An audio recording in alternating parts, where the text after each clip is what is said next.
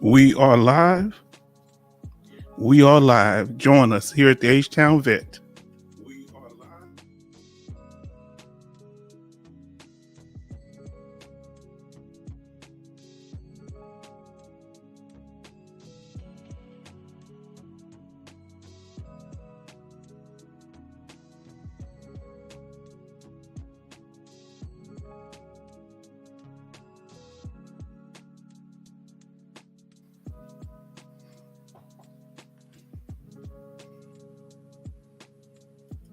Well, I am the H-Town Vet, and I would like to welcome you to our channel, a place where we will discuss a variety of benefits available to veterans and their dependents.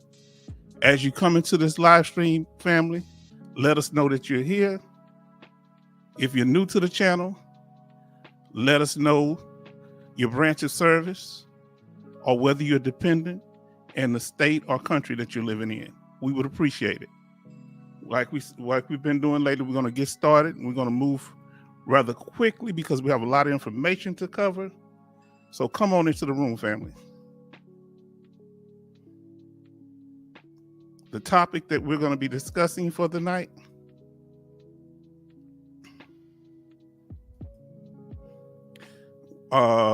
unaccredited claims consultants. All right, this is a big topic that's going on out here dealing with people that are not accredited. And we're talking about that tonight. The family's coming into the room. So come on, we're going to give a few greetings and then we're going to get started. Now let's see. We got John Jackson here said, good evening. Good evening to our brother John Jackson. Good evening, glad that you're here. Major Boomer say, good evening, everyone. We're glad that y'all come into the room and we've already getting it started. Let me see what we got here. Because we're going to get to our business here.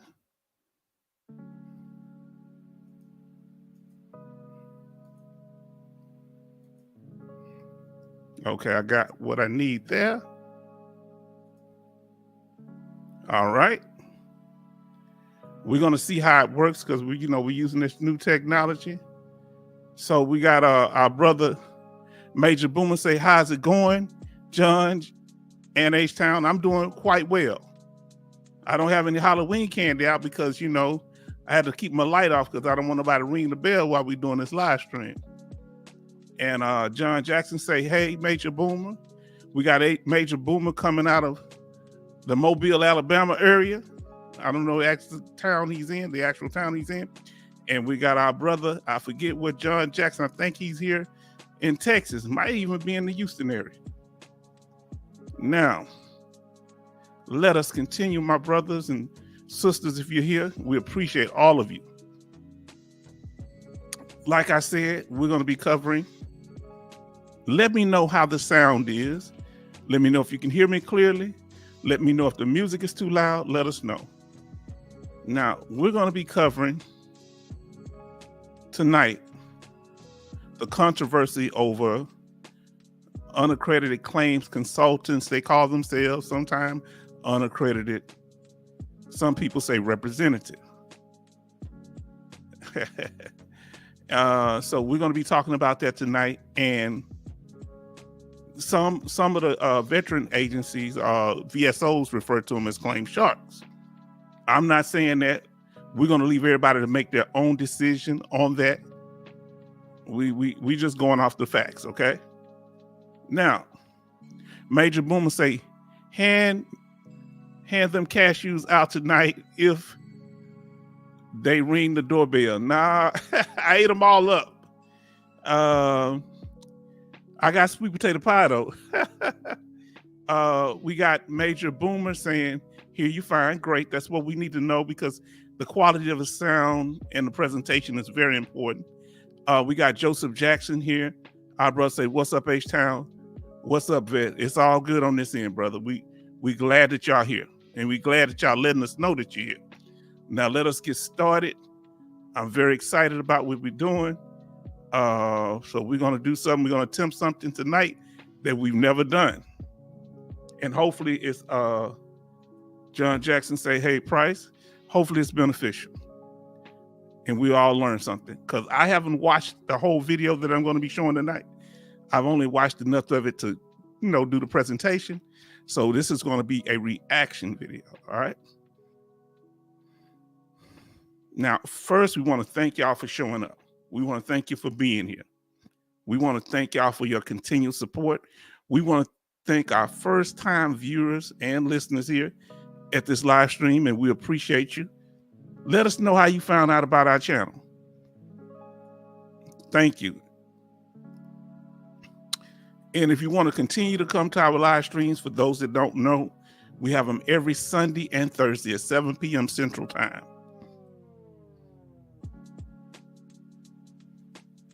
If you would like to contact us,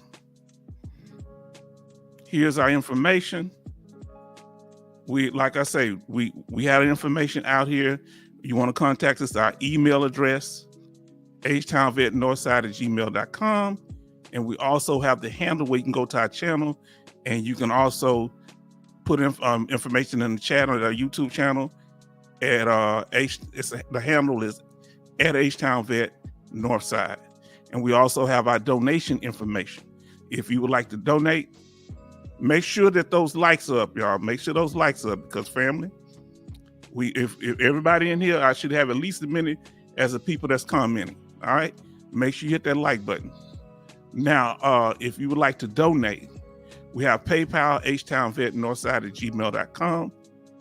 And also we have at the Cash App, we have $ HTownVet Northside. $ HTownVet Northside. Okay, capitalize the H, the T, the V, and the N. We would appreciate it, because we put in a lot of effort to make this work, and a lot of time and money. So we would appreciate it, for we can keep bringing quality information to you. John Jackson gave the strong black hand to Joseph. Okay, Joseph gave that to and John said, hey, Price. All right, let's get to it, y'all. Now, as we continue here at the H-Town Vet, of course, your opinion matters all the time. Your opinion and perspective. If you disagree with something, or if you feel that you have a different opinion or look, or even if you agree, you can call us back. Let us know. This is a dialogue. It's back and forth. It's not one way, okay?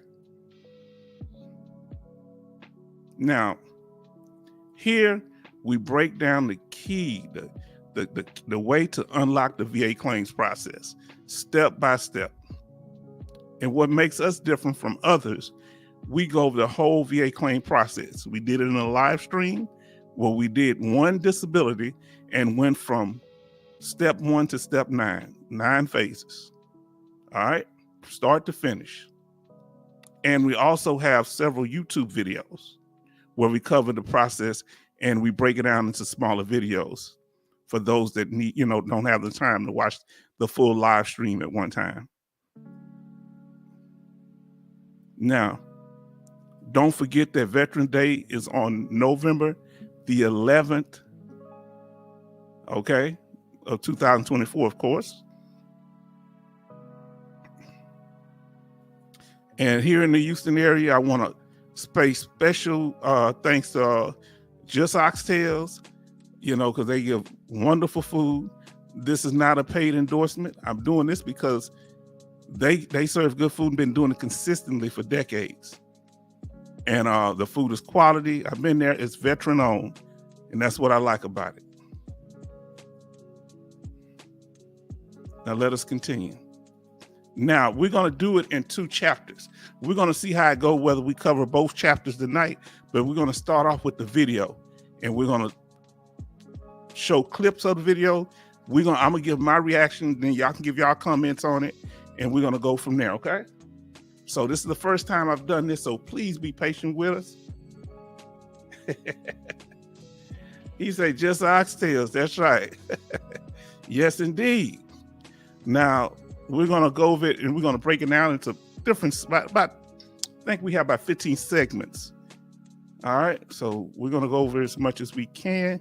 Now, this is a reaction video where we as veterans are gonna be reacting to the video. So I may have to turn the music down so that they can do their talking. All right. We're gonna react to what they say. Like I say, I haven't watched the whole video. I only watched parts of it to make the video. And it's gonna be held in Congress. This was held a couple of years ago, and they were talking about the issues of accreditation when it comes to people that represent veterans on their VA claims. He said, I know where I'm going tomorrow for lunch. Yes, indeed. Went there today, got those oxtails, baby. You know what I'm saying? Quality food on a consistent basis. That's what I like about it. Now,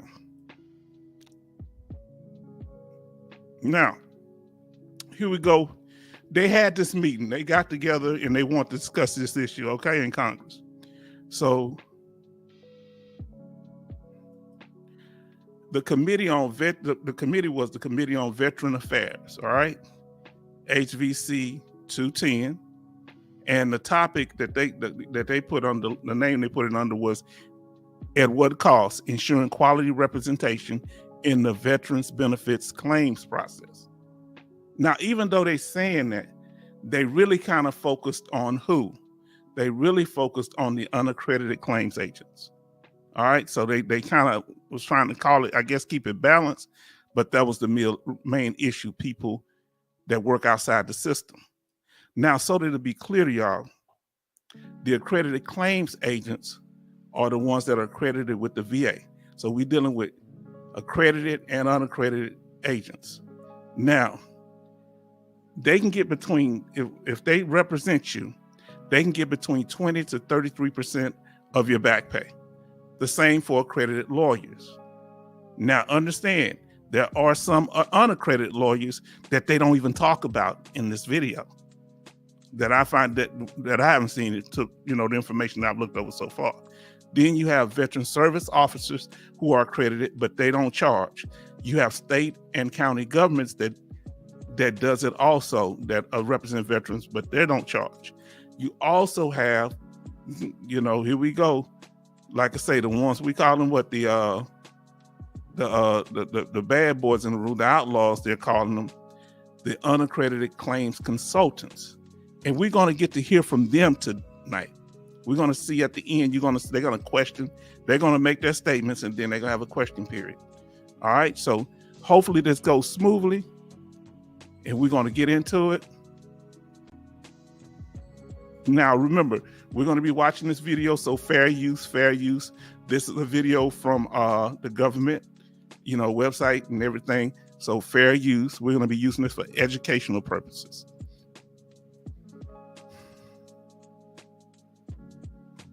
Now, first thing we're going to do is the introduction. So give me a chance to, get it right here. Give me a chance. All right. Because I got it marked on numbers, so please be patient with me. Let's see. All right, so let me pull it up. First, I'm going to turn the music off. All right, so pull it to stage. Give me a 1 if you can see the image of the lady in the video. Give me a 1.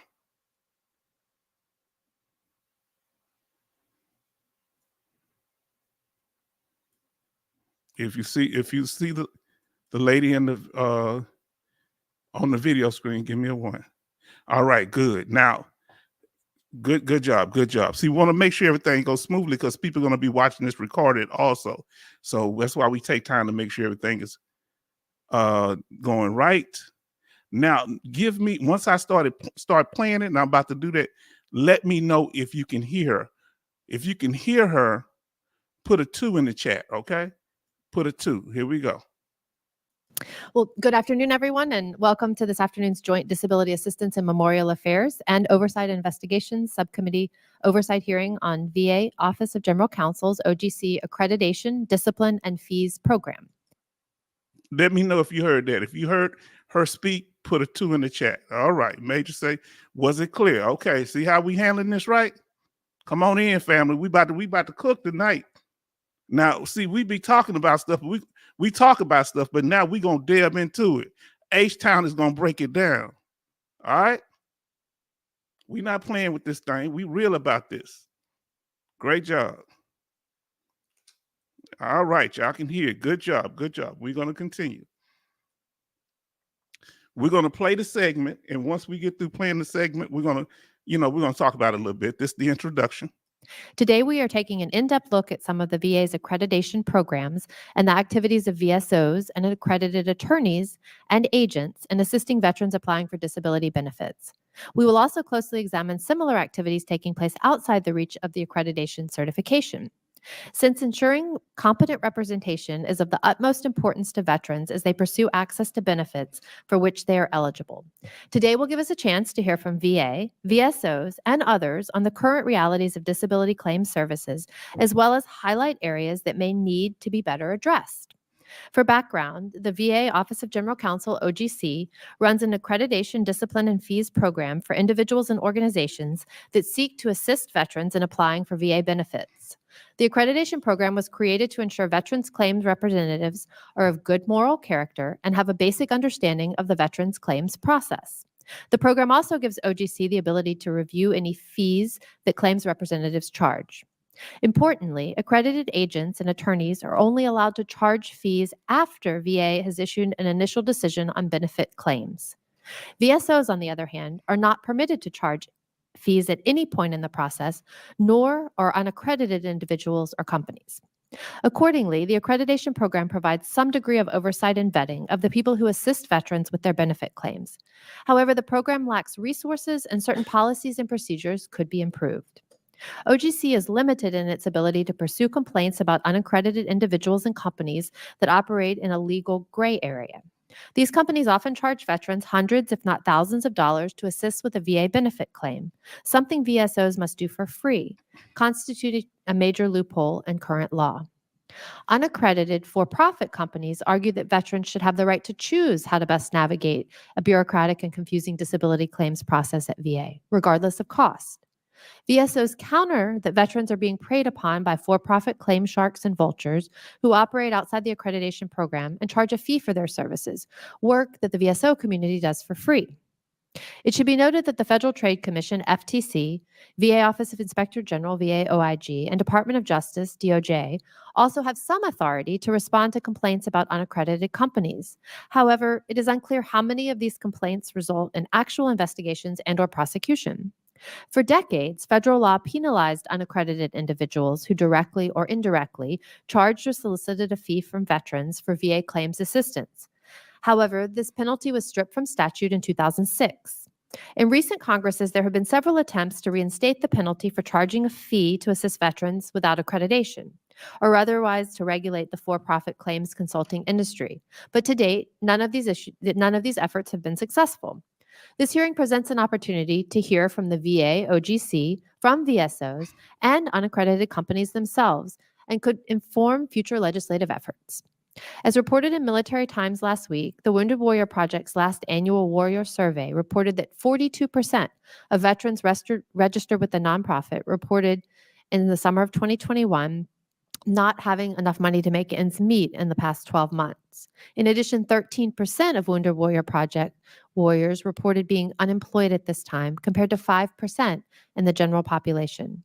As these numbers indicate, access to eligible VA benefits is essential for many of our veterans. It is the responsibility of Congress and the VA to ensure that the compensation claims process is free from predatory practices targeting those who've served.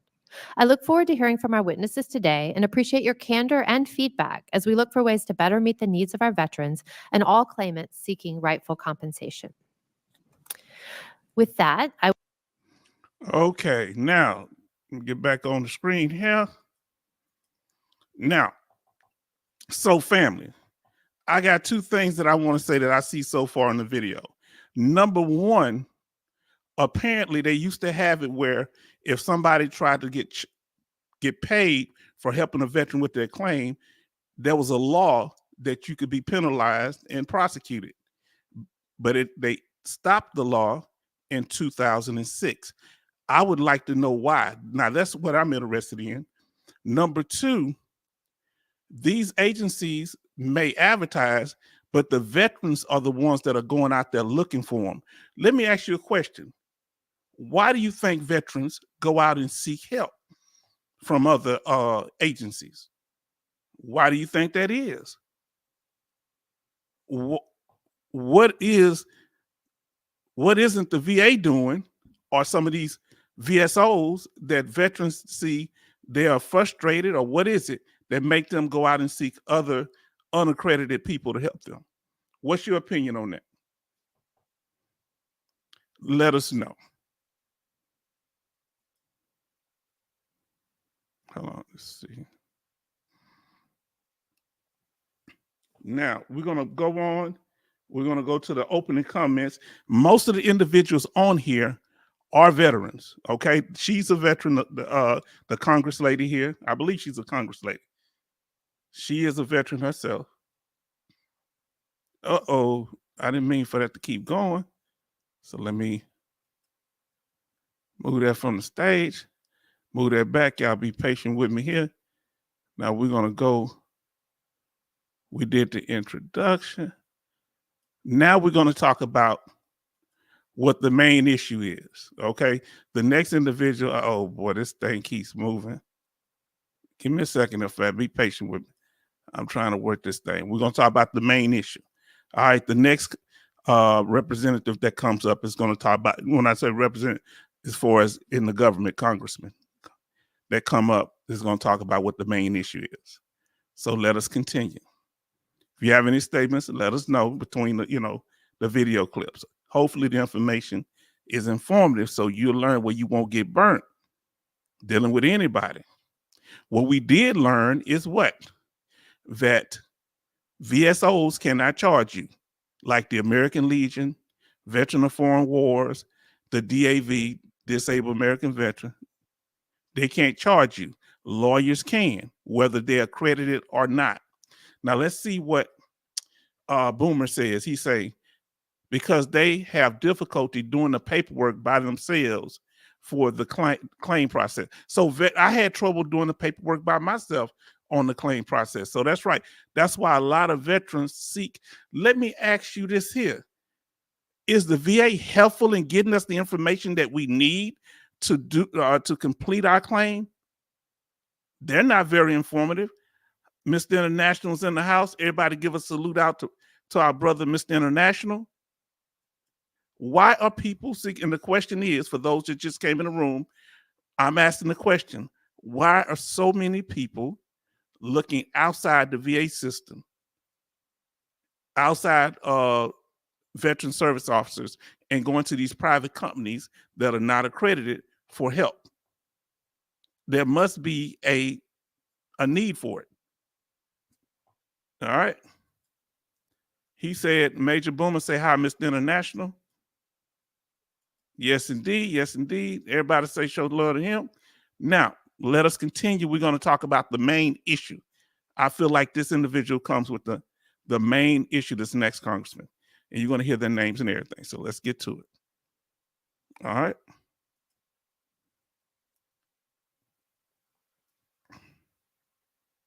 Let me see here.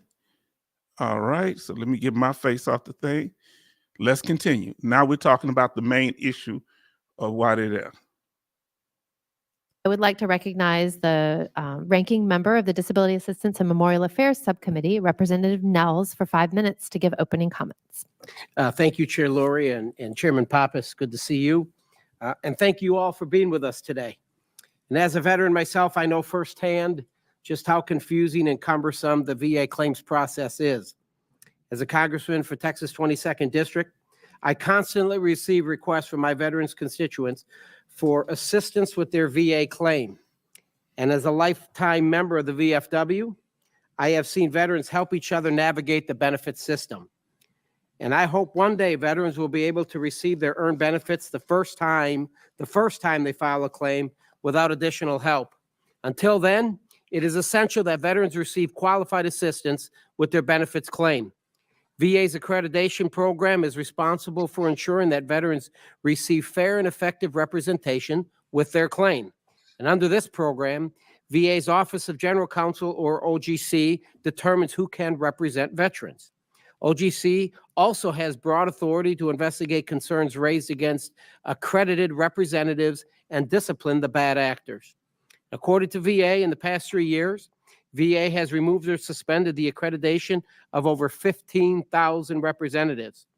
Although this is a positive step forward, I hope the VA will explain how it plans to regularly monitor the list of accredited individuals to make sure it is up to date. And moreover, I understand that there are organizations that assist veterans without being recognized by the VA. As a result, the VA may not have the ability to hold them accountable and must refer any complaints to other enforcement authorities. I have also heard concerns about these companies charging veterans fees outside of the accreditation structure. Because these groups operate outside of this structure, it is unclear how many of them exist, how their business practices may differ, and whether veterans were satisfied with their services. Today, I'm here to listen to the accredited representatives and companies about their views on how to help veterans. My priority is ensuring veterans have choice and transparency over their representation and are protected from financial exploitation. And again, I would like to thank our witnesses for being here today. I look forward to hearing your ideas for how we can improve the VA accreditation program. With that, I yield back. Now, family, so this representative here in our government system, he is he's a veteran. Apparently, from what it sounds like, he's a combat veteran. So he's put on this committee. He has experience dealing with veterans and being a veteran himself. Now let's see what we have here so far. John Jackson say, "Good evening, Mr. International." So did Major Boomer say, "Hi, Mr. International." Mr. International say, "Salute to John Jackson and Boomer." And hi, Mr. International. Now, what really concerned me, family, okay, this is what concerned me. The system, it seems like it's a problem. Over 15,000 accredited claims agents have been disciplined, whether either they were suspended or they lost their accreditation in the last few years. That sounds like a problem. So they're talking about, these are not the unaccredited, these are the accredited agents. All right. Major say, "Good evening, Joseph." Now, let's see. So we're about to continue here, family. Let us continue. Pull it back full screen.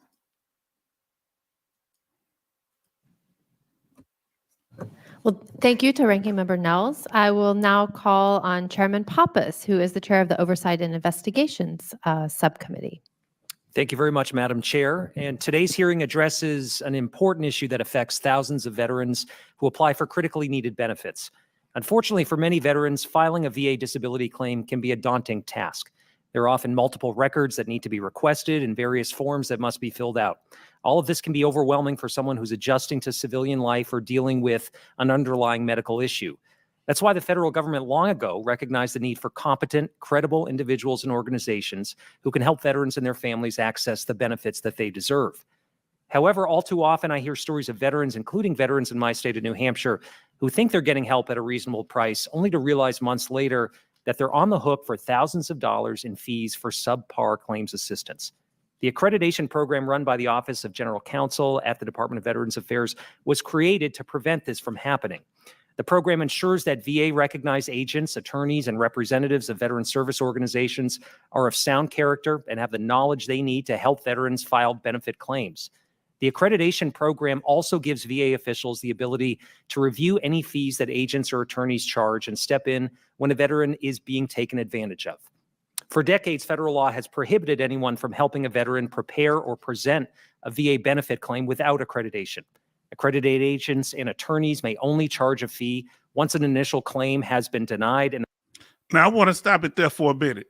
So they saying that the unaccredited agents cannot help prepare or represent them in the claim. And now what they're saying with accredited agents, they're supposed to wait until after you are been denied at least one time. All right.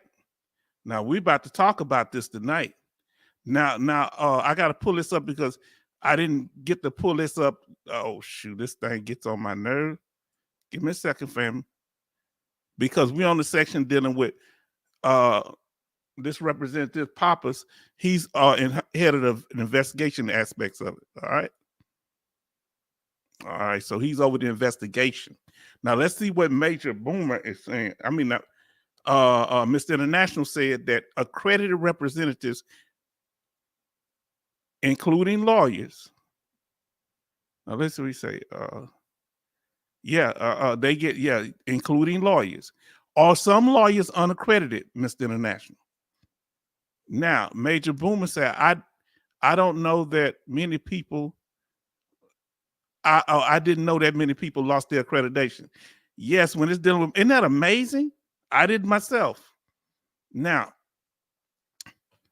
our brother Dennis says, as an older veteran, 74, it is hard to submit all the information. I use a VSO, but he messed up my claim.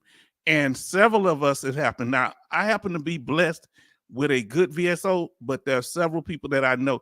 I just happened to go to the right person at the right time, and he helped me throughout my claim career until I got to 100%. But I saw other people get messed over. Now, listen what he said. I will get it squared away, but he cost 50% back pay for over a year. What? Did y'all hear? That's what we're talking about today. Hold on, wait a minute. You saying your claim was messed up and it still cost you 50% of your back pay? I don't know. Our brother Major Boomer say, hate to hear that, Dennis. That's why we're here. That's why we're going over information like this. All right. Now let's see what Mr. International says. Now we on the investigation. Chairman Pappas, he's the one that's over the investigation aspect. Okay, oversight and investigations. Now, Mr. International say lawyers that aren't accredited by the VA can charge 40%. Wow. Unaccredited lawyers don't have to follow the VA fee structure. Say what? So just like unaccredited consultants don't have to follow it, unaccredited lawyers don't either. Let me ask y'all this. Have y'all heard them mention unaccredited lawyers in this so far? We're going to see if they do. I'm not trying to be messy. Yeah, man. See, we feel that pain, man. Listen what Joseph Price says. Sorry, Dennis. That's insane. Yeah. Now, Major Boomer, insightful, Mr. International. All right, that's what it's about. Let's hit the chairman. The chairman sharp, and at the end they're gonna be questioning unaccredited claims agents and accredited VSOs and all that. Yes. Now let's see what he said. He said, Brother Dennis say he used up my intent to file and didn't file PTSD. So you left something out. Now, what he said, I can understand that if they aren't on the VA's radar, they can operate how they want, aka loophole. Come on and talk about it. Now, here's the thing. But are they going after the lawyers in here too? Are they just going after the ones that represent veterans? Like they're going to bring up the VA Insider and several others. Are they going after the unaccredited lawyers also? That's what I'm trying to find out. That's why we watched the video. I didn't watch the whole thing, only enough to organize it. Maybe about 15 to 20% of it to do an outline. And right now we have Chairman Pappas going over the investigation, the oversight and the investigation. Let us continue on that. Man, I appreciate y'all. I hope this is being helpful. And see, people talk. Once we talk about this, people talk. This comes out. They tell how they feel about it. You have Brother Dennis talking. Now let us continue, family. That's why I'm stopping it, so y'all can have chances. So we on the investigation part. Let's see what he's saying. All right. And the case has been appealed. VSOs like the VFW and American Legion are never allowed to charge a fee for their services. Despite this black letter law, there's been an explosion in the number of unaccredited for-profit companies who say that they're not preparing or presenting claims. Rather, they say they're offering pre-filing consultations or education-based coaching on how to file a claim. These companies often advertise increases in disability ratings at faster speeds than what others are able to achieve. However, if you read the fine print, they also charge veterans hundreds, if not thousands of dollars. We'll hear from two of these companies today. It's not my intent to single out the two companies who will testify today.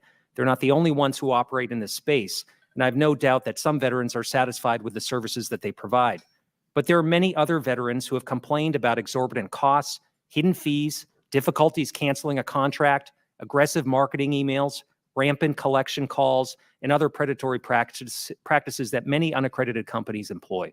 Some companies even solicit veterans' e-benefits usernames and passwords, or try to gain access directly to people's bank accounts. We've seen some of these practices from both the companies represented today and from a third company, VA Claims Insider, that refused to appear before the committee. These practices are harming veterans and simply can't continue, and it's up to Congress to do something about it. So regardless of the arguments for or against these companies' business models, let's be clear.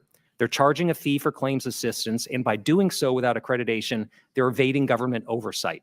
So put simply, if you assist a veteran in the presentation, preparation, or prosecution of a VA benefit claim without accreditation, you're operating outside of federal law, and I believe this needs to end.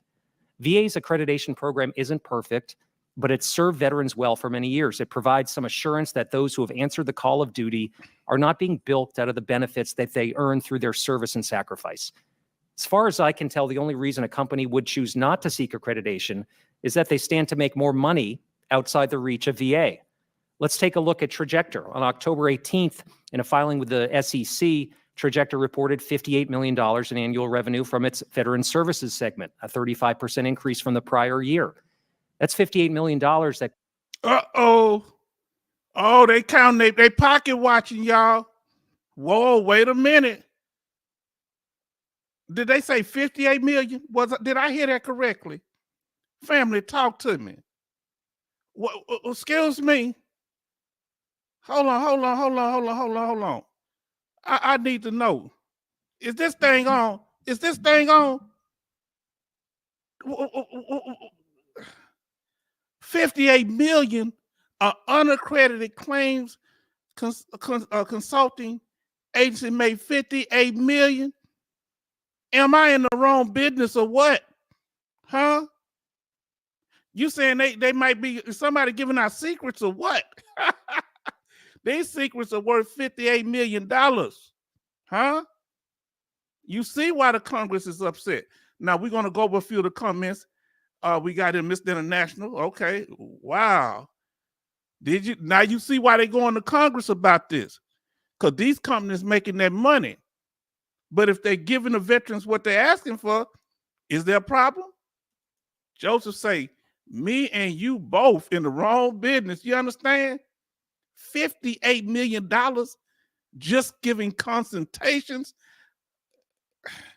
Mr. International, me giving this information out, and all I'm asking for is a donation. And I don't even ask for that. If you want to get one, wow. Man, I think I need to start doing some bootleg preaching. Now let's see what our brothers say, Mr. International. It appears veterans complain about the costs after they receive the services from these companies. Because here's the thing. You wasn't complaining when they was helping you get the benefit, but once you got the money, now you want to pull out the agreement. I got a problem with that, okay? If somebody helped you get your benefits, you knew who you was laying in bed with when you did it, huh? Don't complain about it once they get you what they say they're going to get you. Now you want to cry foul. Here we go. He said, Mr. International says, we need a definition of what is considered assisting. Come on now. Come on. Let's talk about it.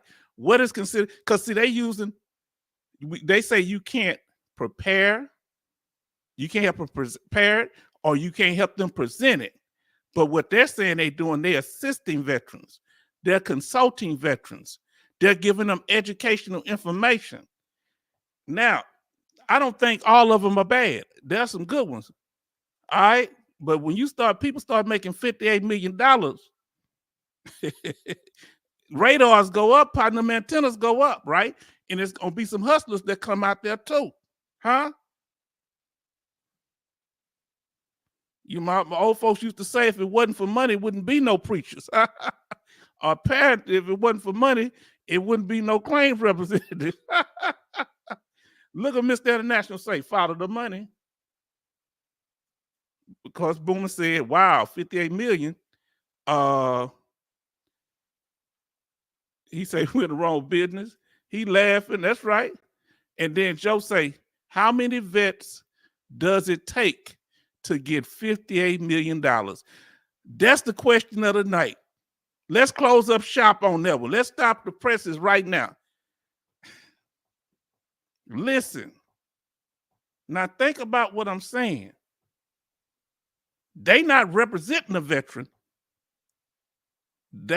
Supposedly their name ain't nowhere on the paperwork, but they getting 58 million. And that's just one of them. You notice that VA Insider did not show up because they brought them up, even though, and they cracking me up now, y'all. Whenever a business get in trouble, they get a black mascot. Now they got black people all over their videos now. So they say, you gonna be mean to the black people. I noticed that with the other guy when he bringing up this guy, the black guy that supposedly stole stuff with this adapted car. First thing, he had a black partner. I didn't know he had a black partner, but all of a sudden they pull these mascots out. So I guess that, man, it's wild out here, man. Oh, Lord. Now look what our brother Dennis say. He say, this is just one company. Uh-oh. Hold on. I can't take this here. Somebody, where my cashews? Oh, y'all gonna mail me some cashew peanuts? My nerves are getting bad. Hold on. I didn't think about that, Dennis. This is one company with $58 million. Can you imagine? Listen, this is from my brother Dennis. Can you imagine how much all of them are getting?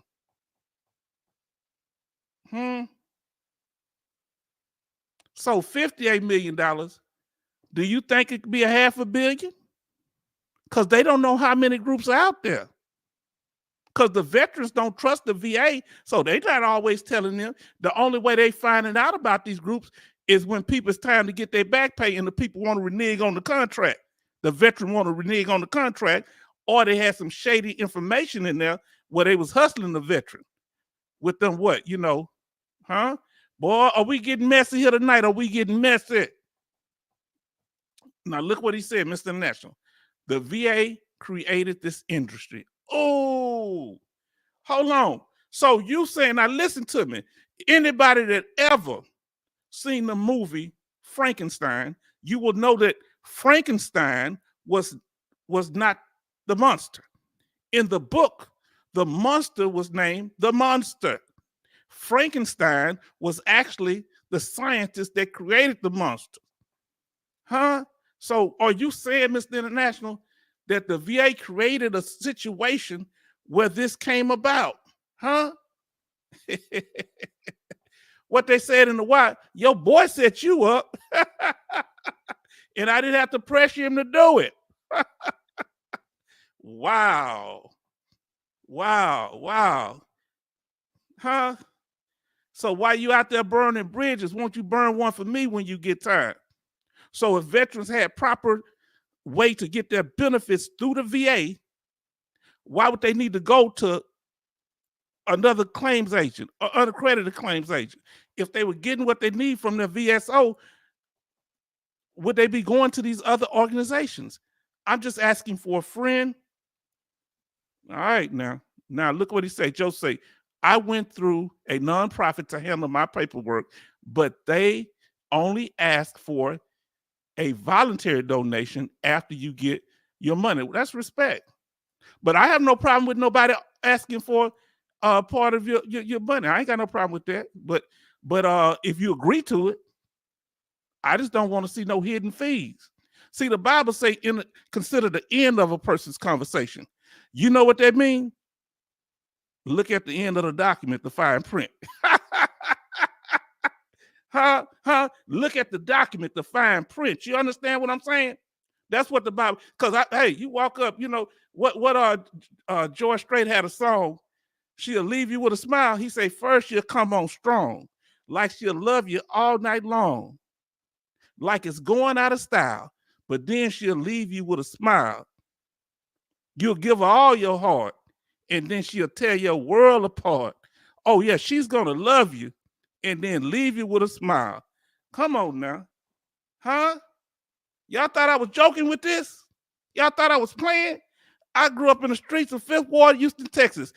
Hustle is the hustle, no matter where it is, whether it's in the church, whether it's in the government, whether it's out there in them streets. Huh? You can't get something for nothing.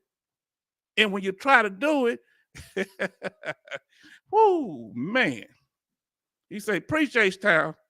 Come on now, we gonna express this here. We gonna slow walk this thing. You understand? Look what he say, H-Town, slow walk it. Yeah, we gonna slow walk it. We gonna talk about it. You understand? Because we as veterans have went through this process in dealing with these type of situations. Now, I think this representative, this you know, honorable man here, you know, based on what he presenting here, I don't know his lifestyle, but I think he's a veteran also. But y'all got to understand something. They already got money. They using like when it comes to the election. Come on, let me talk about it a little bit. Let's get something straight. When it comes to the election, they sending out Beyonce. They sending out to try to get black people to vote, black men in particular, because we ain't rocking with Kamala Harris like that. They trying to get all these people. Those people are rich. They got money. We struggling. So they gonna talk about stuff that's not related to our life.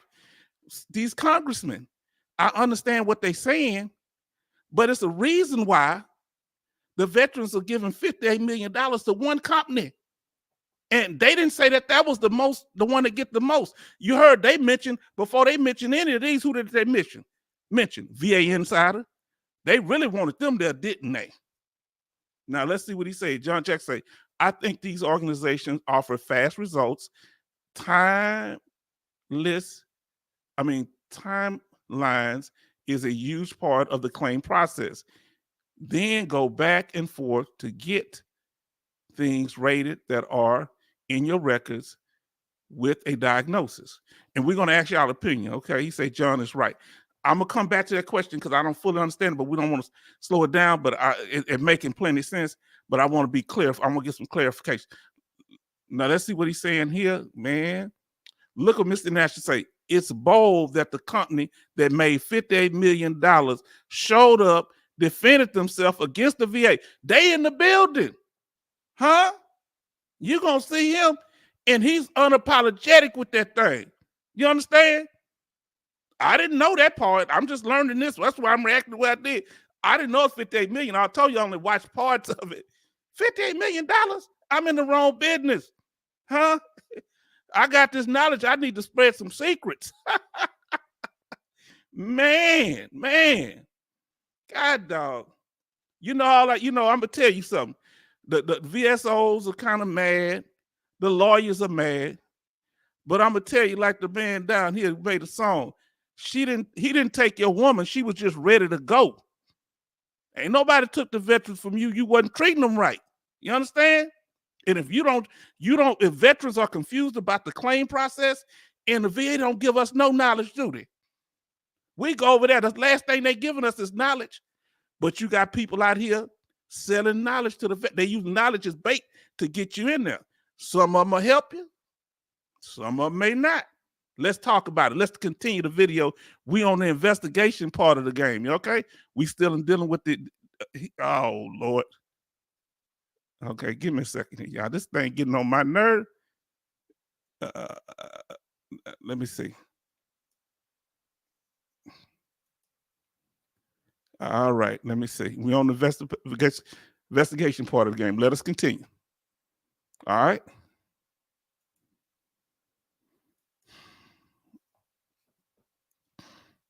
Yeah, I Could have thought. helped disabled veterans, but instead padded the pockets of a for-profit company. Some veterans may be willing to pay the fee if the services they receive are worthwhile and a company's business practices are above board. But without adequate oversight through the accreditation process, we simply can't ensure that this is the case. Companies like Trajector seem to view government oversight as a nuisance and a mere cost of doing business.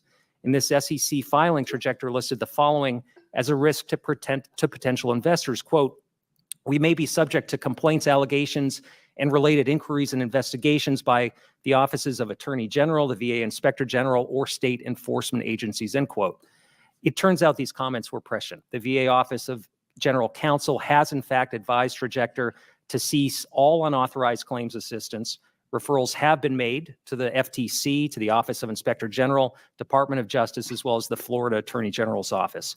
I'm working with the GAO to investigate whether current laws are being adequately enforced. So he working to find out. Hold on. Guess what? They told him to cease and desist, meaning stop your practices. Do you think they stopped the practices? In the words of Bishop Bowinkle, hell to the no. They website is still up. That 58 mil, they probably made some more 58 mils. In the last 2-3 years. Oh, that's over 100, almost 200 mil. And I ain't pocket watching. This is real talk. Apparently, the law that they struck down in 2006 allowed this, not just that, also the fact that the VA does not, let me break something down to y'all tonight. The VA is not there to inform you about your benefits. Let me tell you something. This is from the H-Town vet, what I know. They're there to approve or deny claims and conduct reevaluations. That's the only actions I see them do on a constant basis. Am I cutting up? See, I was trying to get through this video, but y'all got me fired up, man. I need another piece of sweet potato pie or something, man. Where my cashews at? Let me see something here. Hold on. So our brothers say, think of these fly-by-night car lot, the big dealers with look up and down if your credit isn't perfect. Yes, I know them car salesmen. These smaller car lots will sell you a dream to get you in a car. But even the congressman here said sometimes they help. If they wasn't helping, would people keep going to them? If they were getting help from the VA or the other VSOs, would they go there? Because remember, if you go to a VSO, it don't matter what the organization is. It's a hit or miss depending on the person that's helping you. Now, because let's see what he say. You can't pay the note. They hook it up and sell it to the next person. That's right. They had a company up there in Virginia. They had the interest rate off the chain on these used cars, and they repossess the car and sell it for the full price, and you still owe them that $10,000, $15,000 on that car. You hear what I said? I ain't saying that's what's going on, but I got my own situation. You understand? Now listen, let's talk. Mr. International says, by the time Congress stopped these companies, the companies would have been made hundreds of millions. We talking about billions. Let me tell y'all something, Chandler. I ain't got but 1,500 subscribers. Do you know people already copying my videos? That big time dude that call himself a former raider, he's sitting there taking my stuff, trying to copy my stuff. The claims process. You can't do it because that come out of my head, partner. If I do something, I give people credit for what they did. So watch them out here. I'm just shouting out because I don't think, because see, when I come up with a video, they recommend similar videos to me. So I know when you copy my information. I ain't talking about the title. Different people talk about the title. Watch it. I don't appreciate it. Now, here we go. Mr. International said the VA doesn't have any jurisdiction over these companies. No, they don't. 58 million, you know, that have a strong legal team. Yeah, they do. That's the first thing they did when good law. He said, preach.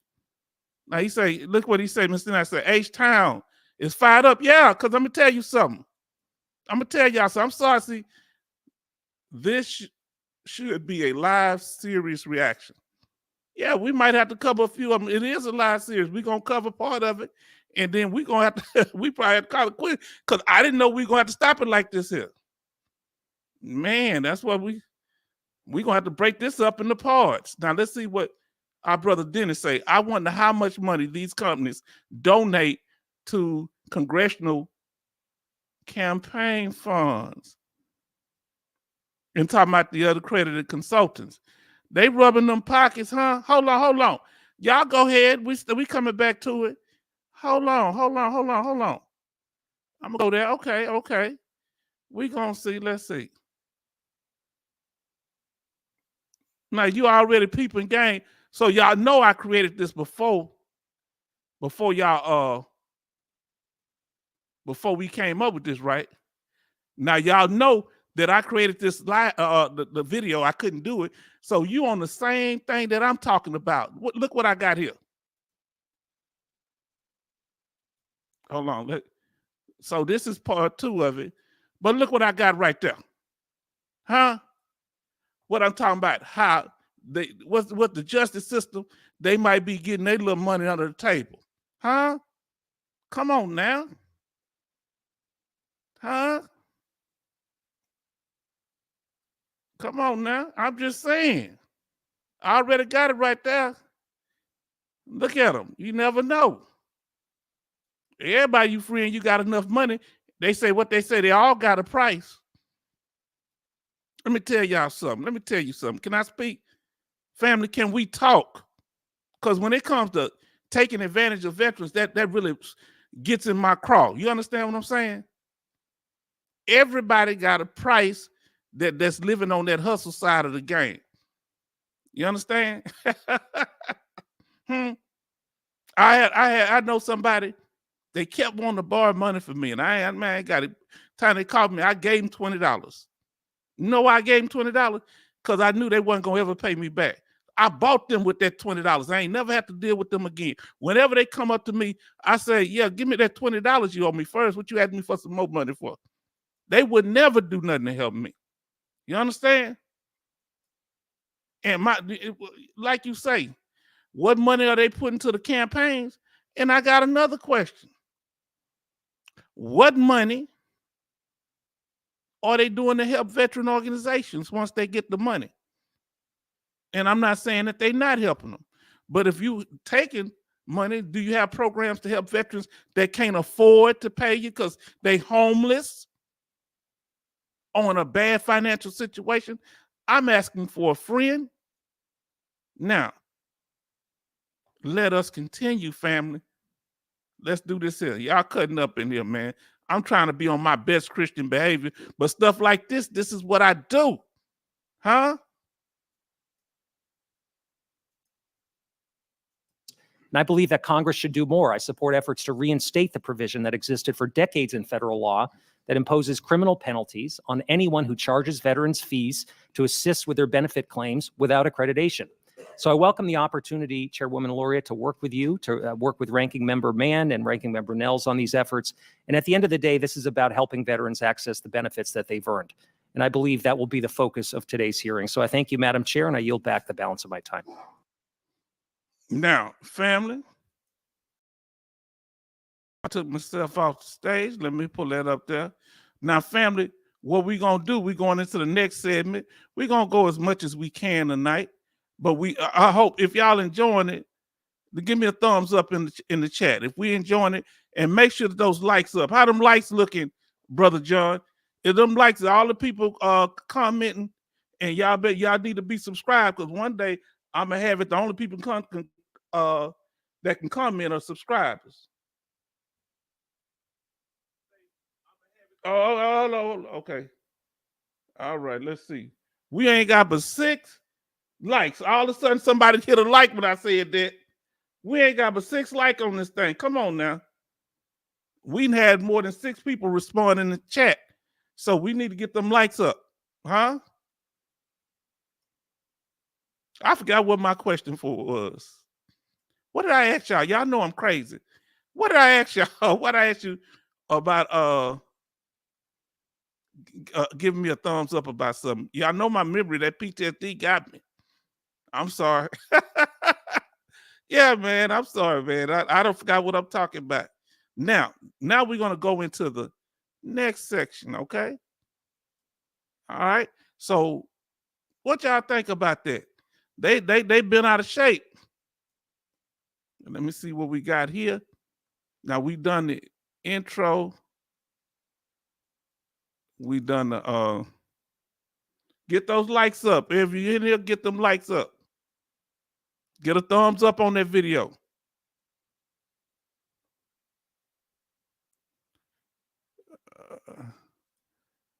Now we're gonna pull this to the stage.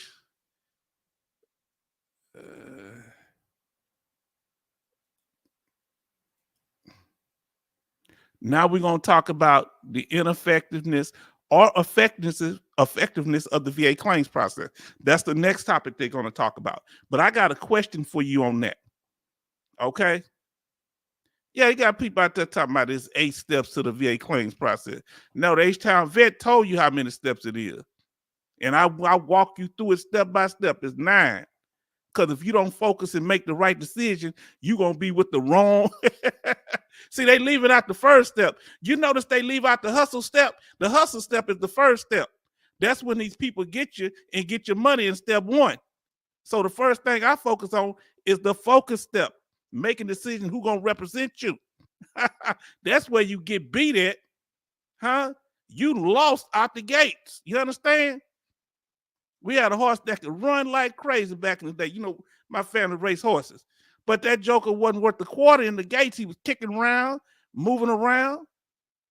So it took him so long to get out the gates. He come in second. He may have come in first a couple of times, but we couldn't do nothing with him because he cutting up in them gates. You understand? So you heard Mr. International say, give a thumbs up to the video. Thank you. All right, we looking good. We got 8 thumbs up so far. Keep that going, because we in there putting this real information out. Huh? We trying to look. Ain't nobody else give you to this, because they not going to talk against the hustle if they part of the hustle. Huh? Huh? They think I'm crazy. Who is this idiot? He's out here telling and exposing this stuff. Who is he? Yeah, I'm that idiot. I'm not an idiot. I just play one on television. Huh? How about that? How you like me now? You talking about an idiot? You the fool. Think I'm gonna let you just mess over veterans? Yeah, but if they sign up for it, that's on them. Now let us continue.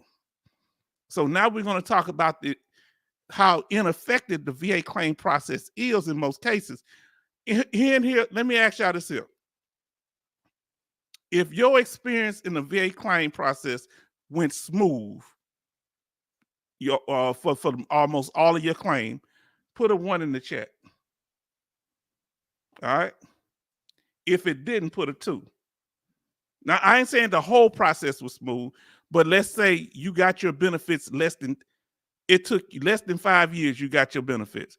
Who got their benefits in less than 5 years? Put a 1 in the chat. If you didn't, it took you more than 5 years, put a 2. Let us know. It took me more than 5 years to get to 100%. Woo! Not you, Mr. International. Even you? So it went pretty smooth. Okay. If it went pretty, you got it less than 5 years. Okay. Here we go. And I got it. It took me more than that, but part of that was my fault too. So let's see. First, Mr. National said that. We'll go down this one. I said 2. It took me more than 5 years. Joseph said it took him less than 5 years. He not 100%. Okay, yeah. But your one of your claims, just one of them. It don't have to be 100%. Even my first rating. We're talking about your first rating. Did it take you less than 5 years to get your first rating? That's what I wanted. I should have been clear. He say one took 5 months. Okay. Tell us if you can remember your first claim. My first rating was a 0%. It took me about 3 years to get it. So I got my first one. Yeah, I got my first one less than 5 years. Yeah. So I need to put a 1 in there. Okay, my fault. I need to be clear on my question. My first claim. All right, now here we go. Let us continue. Boy, I'm enjoying this here. I hope y'all enjoying it. Okay. The first claim. Let me put my first claim. We need to clarify that. I need more clear on it. My first claim, the first one was 50%. The first claim, and it took less than 5 years.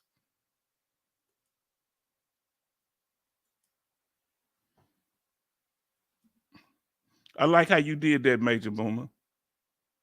Yeah, my first rating was 50%, but it felt like it took a lifetime. Now let us continue. I'm really enjoying us going over this. And I like him because he's sharp. This is I like most Congress people are lawyers. Let us continue. Now we're talking about the ineffectiveness of the claims process. That's part of the reason people go to outside people. Now let's go back to it. Now let's see where we at. All right. Oh, I've got to pull this up for a minute because I got to move it over a little bit.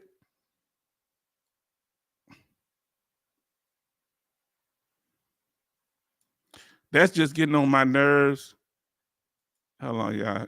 This thing here moves on its own. It's putting my business out there bad. Okay, now.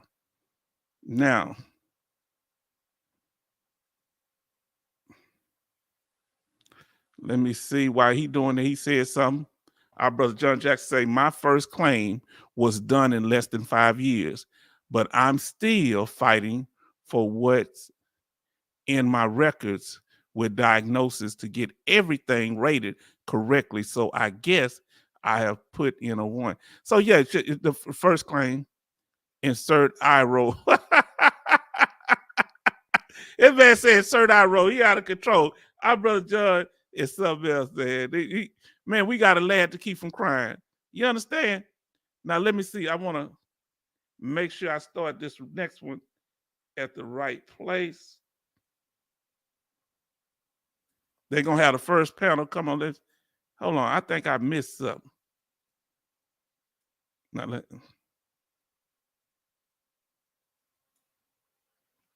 here we going back to it, y'all.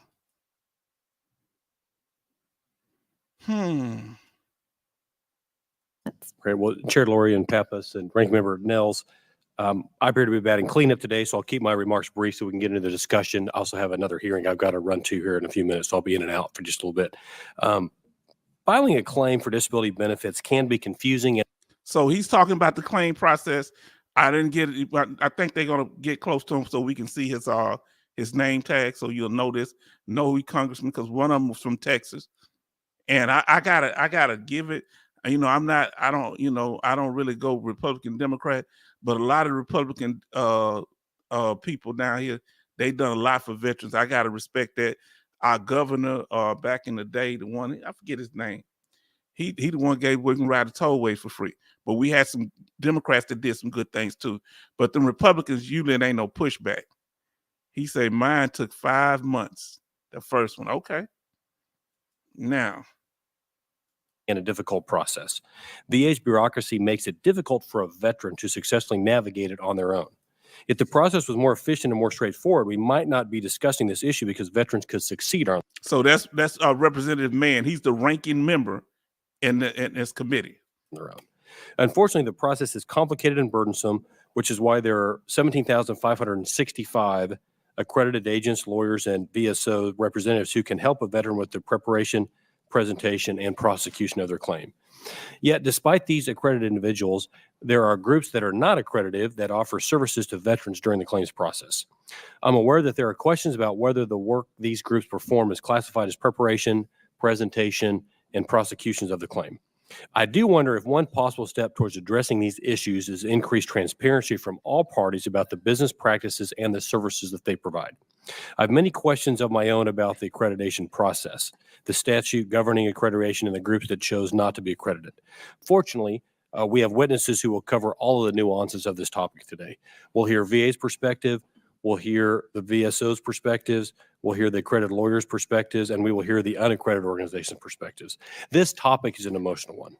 Bad actors have targeted veterans and have taken advantage of them during the claims process. This is inexcusable.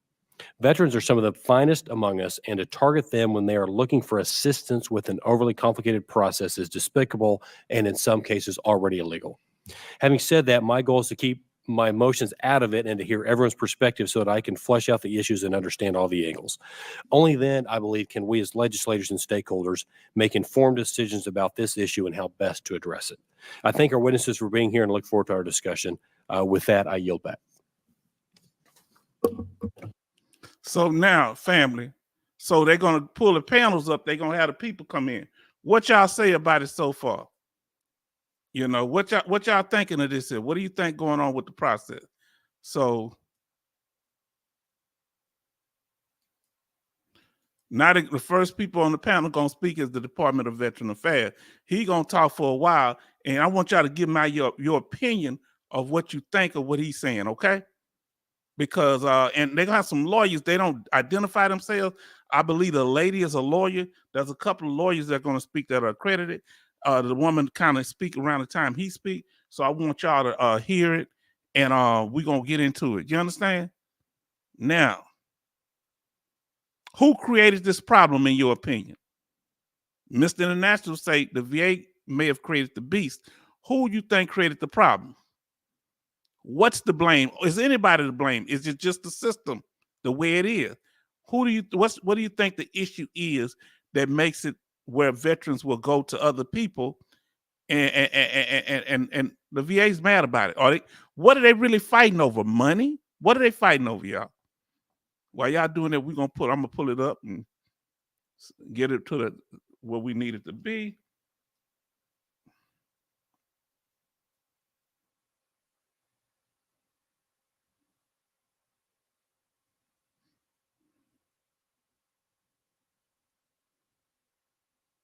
And we're about to pull up the 23.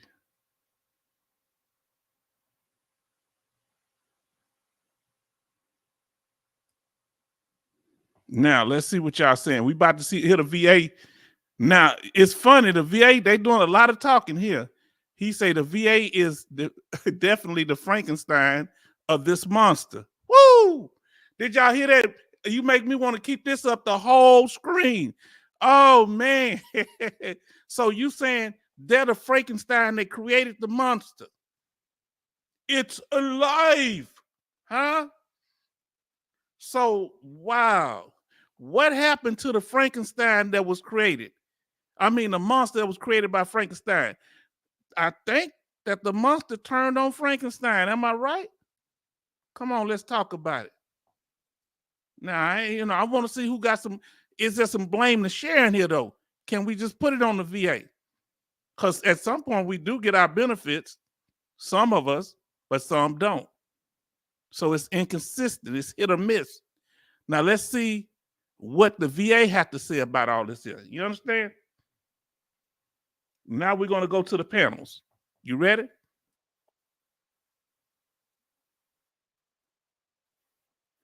Uh-oh. I didn't pull it up on the screen. Give me a second. I'm going to pull it up. Thank y'all for being patient with me. Now the VA going to speak. That's why I showed you the VA symbol. Witnesses for being here and look forward to our discussion. With that, I yield back.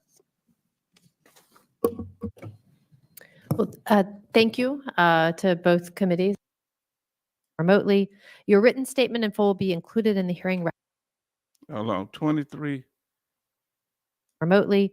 Your written statement in full will be included in the hearing record without objection. So with that, I now recognize Mr. Hippolyte for 5 minutes. He's from the VA. Good afternoon, Chair Loria, Chairman Pappas, Ranking Member Mann, Ranking Member Nels, and other members of the subcommittee. Thank you for inviting me here today to discuss VA's Accreditation, Discipline, and Fees Program, what I'll call the ADF program.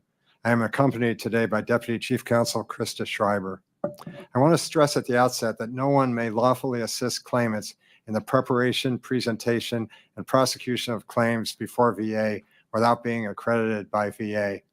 Our ADF program accredits and oversees representatives of veteran service organizations, attorneys, and claims agents for this purpose. Our goal is to ensure that claimants for VA benefits have responsible, qualified representation in pursuit of their benefit claims. The functions of the ADF program are somewhat similar to those of a state bar or licensing authority and include making determinations on initial accreditation applications, monitoring conduct of VA accredited individuals, investigating complaints, deciding fee dispute matters, and removing accreditation when necessary. I would like to highlight today how our program addresses complaints, our concerns about unaccredited actors assisting veterans with their claims, and the legislation VA has proposed that would assist us in protecting veterans. OGC has established by regulation a disciplinary process to address complaints about VA accredited individuals.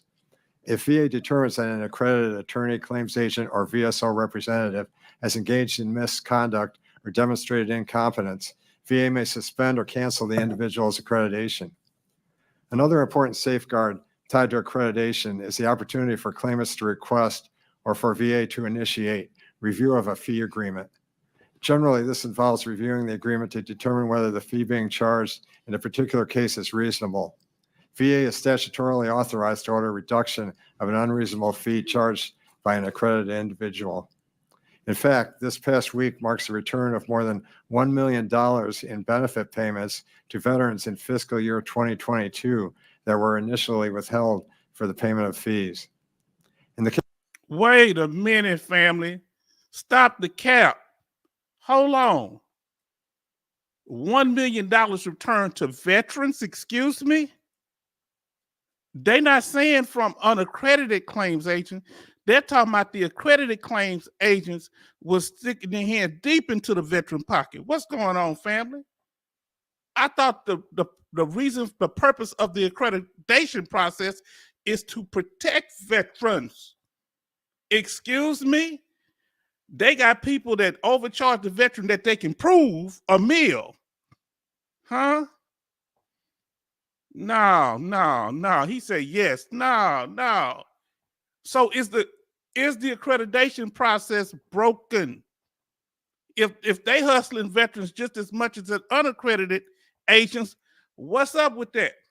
And if you got unaccredited agents actually helping veterans, why don't you help them to become accredited? You want to wag your finger at them, huh? But the pot calling the kettle black. In the words of my mentor, they ain't nothing but hypocrites. And they ain't gonna pull that small time stuff over on me.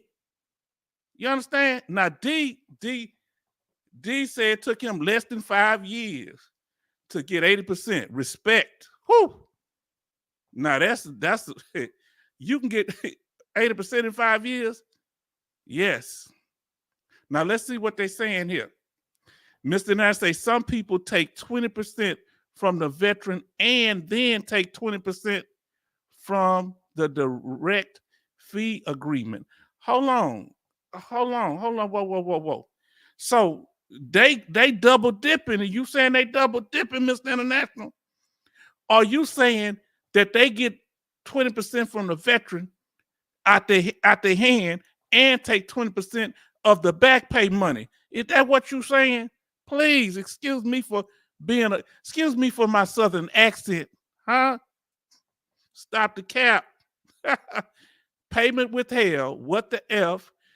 They hold your money hostage until they get their cut. Yes, that's right. Damn. They do. Am I stirring up mess up in here tonight?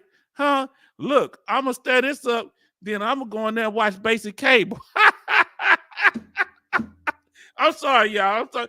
I'm telling you, hey, I'm sorry, family. This is real talk. We need to know these things so people don't fall into these holes. Now, yeah, the credit claim agent don't mean they legit.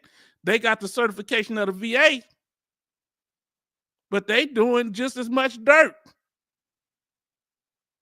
Because 2/3 of the people that complain about claim representative is from the accredited claims agents. Only 1/3 are from the unaccredited claims agents or consultants. Excuse me? I'm sorry. Look, he say, double dipping with a big spoon. Oh, y'all cutting up in here tonight. Let me tell y'all something. Man, I'm in the wrong business. I got to go find, look, I got to find 100% for y'all fast and quick, easy, if you know the secrets. Boy, listen what Mr. International says. Once I win a claim, the VA will withhold 20% for 60 days to allow the veteran to contest the fee agreement. So if the veteran disagrees with the fee agreement, because this is what Mr. International does, that the veteran can't contest it, but if they find that the agreement is solid, they're most likely going to give the fee to the veteran. I mean, to the accredited claims representative. You understand? So you can't just say, I want my money back. Okay, man. Now you notice how he talking? This VA, Mr. Richard here, he's doing a whole bunch of talking, but they don't talk to us about any of this. They only talk to Congress. They talking about solutions. Nobody calling us into a conference room trying to help us. They're not doing nothing that'll help us. They don't really talk about benefits, do they? How to file a claim. They got a little loose stuff. If you go to the regional office, they don't have much stuff on what benefits you get at 100%. They don't have much information of how to work this program, how to work their program. They have very little. You get more stuff from other veterans than you can from them. So if information is what the veteran needs, now follow me now, you hear me? Why would it be surprising that people will use information as bait to lure the veteran in? You understand? They talk a good game. You get what I'm saying? Listen to what I'm telling you. They're out there talking a good game. Huh? They're out there telling you, man, yeah, you can get it. I know that. And they got some knowledge, but then they flip that thing. Huh? Now let us see what we got. Our brother say, H-Town, you're going to start having a cover charge to enter your live. Look. You know the sad thing about it? People will pay for it because they rather pay for less. If I gave them less information in the lives and I get a cover charge, they pay for less. But if you get to them like this, they don't want it. This is what I learned about people. They respect what they have to pay for. And they'll give a whole bunch of money. Apparently, $58 million for one organization. Come on, I ain't pocket watching, but man. People don't take you serious unless you hustle. But wow. And that's not how it should be. Now let us continue listening to this VA representative. All right. Mr. Richard H. I can't pronounce his name, neither could the Congress lady. Let's get to this here. In case of non-accredited individuals or organizations that may be charging improper fees for the preparation, presentation, or prosecution of VA benefit claims, VA notifies them to cease their questionable practices. Sometimes the letter explaining how their practices are likely in violation of the law is sufficient to convince them to cease that conduct. But more often than not, we receive no response to our letter or a response indicating that they do not intend to cease their practices. Because there are no criminal penalties under federal law specific to unlawfully charging a fee for assisting a claimant with an application for VA benefits, if an unaccredited actor fails to cease an apparently unlawful practice, VA's resources to report the matter to federal, state, or local agencies. Now, come on, family. They sent them cease and desist letters. What you sending these people cease and desist letters, and they just ignored them? Most of them, we know VA Insider just ignored them. Then some of the other ones said, we ain't stopping nothing. Huh? Come on, if you want the crowd, you come for it, but you better not miss. Hold on. You sending people cease and desist letters, and your cease and desist letters are not backed up by law? You ain't got no law to, what you just trying to scare people now? You playing a boogeyman? Huh? So it didn't have no teeth. You wasting papers to the people. They saying, we the VA. You better listen to us. You better stop doing what you're doing, unaccredited agents, unaccredited consultants.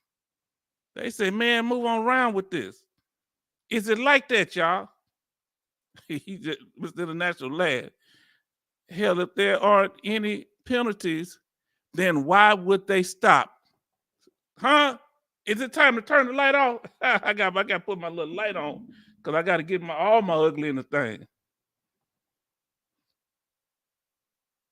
Let's see, say that's like H-Town vet investigate. I'm asking questions. I'm asking for a friend. You understand? Come on, family. Now y'all know y'all must be getting something out of it. We just talking real talk here. Now let's see what's up here. Now, what's wasting paper? Yep, wasting paper. You said it. All bark and no bite. What we say, selling wolf tickets. That's what we say in our community. Selling wolf tickets, huh? On that yak, huh? Listen, let me tell you something. They handle us worse than this, don't they? They tell us if we write one thing wrong, they gonna get us for violating. They make it hard for get our claim approved. They kick us around, slap us around. We're calling you in for a reevaluation. They handle us like a pimp handler his trick on his woman on the street. They handle us like that. Go put that miniskirt on, get up out there. Huh? But then when they say we ain't doing none of it. Now hold on. When these unaccredited consultants say, now kick rocks, you are helpless, but you can handle us any kind of way. And you wonder why veterans are going to these other groups. Because are you helping? Yeah, you can describe the problem, but where your solutions at? Please tell me. I ain't trying to be too hard. Yeah, I'm trying to be hard on them. They need to treat veterans better. Now, here we go. We continue on. This is the VA representative talking here, okay? That enforce rules against unauthorized legal practice, unfair business practice, or consumer fraud. VA has proposed legislation to reinstate the penalties for charging or receiving any fee or compensation with respect to the preparation, presentation, and prosecution of claims for VA benefits except as provided by law. Prior to 2000, Section 5905 of Title 38 authorized penalties for this range of conduct related to compensation for representation on claims for VA benefits. However, current Section 5905 only authorizes penalties for the wrongfully withholding from a claimant or beneficiary of any part of a benefit due to the claimant or beneficiary, a circumstance that rarely occurs. From 2017 through 2021, over 1/3 of the complaints we received involving representation were against unaccredited individuals and organizations. The existence of a federal criminal prohibition would provide a significant and consistent deterrent against bad actors, providing another layer of protection to veterans. To further bolster the services of the ADF program, VA has also proposed authority to defray costs incurred by OGC in carrying out the program. This would be funded in part from an increased assessment when VA pays a fee from a claimant's past due benefits. OGC resources have been unable to keep pace with a dramatic increase in claim representation activities, and this authority would greatly assist us in protecting. He doing a whole bunch of babbling, y'all. I'm gonna move it up a little bit. because he's doing a whole bunch of. I don't want him reading. I want them to ask him some questions. Are y'all ready for the questions? Let's see what they asking him. Okay, look what our brother say. He crazy. Does anyone else think this guy looks like a younger version of Doc from Back to the Future? Is he out of control or what? Oh man. Oh, right now the VA is talking. Let me move it up.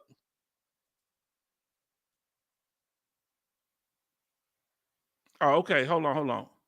Matter of fact.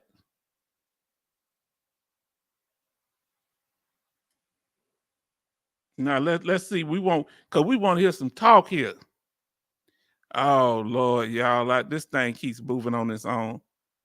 This thing gets on my nerves. I'm sorry, y'all. Here we go. We're going back to it. He gave his little speech, and that's that all that VA talk. Well, thank you, and we'll now move to questions. I'll start by recognizing myself for 5 minutes.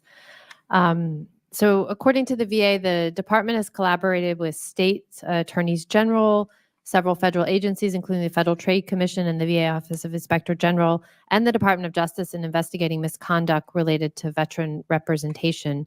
You just mentioned that 1/3 of the complaints that your office receives each year are from unaccredited claims representatives of the type that we're speaking of now. What is the nature of the other 2/3 of the complaints that you receive? Bam! Did you hear? Let me tell you something. This Congress lady ain't no joke. And she got a little sister you, and she's slick with it. She's very smart. Don't you fool yourself. You talking about the 1/3, but we want to know about the 2/3, the most of the other complaints from veterans. Where they come from? They kind of ease that out the back door, right? It's like the woman in the Bible that was caught in adultery.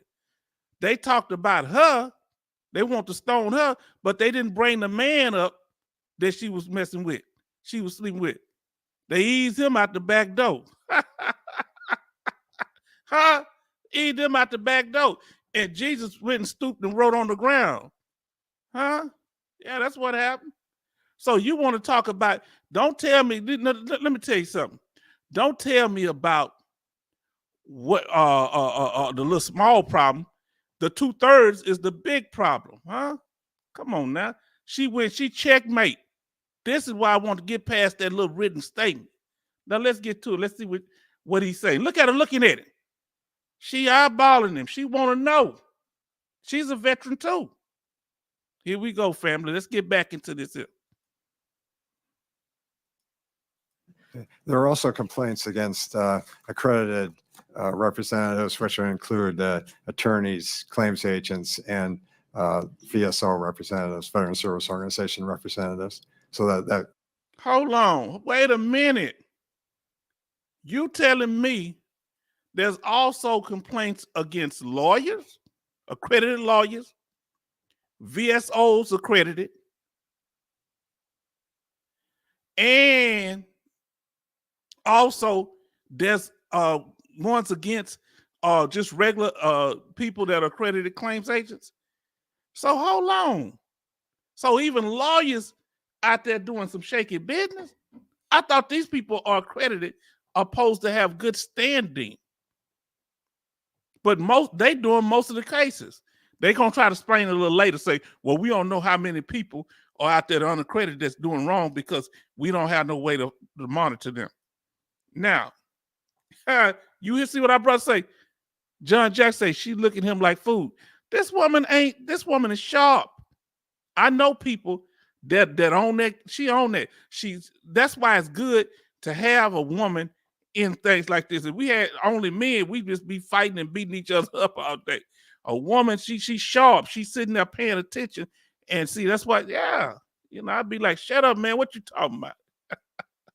Now, Joseph say, no one is going to do anything about it. It's become an industry like private prisons. Talk about it. These companies are paying taxes to the government. Did y'all hear what our brother Joseph Price say? That they paying taxes to the government, and as long as the government get their cut, you think they gonna cut that $58 million? I wonder how much the government getting out of that $58 million. Because they filing taxes. That's how they found out about it. Huh? Brother John is a two-bit hustler, but one hand watches the other. Uh-oh, I had a little problem with the lights. Y'all still here? Let me know if y'all here. Okay, give me a second. I gotta check something here. Oh, y'all still here? Give me a 1 in the chat if you can hear me.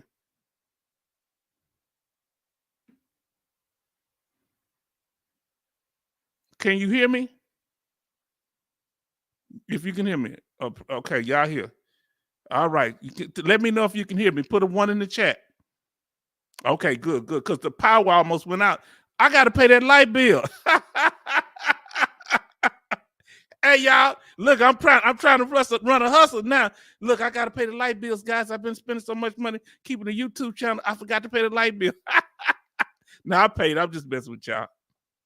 All right, come in. You present accounting for it. Let us know you in here. Let me finish because this brother made a powerful statement. My power, we have power issues from time to time, and the internet kind of got shaky for a minute. Now I say, he went on, he said, yeah, they pay taxes. Now look at the end our brother Joseph Price says in his statement. Why would these government officials mess their money up? Huh? Come on now. And he say, I'm here, okay. Our brother said, he's here. Brother D, everybody just coming in. Make sure you get that likes up, okay? We're going to get back to it. Let me know if y'all listen. Once I start playing the video, put a thumb in the chat if the video y'all can hear, because the power, we had a little technical. He say, preach, Price. Brother Price, look, we have the knowledge we all need as veterans. We got the expert information right here in the middle of us. You understand? I don't disrespect veterans. I don't devalue your knowledge. I know all of you that serve your country, male and female, y'all good people. This Congress lady, she's handling her business. She chilled back. She's moderating, but she ain't no joke. I like how she handled it. She came in, she wasn't yelling. She said, well, you told us about the 1/3, but what about that other 2/3? That's called checkmate. Huh? That's called being nice, nasty with it. You understand? Now let us continue. Family, let us continue. Let me pull it up here. Yeah, I know y'all got me. Now let's continue. Comprises the extent of our complaint activities. And so, just using 1/3, 2/3 metrics without understanding the scale of the number of complaints that you receive, that seems striking to me when you said that, because you said 1/3. So that means 2/3 are not. And we're having this hearing today about 2/3 of the complaints that you receive that are not related to this particular topic. So I just wanted to highlight that. So can you just talk a little bit about the... Oh, family, I'm sorry. Y'all give me a second. I messed that up. Give me a second, family, okay? Now, I want to bring something up. Let me bring it up. Did you see, and this is getting on my nerves too. Now, did you see how she said you brought up that 1/3, but you wasn't talking about that other 2/3? You understand? That was the trick bag right there. You understand? Let me get back to where I was, y'all.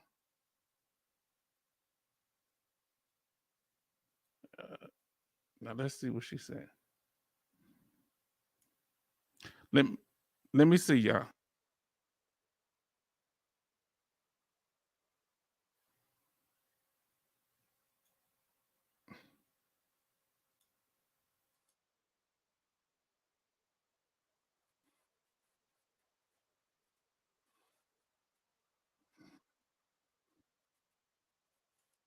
There are complaints about VSR representatives and Wait, so but if a attorneys third are of the complaints you're receiving are about unaccredited representatives, what percentage of the overall claims filed with VBA are from unaccredited or accredited? If I can't have the full data, I don't know if it's disproportionate to the amount of Yeah. claims that we're Yeah, well, talking about. Yeah, we wouldn't. Now you see how she went. She said, "If I don't have the full data, huh?"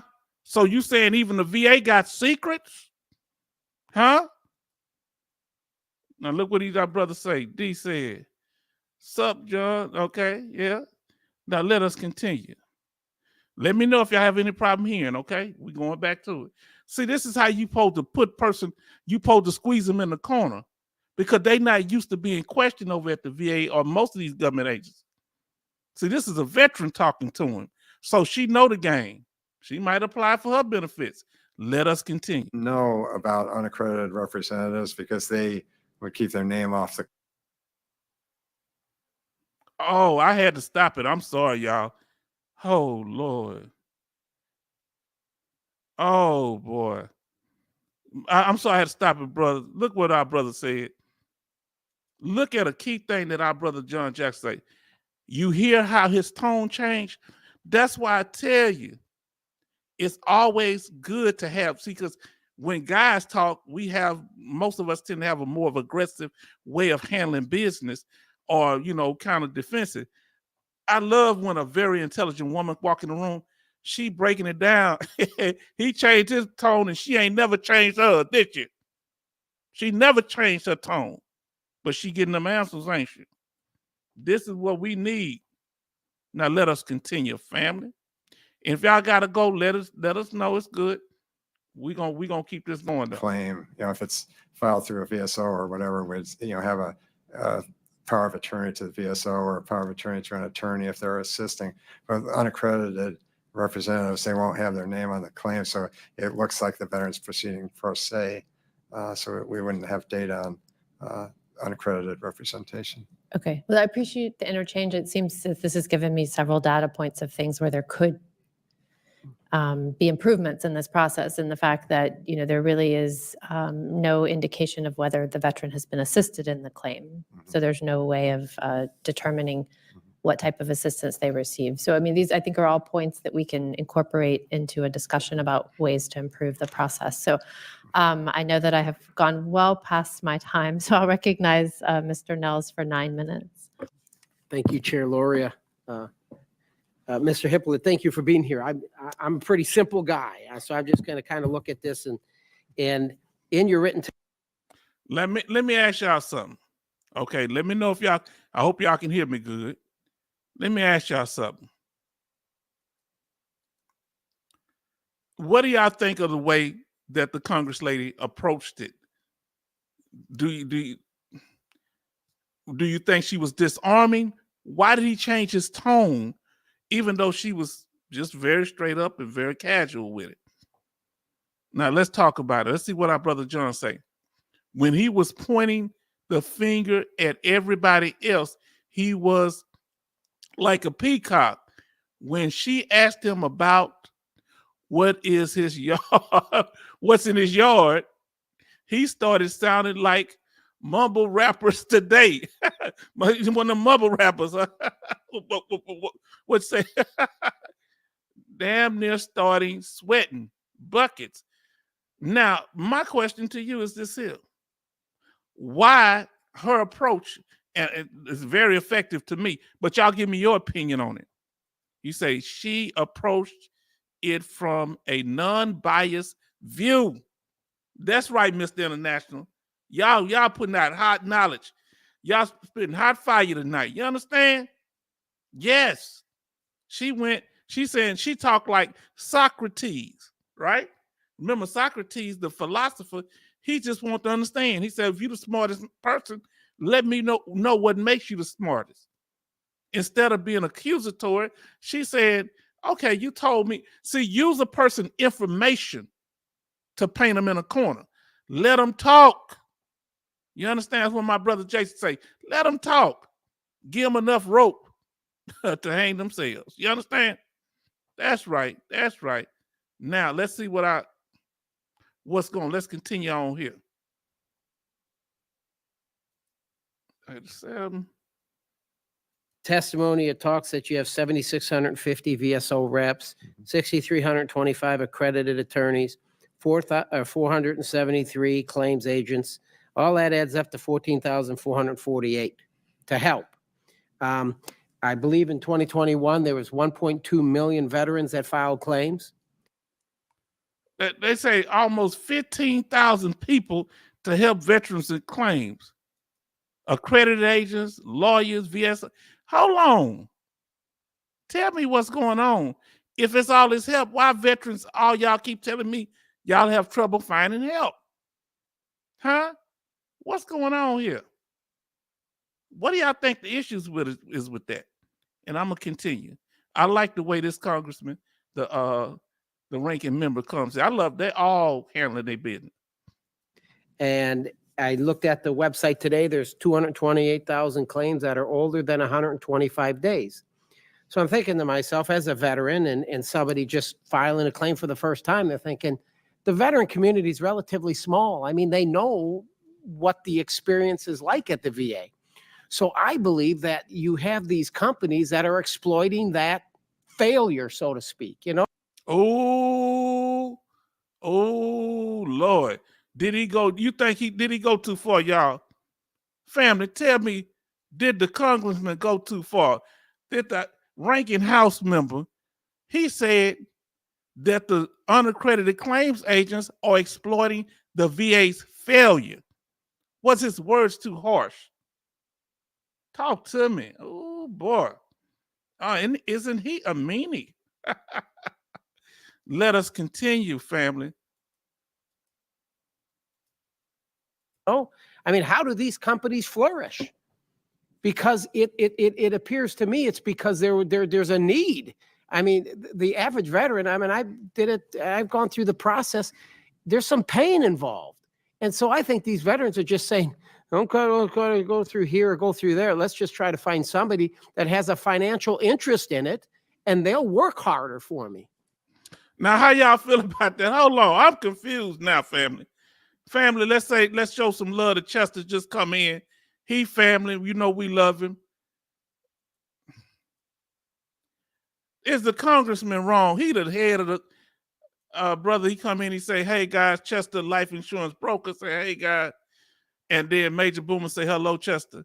How long? Whose side is the chairman on? He's speaking, saying the veterans are just frustrated and a lot of pain. They say, if I got to pay somebody to do it, it's better than waiting on the VA. They not helping me. And let's be honest now, a lot of the lawyers won't take your claim unless you've been denied. What does that mean? They trying to build that back pay up. So these people saying, we'll help you without the back pay. You come on, sign up. We'll wait until we'll help you the first time because we ain't got to follow VA rules. So whose side are y'all on? Are y'all on the, do you think the veteran should have the choice to choose whether they want an unaccredited person or not? Now, Chester say salute. All right, here we go. Now, Mr. International says veterans are looking for results. No matter where they at, they don't care who giving these results. You understand what I'm saying? I'm looking for a cooperative woman. She ain't got to be no 10, huh? But she got to be cooperative, huh? Hey, come on now. Now, women looking for a man that's providing and ain't dotting them eyes. You understand? That's treating her with some respect. Real women I'm talking about. Now, Mr. Nassar, salute to Chester. John say, hey, Chester, I understand that the congressman, hey, Chester, he said, I understand what the congressman is saying. If I have someone that I have to pay and they won't get paid unless you get paid, shucks makes sense. Shucks makes sense. And dollar. Man, everybody show love. That's right. That's right. Everybody show love to our brother Brett in the house. Okay, the family coming in. Now, I'm going to go check these likes. As you coming in here, y'all let me know if these likes up to par now. Do y'all have these likes up to par? We got y'all in here, all the people in here, but we ain't got but 9 likes. Come on. Let's get them likes up, family. I want to see these lights go up. Show some love. Now, here we go. Major Boomer say, thumbs up, Mr. International. Y'all dropping high five. Brett, have you hit that like button? Brother Brett in the house, say hi.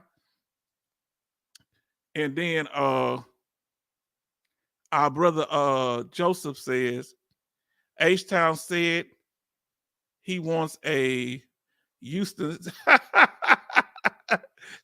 don't know what that is. Yeah, I don't know what that is, brother. I ain't gonna say that. You gonna get me in trouble. Major Boomer say hi, Brett.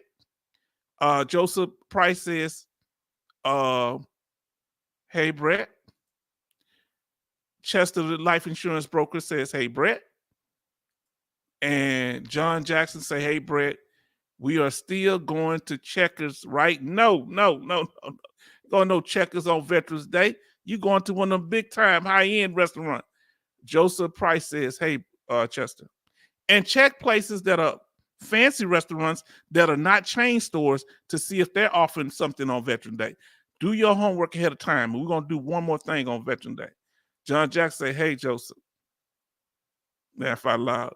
Now, let us continue because this veteran going in, I mean, he veteran and congressman, whose side is he on? I thought that at a Popeye. Oh, I said Popeye because I just saw it. He said, yes, Checkers and McDonald's and Popeye. No.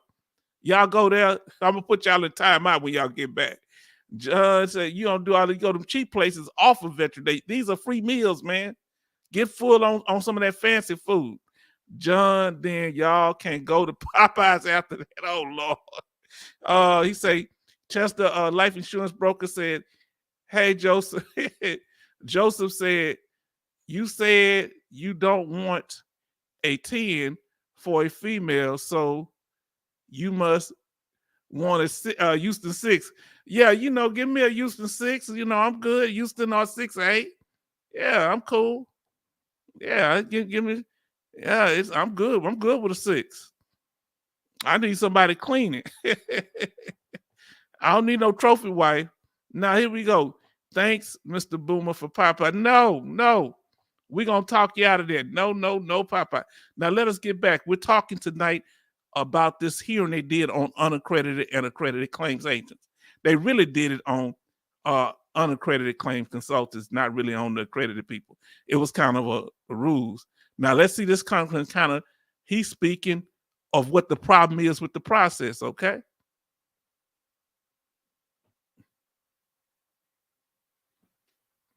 Let me see. Okay, so now they're talking about here. We're going to get back to it here. Thank y'all for joining us. They're talking to the Department of Veteran Affairs right now. So now we're going to go to back to the video. Thank y'all for joining us. And we appreciate this is going very smoothly. I know some of you can't maybe be able to stay at the whole time, but we're going to go over as much of this as we can. All right. Now let us continue. Let me pull it up.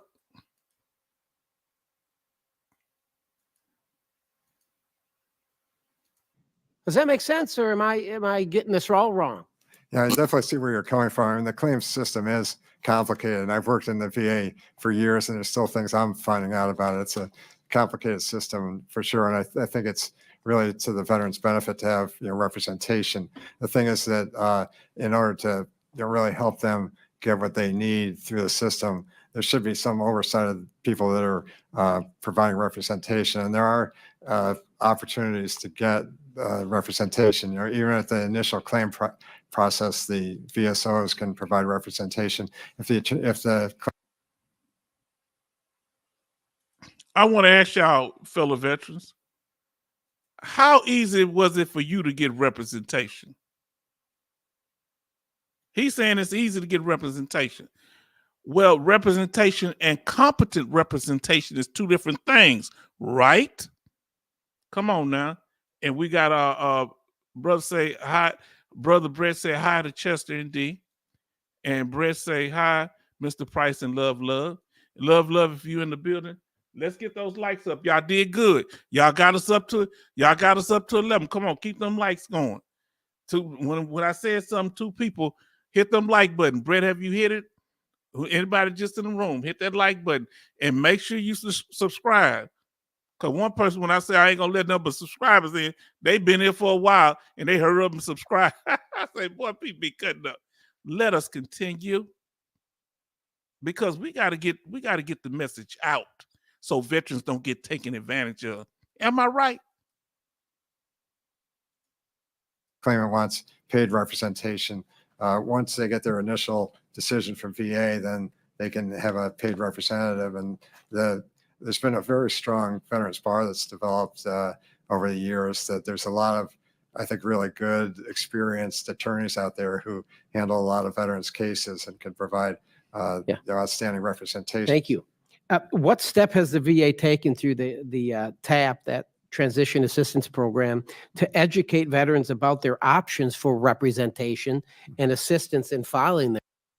Now, TAPS family, TAPS is the representation they give you, I'm assuming, when you're getting out the military. If y'all know more about it, let us know. So TAPS is, you know how when I transitioned after Desert Storm in the early 90s, they showed us how to tie a tie and they let us out the military. So this is supposed to help, I'm assuming, with the disability program. Anybody got information on that, let us know about the TAPS program. It's a transitional program. All right. For I'm shooting people getting out the military to make sure their benefits are straight for disability and other things. Let us know what you know about that. Now we have here Major Boomer saying, he said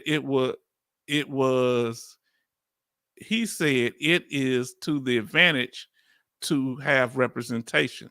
How do y'all feel about that? Is it an advantage for the veteran to have representation? Now let's see what he said here. He says, what's up, Brett? Now we got Dallas Fort Worth Charger, RT. I'm second. He said, Mr. International is my agent, and he all about the paperwork, knowing the paperwork. Okay. We got somebody putting out respect. Okay. Let's just shout out to Mr. International for helping the brother. We appreciate you, Mr. International, and we appreciate you, DFW Charger RT. Usually that means Dallas Fort Worth area. Okay, I'm assuming that's where you're from. So thank you for joining us. And while you at it, won't you hit that like button? We got to get this boost the message, y'all. Now here we go. John Jackson says, I honestly think that if the VA did their job properly, there wouldn't be a need for representation or the need for lawyers. Yeah, that's kind of interesting. How we got to fight the VA when the law said they supposed to assist us. They supposed to be the one assisting us, the VA itself. And I like how Mr. Knowles here, the ranking member, getting on that case. He a veteran. Now, Major Boomer, good idea on Mr. International. Mr. Nash say thanks. DFW Charger, salute. And Joseph Jackson say, John Jackson, that's true. That's true what he said about if they were doing their job. Man, see, we got knowledgeable people in here. Let us hit them like button. Come on, get them likes up. Have y'all hit them likes? Let's get back to it. Because we about to do with the VA talking, and we're gonna move on to the other one. Because we want to get hopefully we able to get to the what's called them talking. Who them people? The actual unaccredited people. They're gonna talk. Their claims.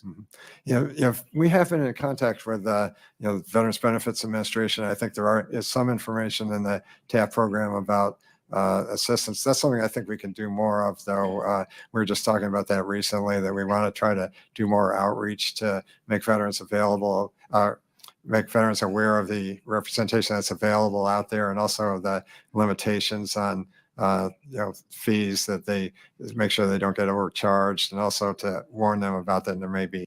Does this look like a guy that talks to veterans on a constant basis? Does it seem like he can he seems like a very smart man, but socially, does he seem like he can talk to veterans and relate to them in like a meeting if they're asking questions about their benefits. Having knowledge and knowing how to relate to people are two different things.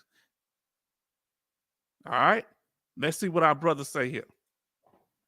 He say, very difficult. I had no one to help me for our years, and I saw a man in Oklahoma named Dale, and his wife and daughter drove from Atlanta to Oklahoma and sat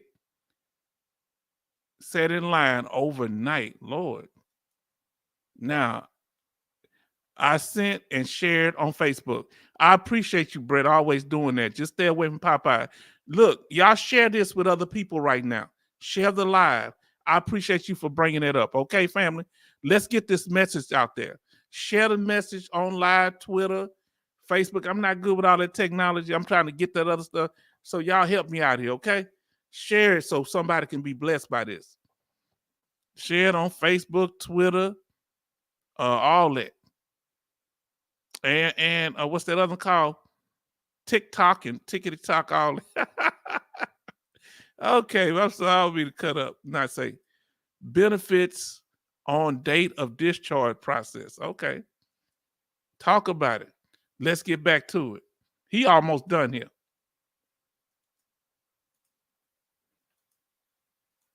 Bad actors out there that they need to look out for. So we're looking for ways to do more outreach through the Veterans Benefits Administration, TAP program, the Veteran Service Organizations to get the word out there to vets. Thank you. And last one, why does the VA presume that a fee greater than 33%, I don't know who come up with the 33%, of a veteran's past due benefits is unreasonable? What does 33% come in? I think that's statutory. I think that's in our Chapter 59 statute. Fantastic.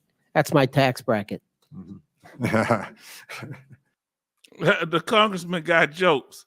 So he's saying, why do they limit it? It starts at 20%, but it's supposed to be a cap for the accredited ones, 33%. However, I believe, let us know, Mr. International, there are certain cases they talk about later that it can be more than 33%. They're about to talk about that in a few minutes. Let's see. All right, family, let's get with it here. Let me pull y'all back up pull him back up on the screen.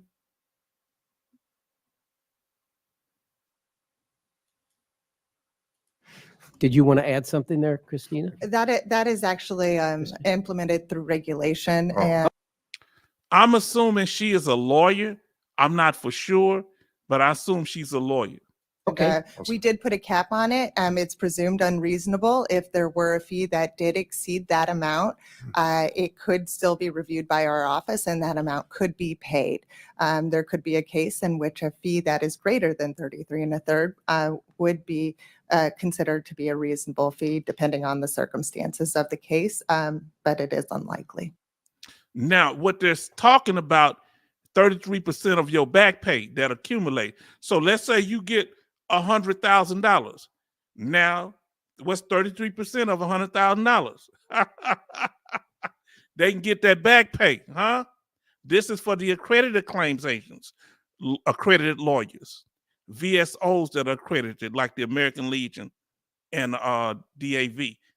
But not no, they don't get it. They don't get it at the DAV. Correction.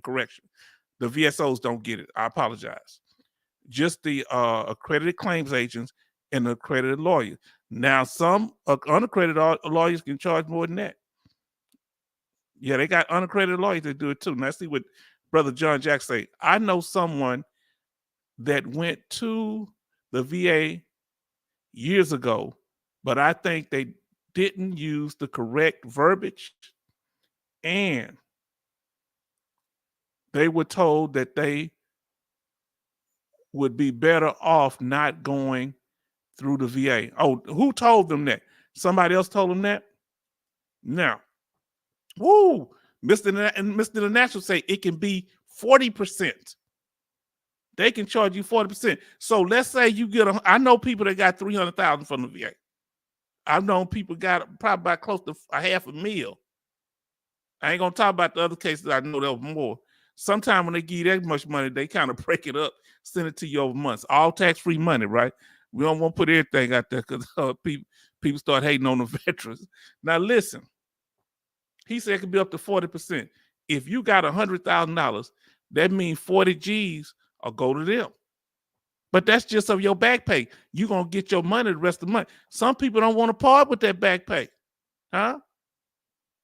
I use the American Legion, so they don't charge no fee. Now, Brett say, D on Veteran Day, can you eat Burger King or Wendy's? No, don't you eat nothing, man. Don't listen to them. You better go to one of the big steakhouses that give free meal. Now, he say, I went through the TAPS Soldiers for Life process twice. It's great for job searches and getting employment, etc.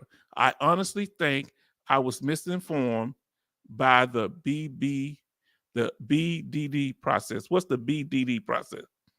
Okay, by say benefits, date of discharge. Yeah. See, they don't want to talk about you getting your benefit. They rather talk about you getting a job. Now let us continue. Man, I'm enjoying this. And see, she said could be. She kind of lawyers don't need to be talking iffy. She said I can't see what her thing is.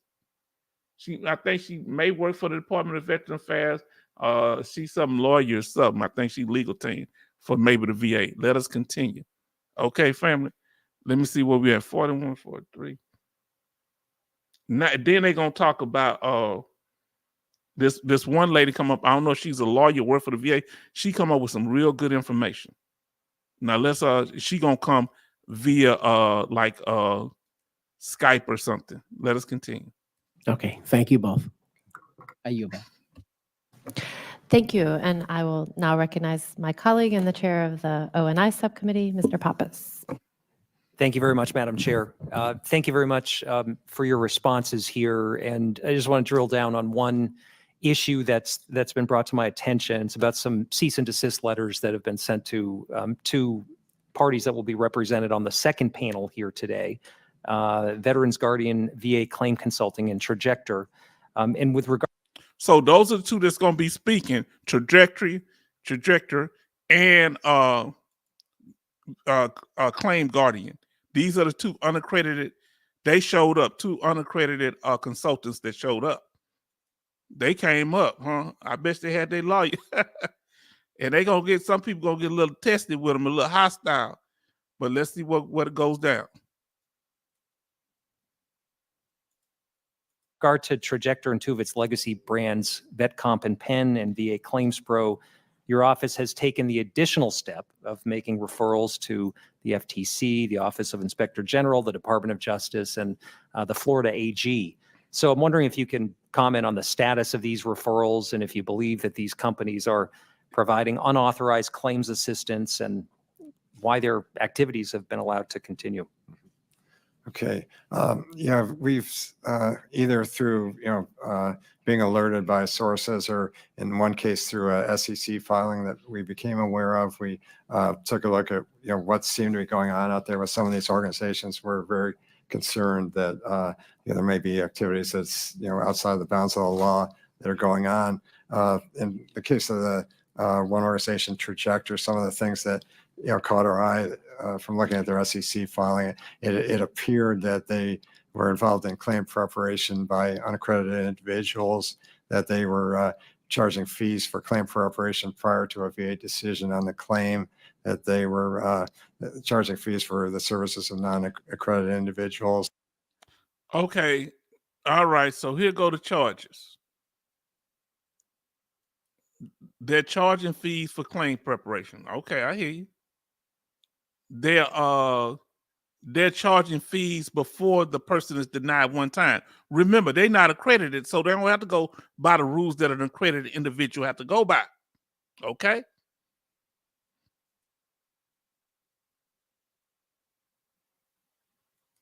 They had non-conforming fee agreements, don't meet our requirements, that it appeared to be there were contingent fees for expert medical advice and fees for medical consultation and claim assistance that together would exceed our standards for what would appear to be unreasonable. So there was just a number of issues that popped up there. So we sent a cease and desist letter to the organization indicating that we thought there were problems with what they were doing. The organization's responded. We're reviewing that response. I think there's going to be a continuing dialogue with the organization so we can try to get to the bottom of what's going on there and what their business model is.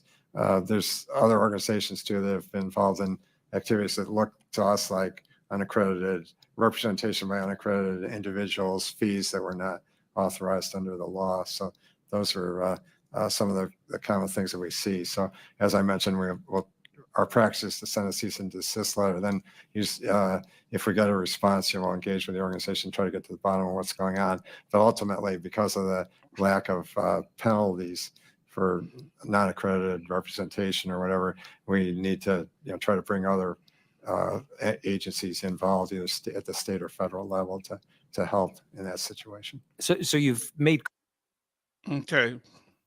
So if they didn't have the legal standing to send a cease and desist letter that had teeth in it to these unaccredited claim consultant, and they believe they did something criminal, so now they're trying to go to other state. That's why they went to Bill Paxton here in the state of Texas to stop VA Claim Insider from doing their business, but they ignored it.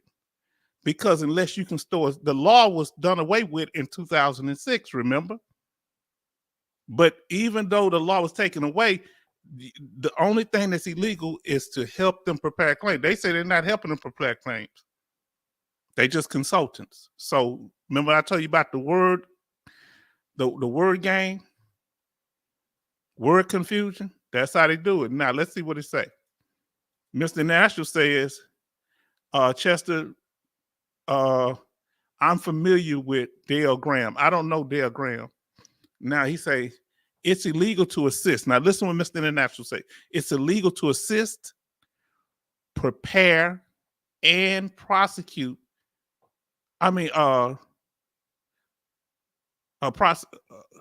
Prosecute before the VA. Okay, so they can't come up and represent you. These unaccredited claims consultants. The companies are seeking to represent the veteran before the VA. Oh, okay. The veteran is representing themselves. The companies are seeking to represent the veteran before the VA. So eventually, should there be a path to accreditation? Look, he say, you're 59. I'm trying to listen to your birthday video.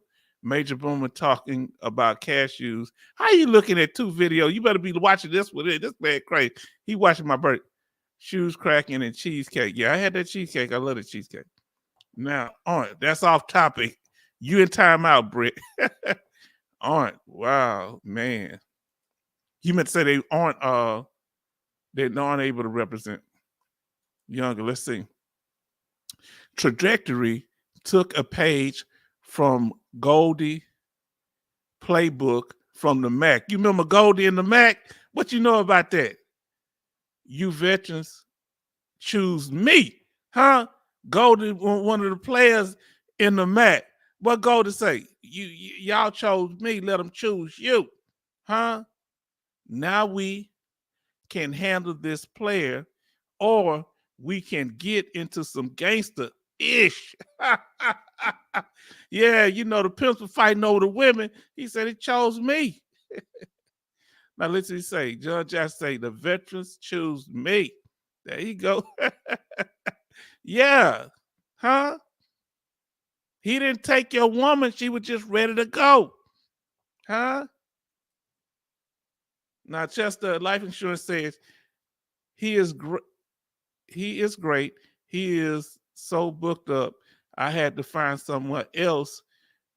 He had no openings until 2028. My Lord. Man. Wow. Can you dig it? Can you dig it, baby?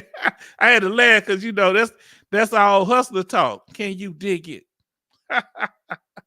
Boy, y'all cutting up. Mr. International. He say, LOL. Man, boy, y'all talking that real. I got to go back and watch the Mac. And what was the other one? The Mac and what was that other one? It was another one. Yeah. The Mac and I forget the other one. It was two of them. Now let's get back to it.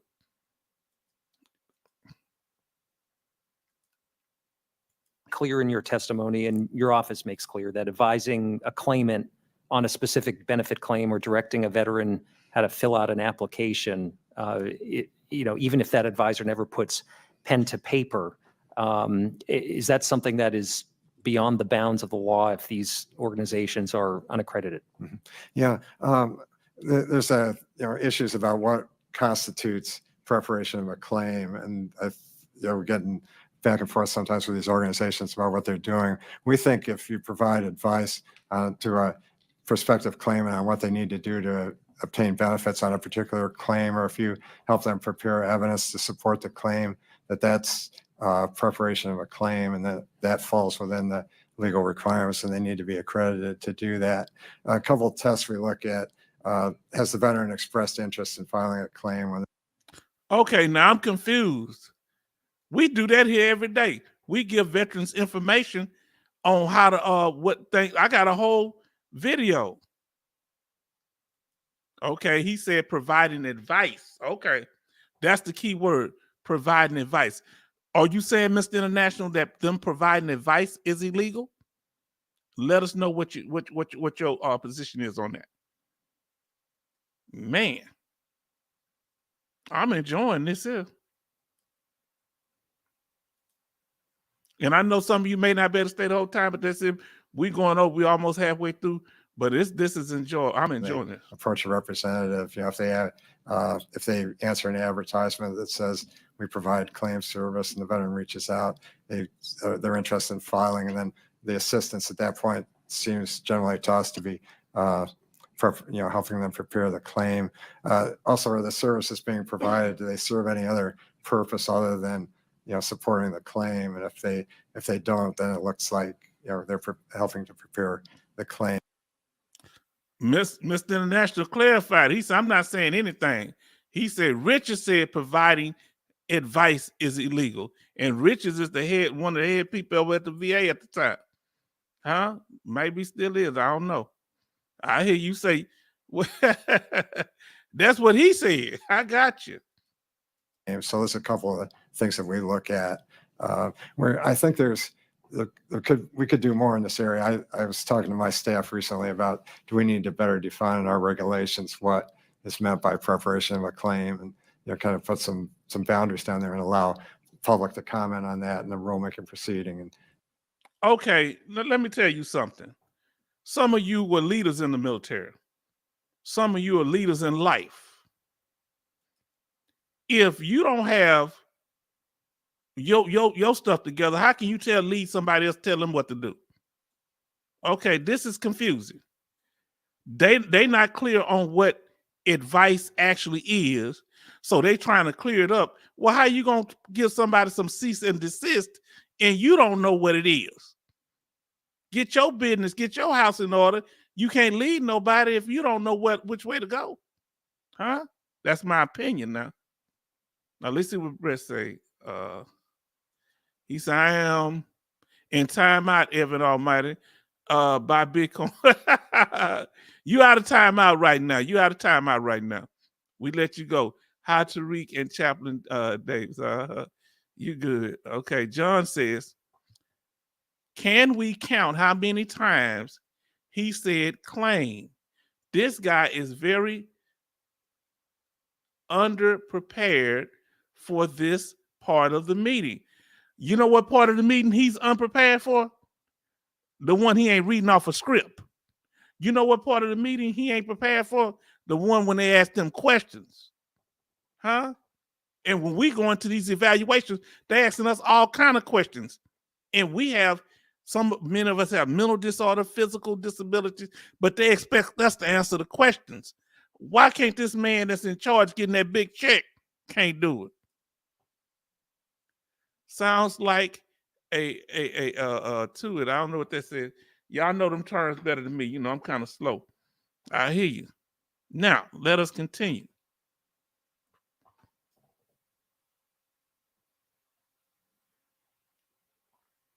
And get some rules down. So that's something I think that they would like to consider doing.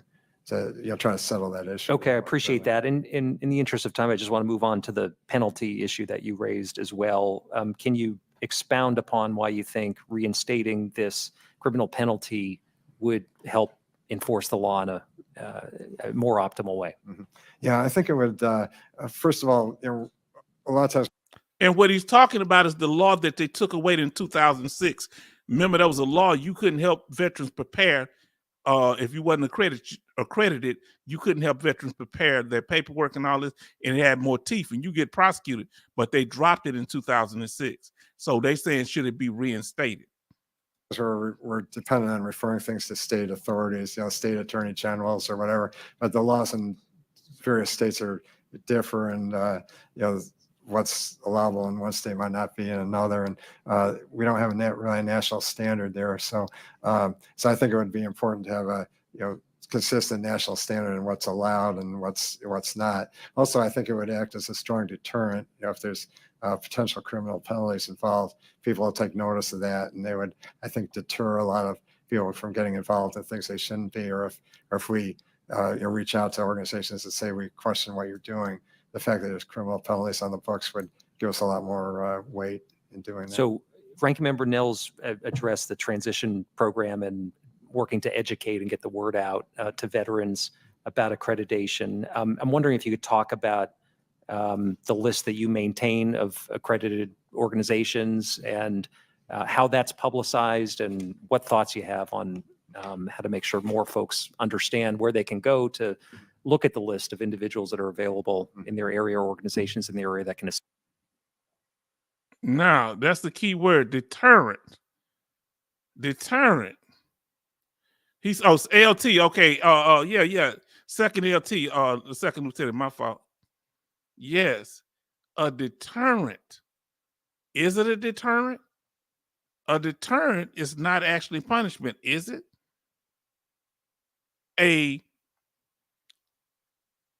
Let me explain like this here. Let me explain like this. Having a car alarm on your car is a deterrent, but will it stop somebody that really want to break into your car from breaking into it? Talk about it now. Now let's continue. System. Yeah, we have a public-facing website that has information on all the accredited representatives and also the recognized organizations, and we try to. So they got a website. You got to look it up, and you can find out who's accredited and who's not on the VA site. So there's a way to look it up. Publicize that through VSOs and the other through the TAP program and so forth. As I was mentioning, I think we would like to try to do more in that way to make sure people are aware of that. But it's a good database in that you can search it by location and try to find somebody who's in your area if you'd like to do that. For a while, the list had gotten somewhat outdated, I think, because there are people who weren't keeping up with the requirements or who were not practicing veterans law anymore who are still on the list. But we've made a major effort over the last few years to clean up that list. And I think it was mentioned that we had deleted a lot of people from the list. We had looked back and what attorneys were keeping up with their continuing legal education requirements under our regulations to continue representing. And we contact a lot of those people. And if they weren't keeping up, and we would remove them from the list because those are obviously were persons who weren't active anymore in the area. Also with the VSOs, we've reached out to the accrediting officers at the service organizations to get information on who's still actively representing there. So we've purged our accreditation list of some people who are no longer active. So I think the information we're putting out is much better than it used to be as far as what's available out there. And I think it's a good resource for veterans. We just need to make sure people know it's there and get that get the information out. And I think we can maybe do a little more through TAP and some other means to do that. So one final one that I wanted to touch on, and it's the process for fielding complaints in the first place. You talked a little bit about the breakdown of accredited versus unaccredited in these complaints, but I'm wondering, there's a description on the on your website about how to file a complaint about an accredited or unaccredited representative, but the information's hard to find. It's not entirely clear whether a complaint should go to you or another enforcement agency, like some of the organizations that have been mentioned here today. And I'm also concerned about anonymity, whether the department could potentially share the name of the complainant with the agent or attorney who's being complained about. This might have a So now look at that. It's hard to, even on the website, tell me if anybody else been on the website and you agree. It's hard to complain against accredited claim agent or uncredited claim agents. And what about their identity being protected? The lawyer or the accredited person, lawyer or agent retaliating against them because they say, hey, he the one told us. Now that's heavy. Great question, Congressman. chilling effect on someone's willingness to come forward and share valuable information that could not only help themselves, but help other veterans too. So I'm wondering if anything can be done about improving the process for filing complaints and dealing with an option for veterans to do that anonymously. Mm-hmm. Yeah, one thing to mention that FTC has a website for filing complaints, and we give a link to that. And what complaints that go there, we can also view those complaints ourselves and learn so that the person doesn't necessarily have to file multiple complaints to get service. If the site is hard to find or it's not as useful as it could be, I would really love to have some feedback on that, because we'd love to improve our ability to to reach people in that regard. I know they should be testing the website, and they should be audit tested, make sure that the website is effective. They get paid enough money at the VA to do that. At times I've gone in to look at things on the site, and it took me a minute to find where I wanted to be. And so I think if there's people have suggestions for how we might improve that process. So if he had problem getting around, shouldn't he been trying to fix the problem? Shouldn't a doctor go back to the future? It does a little bit look like William Lloyd. This would definitely be open to that, because I think the complaint process is very important to bring these things to light. If there's issues out there, we want to know about them. That feedback loop is absolutely essential for this program to succeed. So I thank you for those comments. I went over my time too, Madam Chair. I apologize, and I yield back. Well, Let me see. So now, family, they about to go to the next one here. Let me see where we at. We say.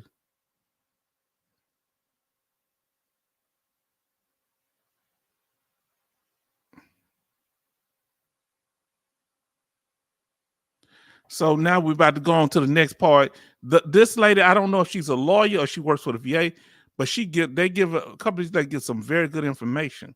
She has a good question. Let's see if she moves on to it. Thank you, Mr. Pappas. And I see that Ms. Radewagen has joined us virtually. Ms.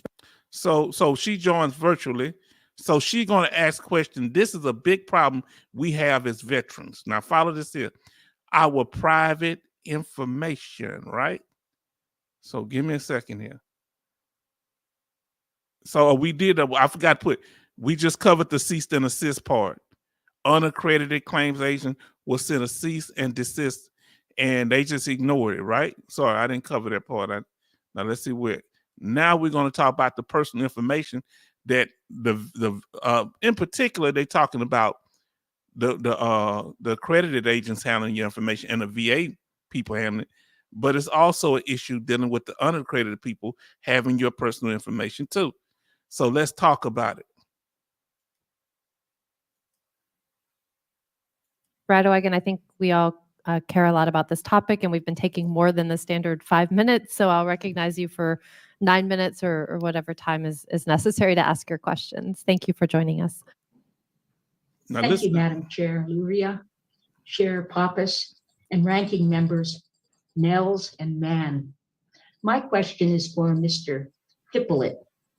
Accredited representatives have access to sensitive information about veterans, such as health and banking records.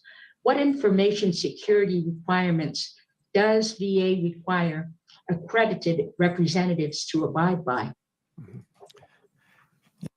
Great question. I wish I could answer it. I'm so glad she asked that question. Great question. What about our private information when we give it to these accredited claim agents or even unaccredited? But she's speaking particularly about accredited. What happens to our information? They got access to banking information. Because remember, you file some of your stuff for your direct deposit. Sometimes they help you with that, right? So here we go. Yeah, we've been working with the Veterans Benefits Administration to ensure that it's an appropriate process for accredited representatives to be able to access the information that they need, but at the same time ensure the protection of the privacy of the individual. So there is a process in place where accredited. First, you have to be accredited, and then there's steps you have to go through to have access to the Veterans Benefits information system. Krista, could you address that a little bit more? I think you've been involved in that. Absolutely. And there is an agreement that we enter into with anyone who enters into our VA system that describes the type of work that they can do within the system, what information they can access, and the protocols of safety they must take on. I see. And Mr. Hippolyte, how is VA partnering with FTC and other agencies to educate veterans about financial scams involving VA claims? Yeah, we do try to do. Now that's a good question. That's a good question, but that's also a question for us. This woman asked very good questions. What are we doing to protect veterans from scams and claims? Can we do something when we get burnt? Should we have a place where we can say something about it? That's very good question. Very good question. I don't know if she is, but she on that. She on point, man. Here we go. Referrals to FTC and the Justice Department and other agencies. We've reached out to state attorney generals in particular. I know Krista and her program have been very active in trying to contact state attorney generals and get them interested in protecting veterans. And we have had some pretty good luck there as far as attorney generals in several states have taken referrals from us and taken action on the basis of that. And they've also provided us information when they become aware of things. So I think there's been pretty good interaction with the state attorney generals, and we do routinely make referrals to the Federal Trade Commission as well. Okay. What steps has VA taken through the Transition Assistance Program, or TAP, to educate veterans about their options for representation and assistance in filing their claims? I know that there tends to be a lot of confusion on the part of our local veterans about this. Mm-hmm. Yeah, I think that's a very, very good question, because I think it's a very important when people are transitioning out of the military to civilian life, that they know where to go and who to contact. And now I want to ask the question: people that recently got out of the military within the last 5 years, did you have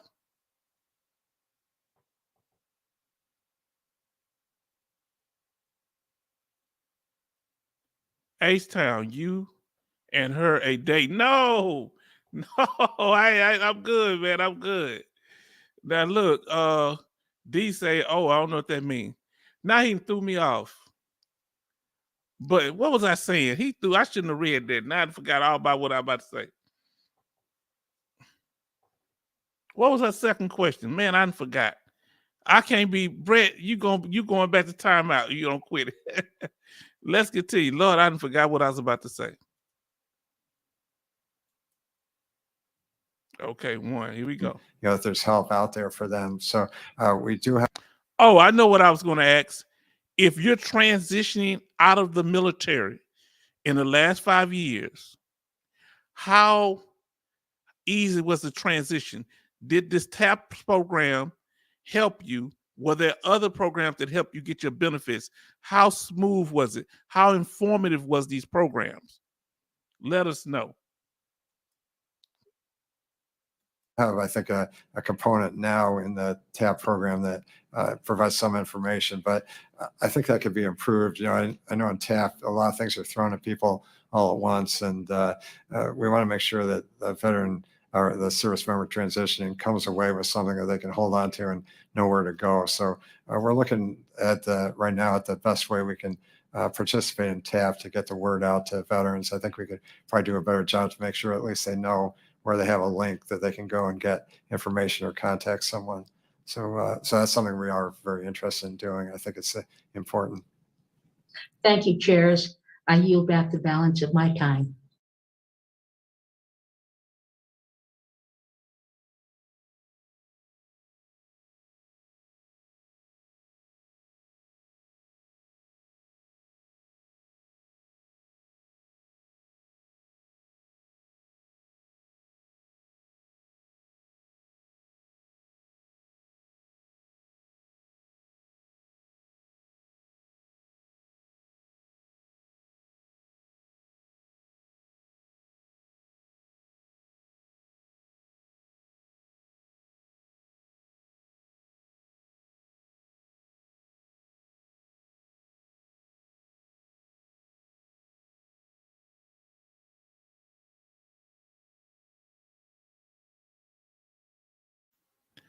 Yeah, that's interesting. I was muted. I muted myself, I guess. So let me read that again. He say, I can honestly say, this is from John Jackson. I can honestly say, I don't recall getting any information about who I can talk to about filing a claim. That's amazing, because how long ago did you get out, brother? How long ago was it? A year, 2 years? Because I know it was recently. Now,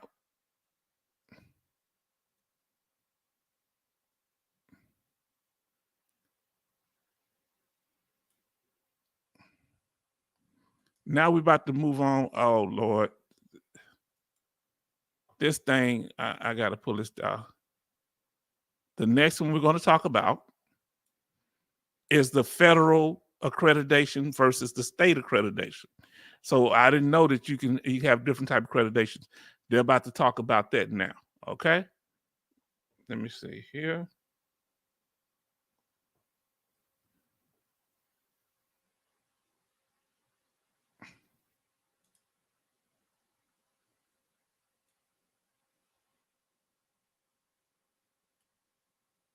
So let us continue. So we're talking about the accreditation, because if the federal government can't get you, the state trying to regulate. So you got two different agencies. Let's see how this working. All right, let's see. Now let's do this.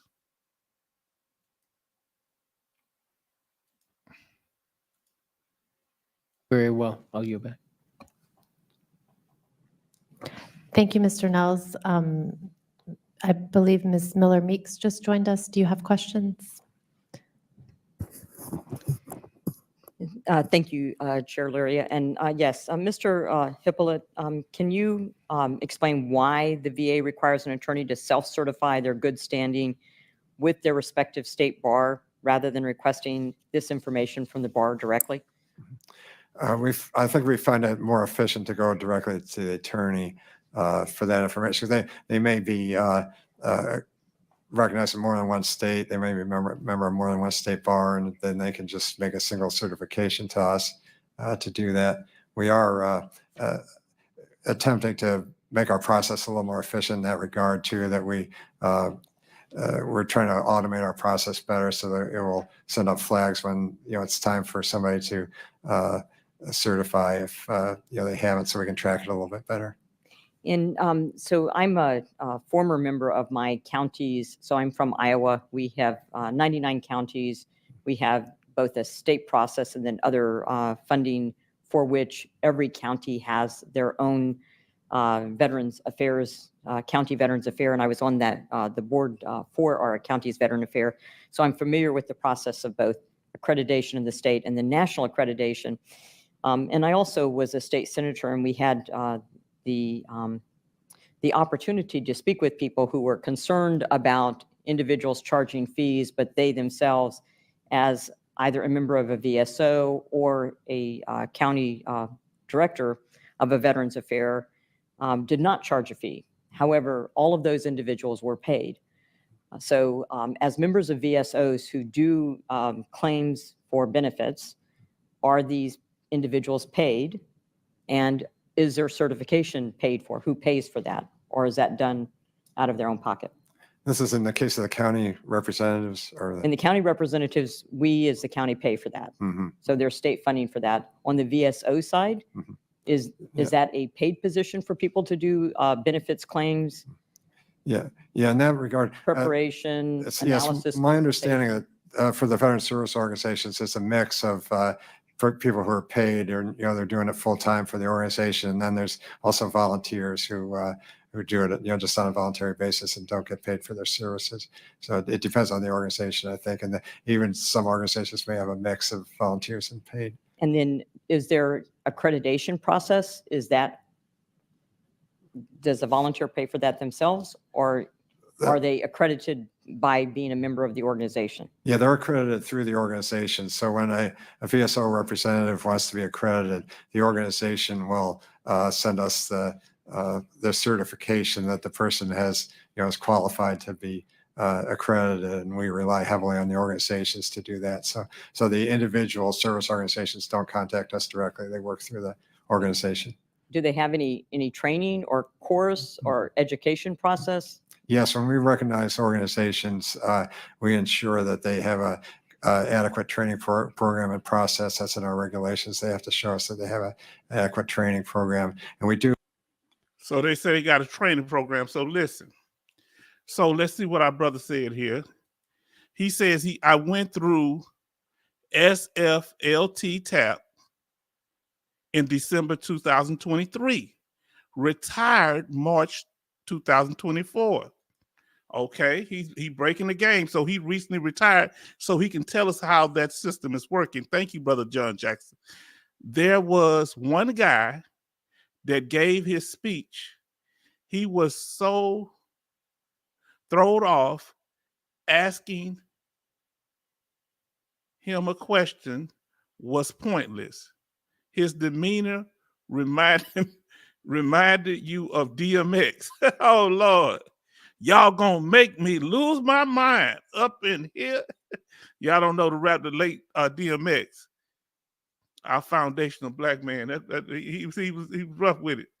Now, John Jackson say, if you asked him a question, he would basically reread the slide. Wow. So he wouldn't engage with you. And these are the people that's helping you in the transitional process. Interesting. Now, I know some of you may not stay the whole time, but we want to go through this here because we want to get to the hearing the what do you call it? Well, y'all staying and y'all been watching it on accredited claims agent. We want to hear what they got to say. When I get through with this, I'm going to try to do it for the first time. I'm going to break this up into segments, okay?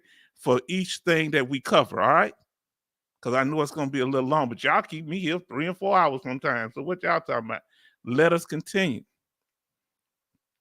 So as long as you and hit that like button, hit that subscribe button if you're new to the channel. Let us know. Give us some more. Y'all coming in here. We need some. We still got 11 likes. Give us some more likes on this. And I appreciate that. Last time on them subscribers, y'all did real good. We got about 3 subscribers that in that last stream.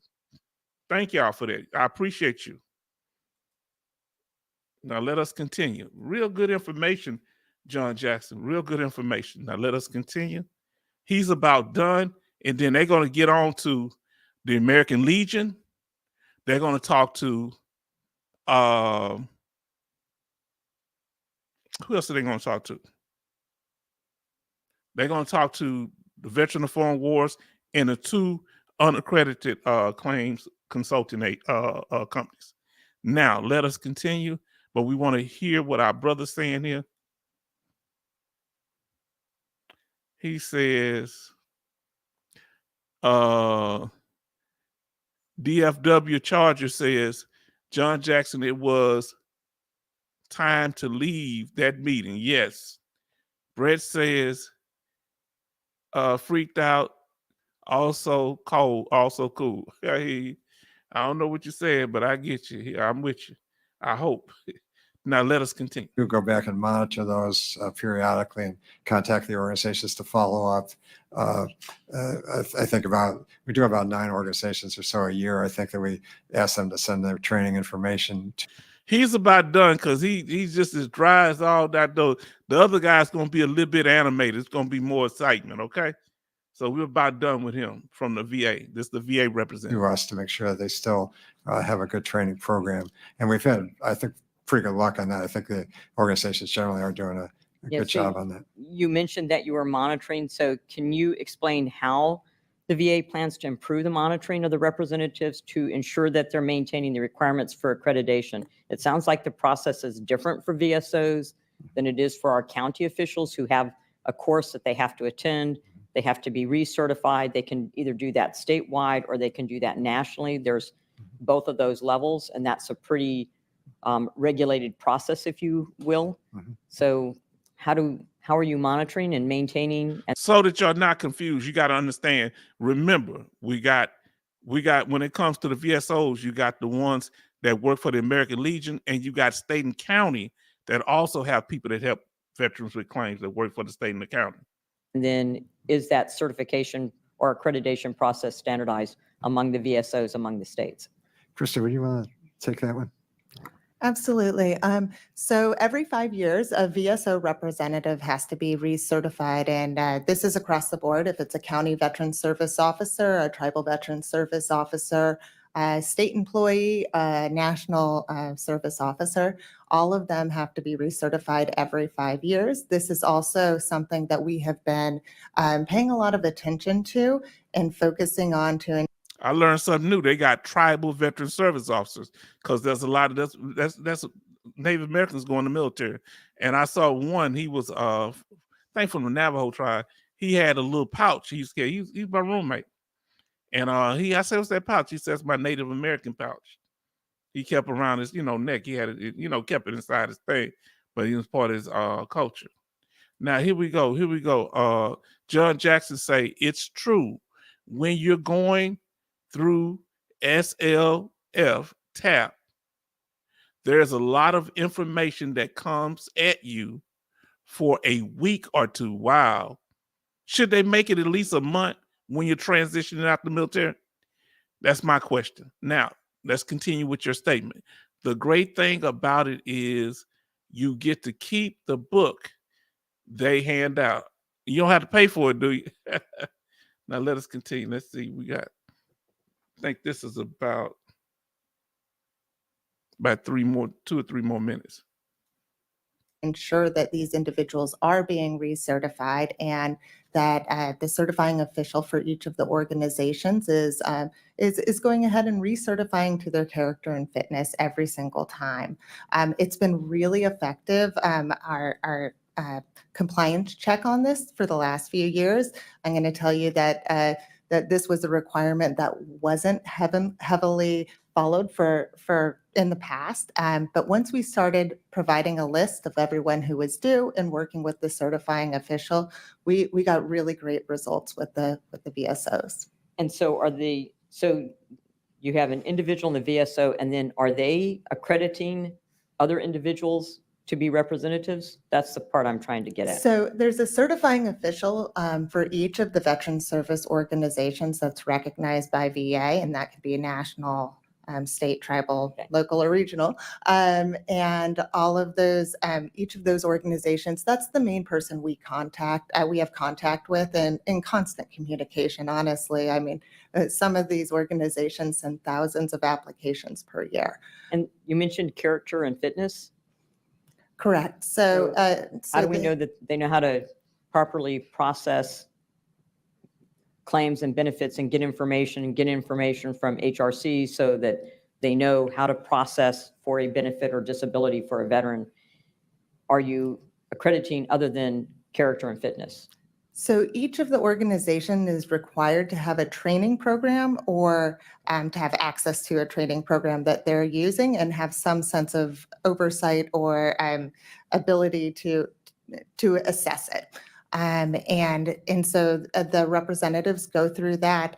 They also assess their character and fitness based on their experience, and the character is based on a whole whatever they feel is appropriate, but we always refer back to what we have in our regulations for attorneys and agents. Thank you very much. I think my time's expired. Thank you, Chair Lurie. Or maybe that buzzing's not me. I'm not sure. I think that's a warning about impending votes. Did you get a chance to get through all of your questions? Now, okay, family. So great questions on that. Always go through when you get a chance, go through that information. Now, let's see what our brother John said.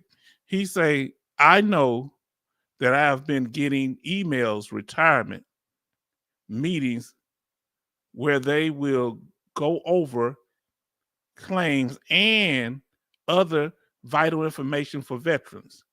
There's on Saturday at Fort Sam Houston. Oh, interesting. Brother Bernie's in the house. Everybody show love to Brother Bernie being in the house. Thank you for showing up. Hit that like button, Brother Bernie. Are you subscribed? You've been around the time. Hit that like and subscribe button.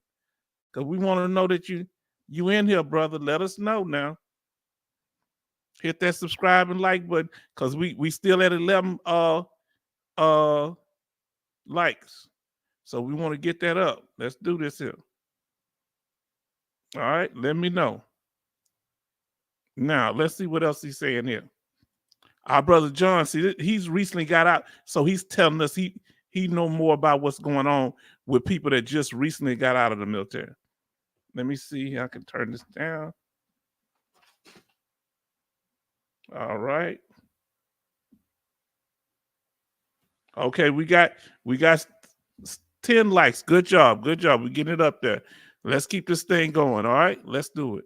Now, let's say SLF TAPS, this equals Soldiers for Life Transition Assistance Program. So this is when you're transitioning out of the military. We had some small little transition thing. They sent us to a few classes, but they're more in depth now, okay? Now, he said, hi, Brother Bernie and Kevin. All right. He be saying people that I ain't see in the chat.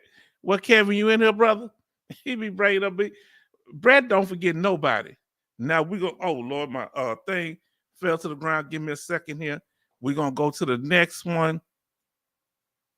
I think we're going to the next one. This is when they're going to talk to the American, I think it's the American Legion. Let me try to pull it up without some crazy stuff here. Hold on. I want to go full screen. All right. It's still moved.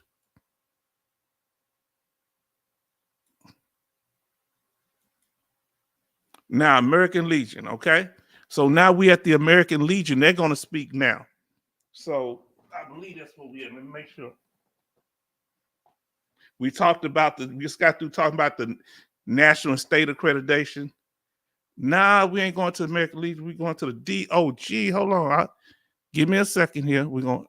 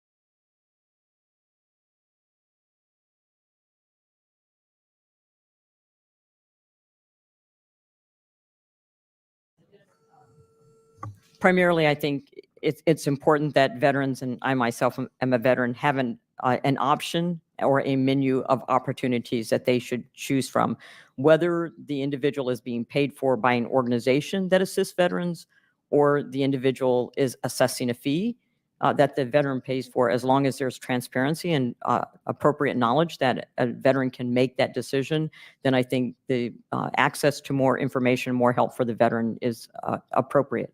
So thank you very much for your testimony and your witnessing. I appreciate those comments. Thank you. Thank you, Ms. Miller Meeks. I'll now recognize Mr. Mann.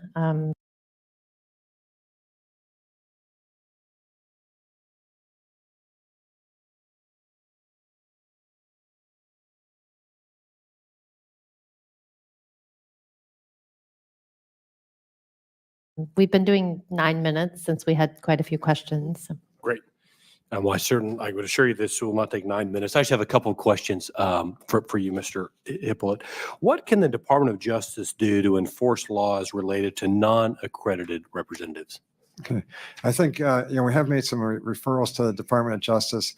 I think they would, I think there's some fraud laws that they could possibly be involved in, if people are misleading or making false claims against the government. If somebody was, producing evidence that was, fraudulent or whatever in support of claims, I think the Justice Department could have a role in that. If Congress reinstitutes the criminal penalties, that would be enforced by the Department of Justice, and we would work with Justice to prosecute those cases. Great, and then thank you. And then second question, are there any authorities that you believe you need to protect veterans outside of the possible reinstatement of criminal penalties for unaccredited representatives?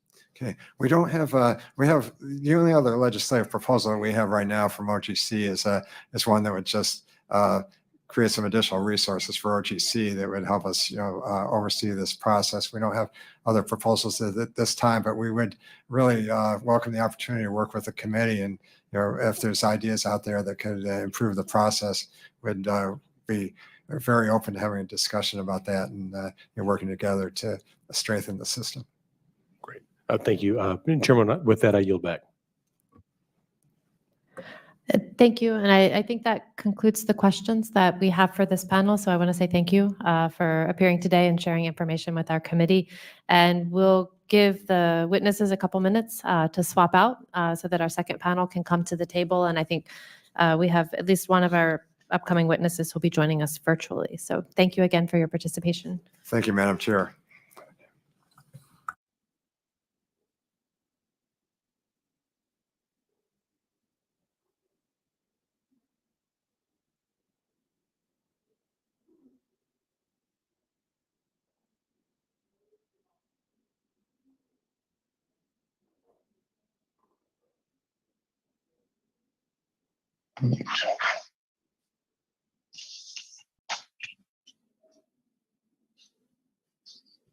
The camera's not. Oh.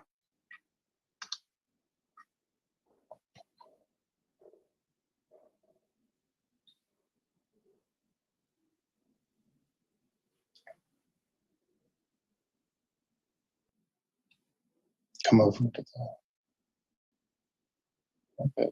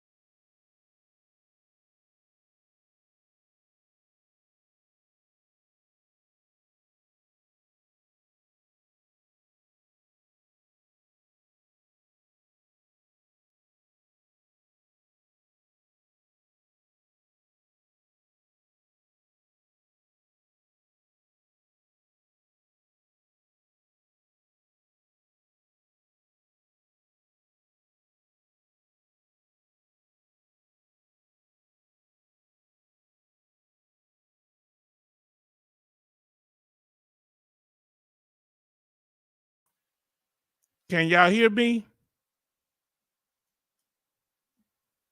10:01. Let me know if y'all can hear me. Testing, testing.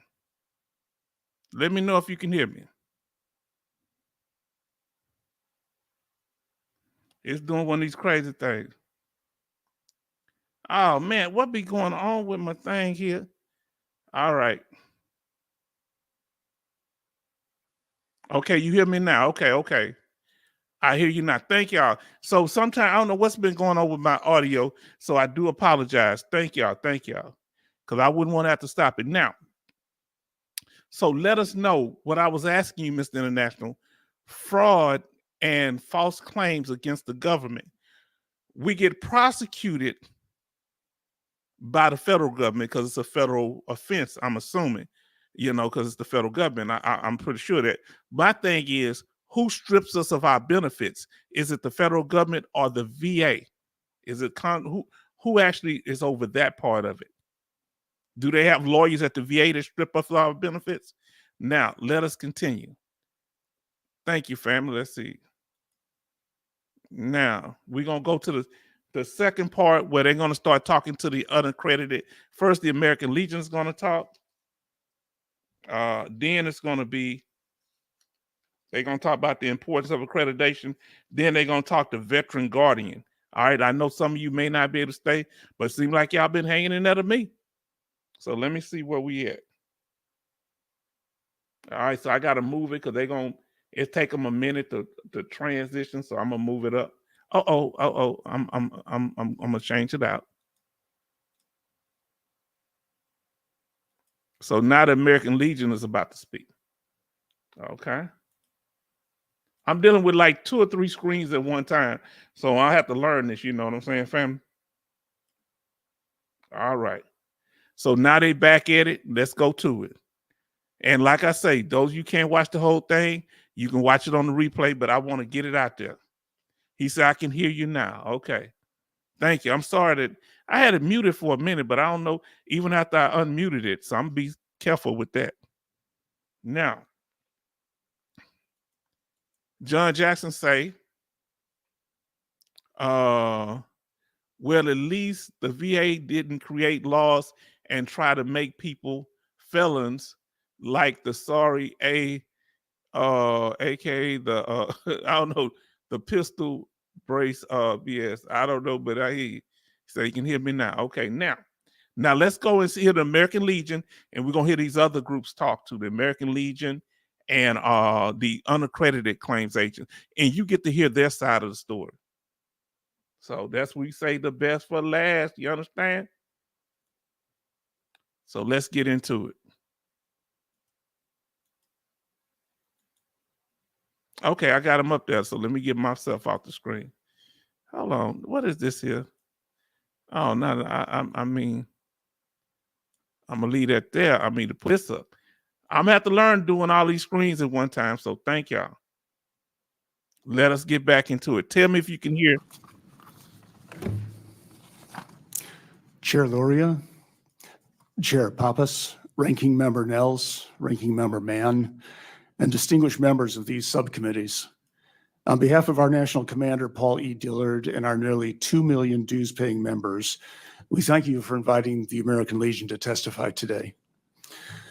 America's veterans are facing a serious and growing threat to the quality of representation they receive for the processing of their VA benefits claims. This threat is embodied by a number of for-profit companies that charge veterans fees for their services, the same services that are provided free of charge by the American Legion and other accredited veteran service organizations.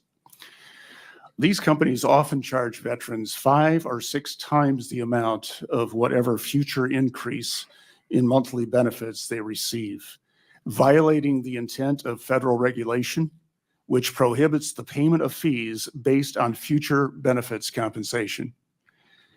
These profiteers are not accredited by the Department of Veterans Affairs.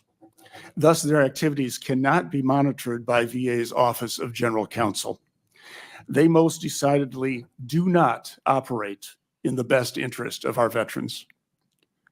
In their contractual language, some of these companies carefully limit their own obligations, making it clear they are not responsible for the actual filing of VA claims. They avoid responsibilities that may require any substantial effort. Now this is what concerns me. Is that fair for them to get paid for helping veterans with their claim, but they don't take no responsibility for the claim? How do you feel about that?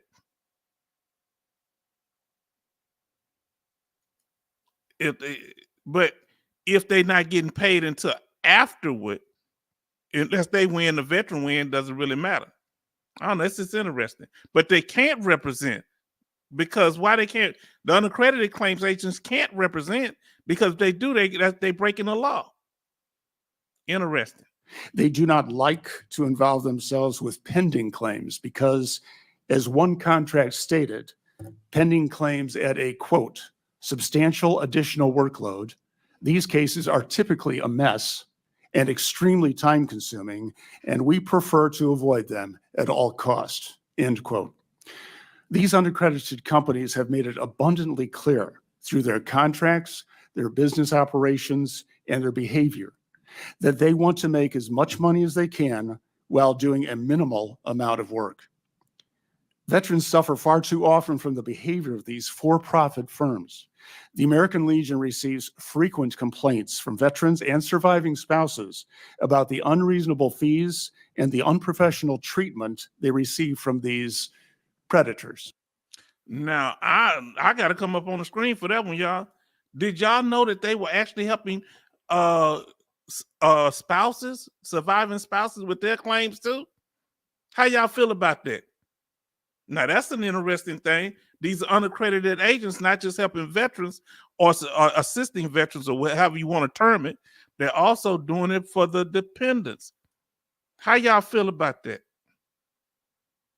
Interesting. This is a reaction video. I'm learning something new every day. Let's continue with the American Legion. They out here snitching on them folks. Providing claims assistance should not be about the money. It should be about service to veterans and their families. The American Legion has been assisting the veterans community for more than a century, and we are thoroughly invested in that community. Our dedication goes far beyond filling out some paperwork. Now, VA has recently launched a fraud protection campaign, and we certainly welcome their efforts. But much more must be done to protect veterans from profiteers who refuse to abide by VA regulations, which clearly state, quote, no one can charge a claimant for preparing or filing an application for benefits with VA without violating the law. Unaccredited claims companies are bad for our veterans, bad for their families, and bad for our country. What message do we send to the veterans community by allowing these companies to grow rich from VA benefits? These for-profit companies need to be prosecuted to the fullest extent of the law. They are operating outside the safeguards of VA regulations. They are unaccredited and fail to comply with VA or even professional guidelines for the fees they charge. Finally, these companies are inflicting great financial harm upon our veterans. They are taking millions of dollars from families who do not deserve this loss. Their quality of life must not suffer from the greed of others. We must work together to protect our veterans from those who seek to profit unjustly from their sacrifices. We cannot allow our heartfelt advocacy to be replaced by heartless profiteering. Chair Luria, Chair Pappas, Ranking Member Nels, Ranking Member Mann, and distinguished members of these subcommittees, the American Legion thanks you for your leadership, your insight, and your dedication to our veterans community. It is my privilege to represent the American Legion at today's hearing, and I will be pleased to answer your questions. Thank you. Now, what y'all think about the representative from the American Legion? What do you think about his statements? Because he's saying they shouldn't profit from the veterans, but lawyers get paid too. Accredited claims, they can get paid too. But he's saying that because they don't get paid, the American Legion, any VSO don't get paid by law. They don't. They do have lawyers that will help you, but they're part of the American Legion. And I have to give full disclosure on this now. The reason I got my benefits now is mainly because of the American Legion and their representatives now. That's who got me started on all this here, you know. So they did a great job helping me. I'm not saying to help everybody. Maybe they can't help everybody. Now let's see what brother Mr. International says. He said claim assisting versus claim development. What's the difference, family? That word confusion we talked about. Now, Brett say nice shirt when you get there. You know when I got it's my birthday present. You know my family bought me that for my birthday. Now, listen to what Mr. International says. The VSO and the American Legion gets paid by the government funding. So they getting paid too, but just not straight by the veteran. So everybody getting some money out the deal. Now, do you think that's a bad thing? I didn't know the federal government. I thought they got private donations. Now you got me looking at things different. I didn't know they were funded by the federal government pays the American Legion. I thought they was a private. Wow. Oh, that's one of the reasons you can find American Legion inside the VA building. Which ones are funded by the federal government? The American Legion is the DAV funded by the federal government. Is Veteran of Foreign Wars funded by the American the federal government? Is the Texas Veteran Commission that we have down here? Is they funded by the federal government? These are great statements. Now, we about to get into it. All right, let's get back to it. Now, this section here that we're going to be covering, family.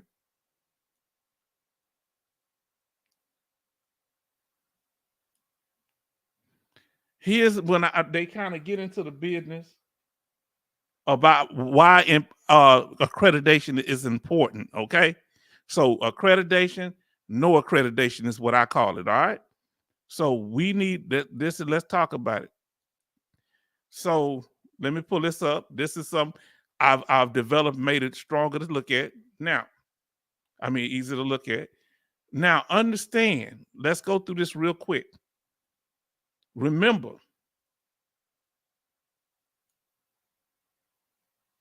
now look what Brett say. American Legion dues was $38 a year. I hear you. They don't sound like much. Now, it was 25 when I was back in there. I need to get back into it. Thing. So you have these different type, accredited versus unaccredited. Some accredited organizations get paid, some do not. Unaccredited ones, those are the ones that's got problems with, okay? So let's deal with the accredited ones first. That's 1, 2, 4, and 5. 3 and 6 are unaccredited. Let's go. Credited. Accredited claims agents can get between, from what they're saying in the video, 20% to what? We don't supposed to, we just talking credit versus credit. I'm gonna break this down another in the last part. I'm sorry. I'm just showing it. They're talking about, this is the next one, talking about accredited versus unaccredited. Let's get to it. Accreditation versus unaccredited.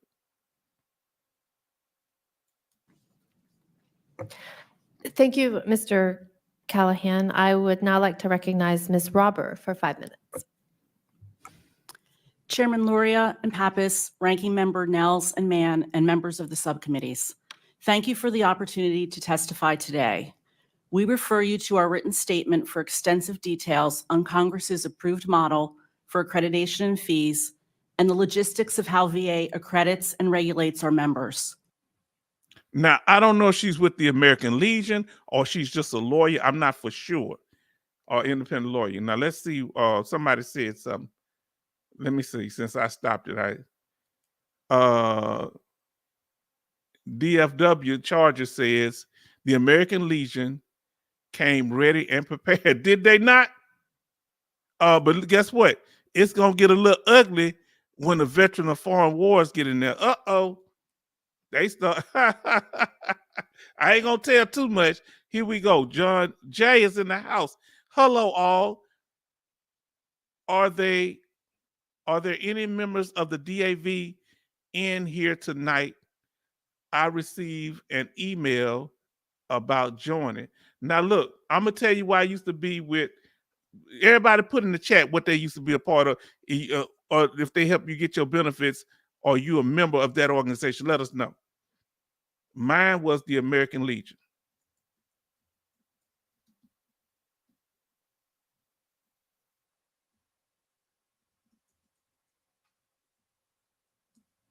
All right, let us know which who helped you or which one you are a member of.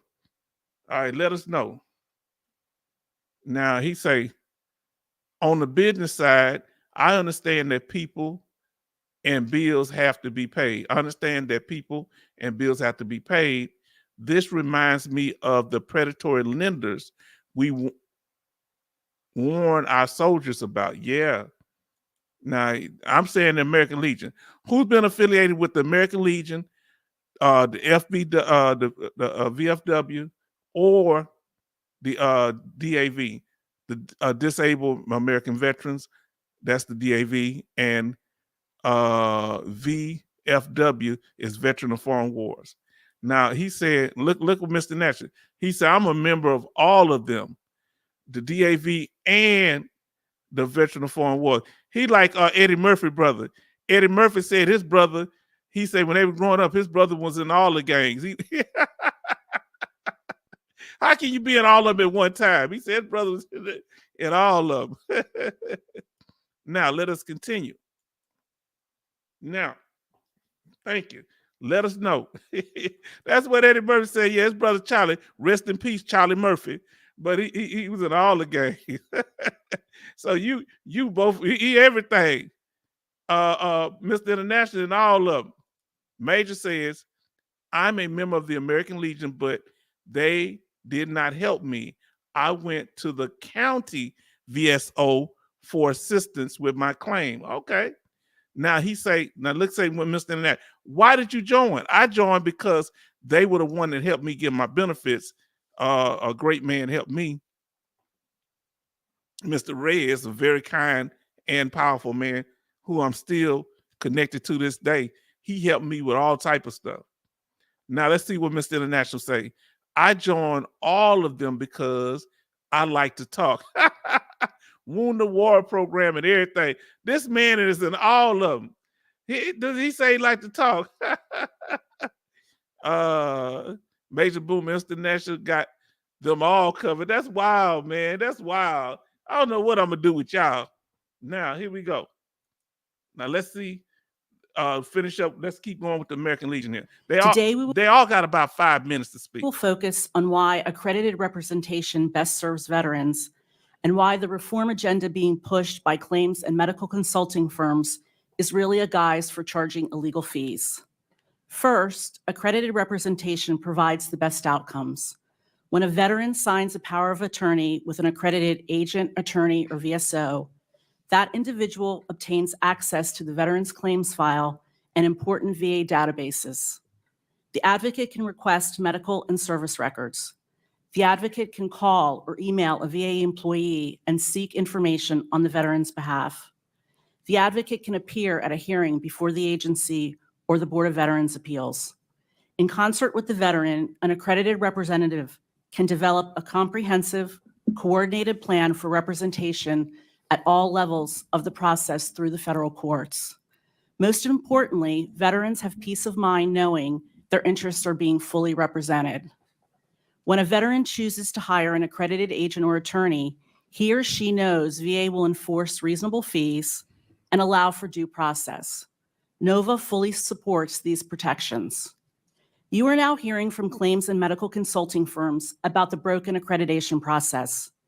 These arguments ring hollow when they are made by those who have never subjected themselves to the process, been vetted by VA, or submitted a single contract for review. Based on reports and contracts received from veterans and our members, we see some common elements in the operation of these unregulated firms. In spite of contentions you are hearing about the alleged lack of advocates available to help veterans file initial claims, Their work is largely focused on increased rating claims. Unaccredited employees work with veterans to gather information, including medical opinions frequently prepared by affiliate companies or other internal medical staff members, and coach the veteran on preparing and submitting the claim. Sometimes the claim is submitted by an employee using the veteran's e-benefits login information. Uh-oh, that sounds like a no-no. They using the veteran information to log in. These unaccredited, some of these unaccredited, not all of them. And one of them, they're going to be coming up pretty soon. They made $58 million in 1 year. Huh? Come on now. Just consulting. Man, I'm in the wrong business, ain't I? Am I in the wrong business, family? Now let's see what he says here. Let's see. I got them all covered. What can you do? I'm telling you, major number is 204 in Florida. What's your number? I don't know what that is. TVC help me. Yeah. Texas Veteran Commission is down here. They help people. John, hello, Brett. John J says. John J say, going to reserve a booth at Burger King. No. We're gonna development. Key word now from Mr. International. Thank you, John. You are corrupting the members of the group of the H-Town family of the veteran group that we got here. No, don't you listen to Brett. Now listen, Mr. Nash say, how did the employee get the veterans e-benefits information? Great question. See, y'all shocked by that. Look, y'all woke up when I said that. I'm gonna get back to you, Mr. Nash. Yeah, the one of the countries, I think the Trajectory Company, they made $58 million. They're gonna be talking on this right in a few minutes. $58 million in 1 year. I'm in the wrong business. I thought about doing a little bootleg preaching, but hey. Oh, Rob Byers says hi. Now, if y'all coming into the room, if you're new to the channel, because I don't remember Rob, I am the H-Town vet, and we'd like to welcome you to this live stream, a place where we will discuss a variety of benefits available to veterans and their dependents. So everybody show Brother Rob, some love up in here. And please, if you find the information to be informative, Rob, please, and for all the new people coming in, please subscribe. We really would appreciate it. That'll boost the channel and spread the word, share the information, and hit that thumbs up button, people. How we doing on those likes? Okay, we got 12. We need to get more likes in here because we giving this heavy information. Show some love. Now, let's see what he got here. I got to go back to Mr. International. Mr. International say, how did the employee get the veterans e-benefits information? The veteran gave it to him. So who do you blame? The unaccredited claims organization for getting the veteran information, or the veteran for giving them their private information? But they probably told them, if you don't give us the information, we're not going to be able to help you. Now let's see what he said. Major Boomer, post 250, Fall River, Alabama. Bernie say, hello, Rob. Show some love to Rob, family. Ty, okay. TY, okay. Hey, Rob from Brother Joseph. Who's in the house? Just arrived. You know what? I may have to do this here. Half y'all be here for half the time, and the other half, some other people come in, because we got to keep it going. Somebody show some love to love. Now, we're talking about the accredited and unaccredited claims agents. Should they be prosecuted, or should they even exist? Because the lawyers, accredited lawyers, and accredited VSOs, they don't like them. But we just talked about love, that one of them in 1 year, they was able to get $58 million when consulting with veterans on their claim. Now he say, love, hey, from Joseph. And Brett says, love in the house. That's right. Now watch your mouth. Cause my brother, my little homie in the house. You understand? Now let's do this here. Let's see what the lady is saying here. She said what group she's with.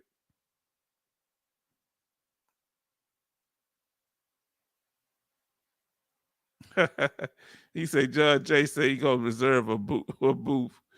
Laugh a large town. You missed parts of my comment. Okay, let me see, John Jackson. Oh, right here. Here we go. I'm sorry about that, brother. Why can't the veteran have access to the same information without jumping through hoops? I'm glad. See, if I miss your comments, let me know, because it'll move up quick on me, y'all. Man. Oh, he said, hello, Joseph and Brett from Love Love. And Joe, see, tonight we're gonna do interactive the whole night. This ain't no simple lesson, so we gotta go. We gonna stop it, the video, and we gonna be going into it because we family. So y'all, through this whole process tonight, y'all can say whatever you need to say, because this is an interactive night tonight. And Rob say hi, John. We so glad to have you here, Rob. We appreciate you for showing up. Now let us continue. NOVA and its members field calls from veterans looking for an accredited advocate to step in and resolve pending matters that have been abandoned by the consulting firm once the increased rating claim has been decided. These companies charge fees illegally, with contracts requiring 5 or 6 months of the veteran's future increase. Such charges violate VA regulations, may also violate Title 38's prohibition against assignment of benefits, and by definition are unreasonable. Furthermore, Congress must reject any notion that medical professionals be affiliated with or employed by any firms and practice unfettered in this space based on the flawed argument that they are somehow more qualified than accredited advocates to represent veterans. This model creates blurred lines between medical and legal professionals. There is no gap that needs to be filled. If a NOVA member believes a medical opinion needs to be procured on behalf of a client, they do so by seeking outside independent opinions. Any other model reeks of conflict. The current system provides a... Now, do you agree with that, Mr. International and the family? Do you agree with her statement that it should be done that way? Well, don't other unaccredited claims agents, shouldn't they be able to seek for medical opinions also? What's y'all opinion on that? Now, let me see where we at. Brett says, love, Jack in the Box and Popeyes. I love you. No. Love say, some reps is arrogant. Yeah, some reps are arrogant. Who have experienced an arrogant representative? I had one guy, when I first got down here, he talked to me. I just said, hey, can you come up? Well, come on down here and I got to come up on the screen. And you're going to listen to what I tell you. You're going to do what I say. And if you don't listen, I ain't going to be able to help. I hadn't even said, I said, okay. I never called him back again. That was a bad experience. I never met him. He was yelling at me, biting my head off. Now, Rob say, going to bed, get up at 6. I'll watch tomorrow. Everybody show, make sure you subscribe, Rob. Can you give us that subscribe and like? Thank you. Everybody show love to Rob. Now, John Jackson say, I blame the vet. If you have the information and choose not to use it, that's on the vet. Hey, love. at the handler, then he said, hey, love. Boy, you went at that. That was smooth how you did that, John Jackson. Love say, hey, John. Everybody say good night to Rob. Show some love to Rob. Good night, Rob. Now let's continue. Pathway to Chairman Luria's earlier question as a claims agent for any non-attorney who wants to represent veterans for a fee. There's no compelling reason to significantly modify VA's longstanding system of accreditation or fee regulations, which reflect congressional intent and best serve veterans. We urge Congress to take the following actions. 1, reinstate criminal penalties as detailed in our written statement. 2, continue to require accreditation on an individual basis and prohibit company accreditation. So, one, what they saying, they want to bring the law back and only limited to people that are accredited. So bring the law back, punishing unaccredited people or agencies or companies, and make sure that nobody can represent a vet unless they're accredited. Is that a slippery slope? Because wouldn't I be considered as someone who helped veterans with information? Would that apply to me? Would that apply to if we help a veteran that we see on the street and they say, can you help us fill it? I can't fill this form out by myself. If we help them fill it out, would that apply to us too? Aren't we assisting the veterans? If we help our dads, our moms, our sisters, our brothers, our nephews, our nieces, our friends and family, would that be considered a representative? Talk to me now. Family, can we talk? Now, let's see. He say, I like how he say, he blame, Love say, hey, John. Love say, my representative don't mind me getting all the help I can get. The help I get helps my rep. I hear you. Respect.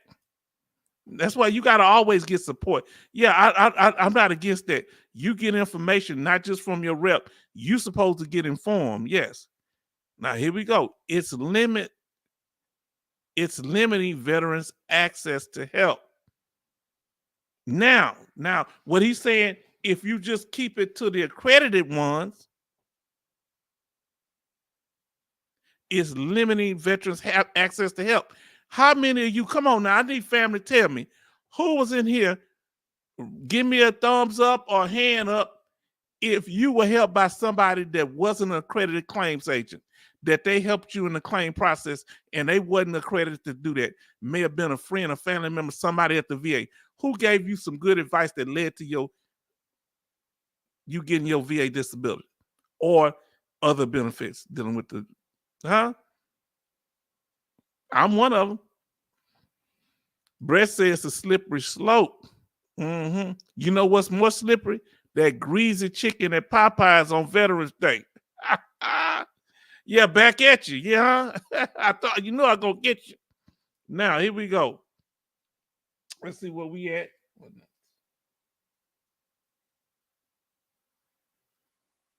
All right. She dropping hot fire. She's against these unaccredited aides, and she sounds like she's a lawyer. Now let's see what Love say. What's the need to do to put a cap on no matter what? Okay, here we go. John Jackson say, I had an experience with a guy from the regional office. Thank God he was working at the desk and not actually doing anything to help with my claim. I was checking on my code sheet accuracy. He gave you some problem? Yeah, I had problems. Man, when you go up to that, I don't think it matters where you at. Some people at that desk at the regional office can be real rude. Who've had bad experience? If your experiences at the regional office of the VA was mainly, if you had a bad experience, give us a 1 in the chat at the regional office at the front desk. H-Town Vet said yes. Who've had a bad experience, not at the VA hospital, but the VA regional office. He said, laugh out loud, Popeyes. He said, you and your videos helped me. Thank you, H-Town. We hope we're being helpful. Yeah, I've had a bad experience, so I put a 1 in the chat.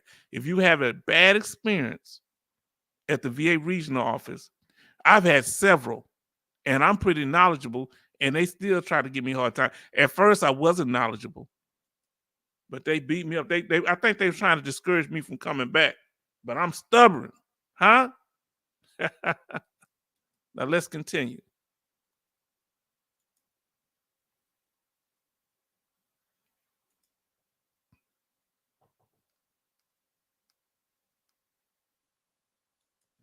Three, ensure VA's Office of General Counsel has adequate resources to staff its accreditation functions, promptly investigate and resolve complaints about representation or fees, and protect veterans from predatory practices. 4, require VA to strengthen services for members leaving active duty to ensure they understand the importance of using accredited representatives when seeking their earned benefits. Finally, we have no objection to a requirement for more continuing legal education. Any NOVA member wanting to be referred to a veteran who calls our office seeking help or searches our public advocate directory must be a member for at least a year, be accredited, and participate in at least one conference every 24 months to maintain that privilege. A typical NOVA conference can result in obtaining somewhere between 12 and 18 credits. We have many members who participate in significantly more training than required because they want to stay abreast of developments in this fast-paced and ever-changing complex area of practice. Again, we appreciate the opportunity to testify today, and I would be happy to answer any questions you have. All right. She's serious. We know she ain't for unaccredited claims agents. Now let's get back to the comments. All right, let's get back to the comments. Love say, you are right, John. Some VA employees are arrogant. They hurt my feelings too. You know, I told them I'm going to tell my big mom on you. Now, John Jackson say, y'all have given me some great advice. Wow. That's what we here for, family. You hear that? You see one person after another say, we express it because we bottle this stuff up. We don't, when we get mistreated, when we don't know what's going on, we out there by ourselves. But now you know we ain't by ourselves. Get other people in here so we can make sure we keep this thing going. How we doing on those likes, y'all? 14. We doing good. Keep them likes coming, family. Now let's see what he say. John Jackson said, I hate when they ask you questions, then cut you off while you're answering it. They did that the last time I was at the VA. Let me tell you something. I don't go because they at that VA region office, I was getting information, finding out what the different VA letters that they send to you. But the only people I need to know their terminology that they use. When I went up there, the guy, he was so rude at the desk. I said, can you tell? That's it. I said, what's this document name? That's this. He kept, I say, man, you know everything. Well, we can send it to you. I say, no, you're going to slow down and tell me what I need to know because there's no reason for you to act like this. See, yeah, I say, so why you got to talk like this? Just tell me one form at a time. He kept coming out, started talking about another one to confuse me. I guess he felt threatened. And y'all wonder why they got him where they fill out positive things, whether they treating a veteran right now. And guess what? A lot of them bosses is like 25 years old now. And they've been there 25 years. They got bosses. You better learn how to treat people. God don't like ugly and they ain't too happy about pretty. That's what my people used to say. Now, Love say, lots of representatives don't have the time to work on your claim. Well, that's their job, though. Don't bite off more than you can chew. Tell a veteran that you don't have time to work on their claim. Don't do something that you can't do. Now, let's get into the first unaccredited consultant. All right? Y'all have heard of this one. This one name is Veteran Guardian. Who've heard of Veteran Guardian? If you've heard of Veteran Guardian, give me a one in the chat. I've heard of them before. Oh, not a 10. Who's heard of Veteran Guardian? Anybody heard of Veteran Guardian? Give us a one. Let us continue. Now let's see what they got to say. See if they're convincing. See if these unaccredited claims agents, okay, Mr. International heard of them. Bernie say they are crooks. Why? Bernie say he heard of them, but before he say he heard them, he say they are crooks. Hold on, they about to talk, man. They up here for the big people. They say they here to help veterans. Why do you think of them as crooks? Why you say that, Bernie? Veteran Guardian, you've had experience of dealing with them? Let us know, brother. What do you know? And we're gonna talk. Let's get into it, and then we'll answer that question after. Okay. Love said lots of paperwork needs to be done over. Yeah. Oh, interesting. Now here we go. Y'all ready? Let's do this. They about to get into them.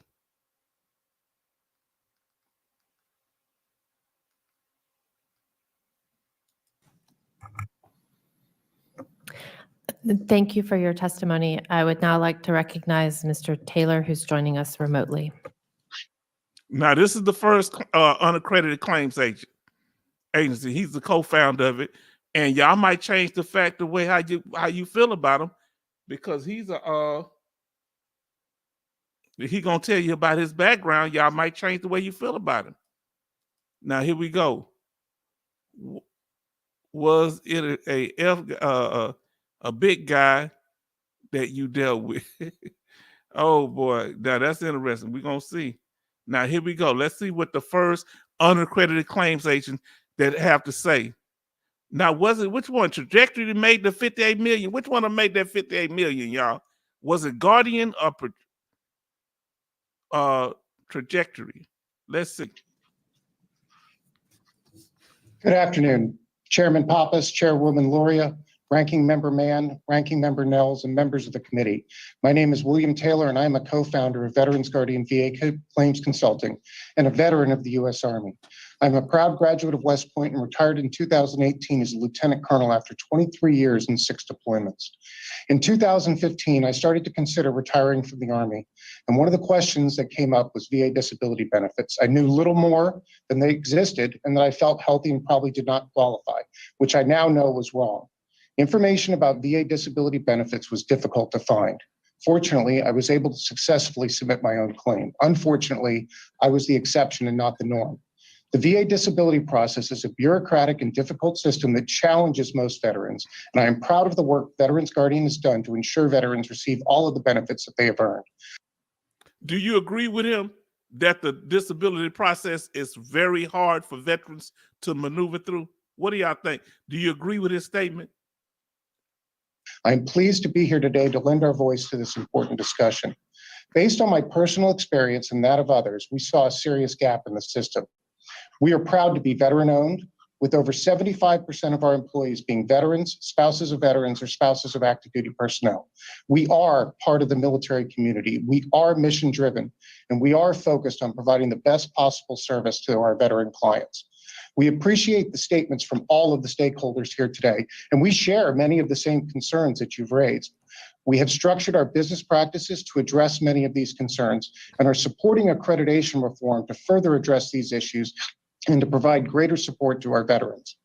Given the difficulty in navigating the VA disability process and the sheer volume of veterans that need assistance, including a current backlog in excess of 230,000 disabled veterans, veterans need more options for assistance, not less. Veterans should be able to pursue their claims in the manner that best serves them, with full knowledge of all available providers who can assist them at any step in the process.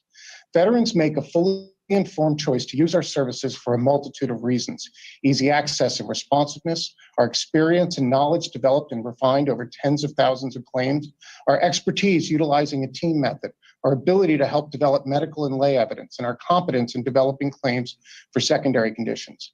I am proud that we have assisted tens of thousands of veterans with over a 90% success rate.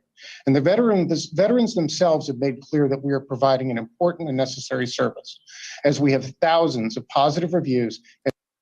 Now he doing a compelling statement, y'all, and I didn't get to pull it up. Let me pull it up.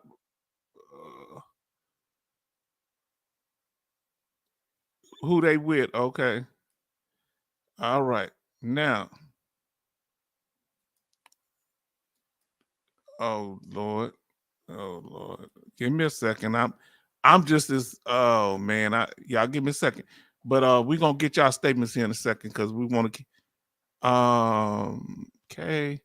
Let me pull me up I'm on the screen. Let me do it where it's just me on the screen while I can work on this. Now, what do y'all think of that? Is he making a compelling argument? Let me know what y'all feel about it.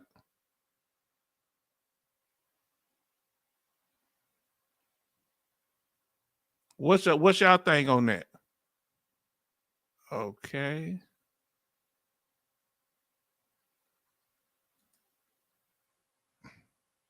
Okay, I did it right that time. So let's see what y'all think. So this is that VA claim consulting. Remember the word they use, consulting. This is Veteran Gordon. This is them right here. This is the gentleman that's talking. VA claim consulting. Veteran Gordon. Gordon. He say, okay, let's see what he says here, John. Love, I understand that what you're saying, but how do they not have time to work on your claim if it's their job? Real talk. Now here we go. What he said, love say, John, I ran into reps that did not have the time when I asked them questions. Oh man, how you representing me and I can't ask you questions?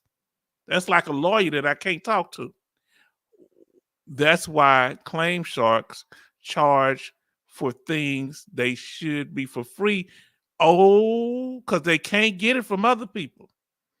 Now, Bernie say they were slick talk in veterans. Oh, they were.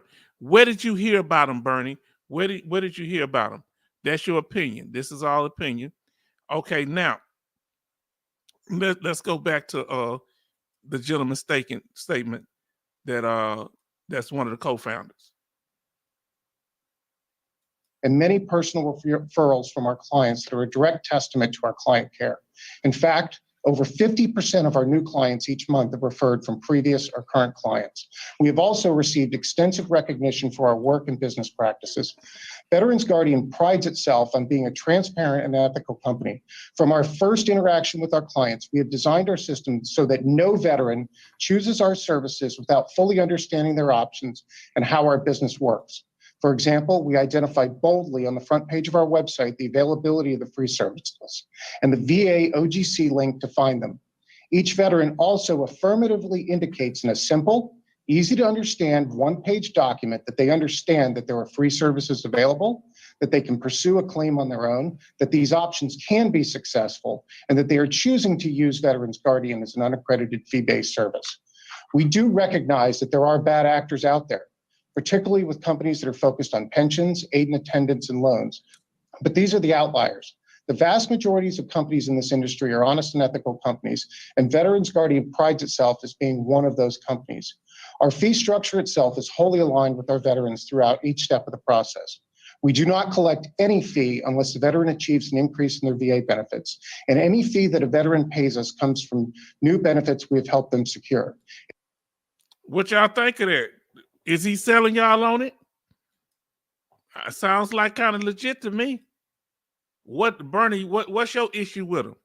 Now, love say the VA is not going to help you win your claim.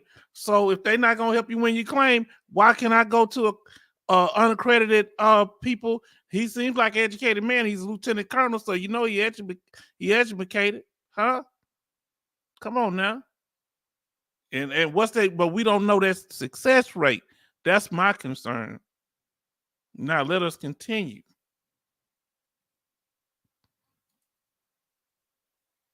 And no veteran is financially disadvantaged from where they were before they came to us. Our veterans are paying a one-time fee for assistance while receiving a lifetime of benefits. Included in our written submission for the record is a detailed description of our fee structure.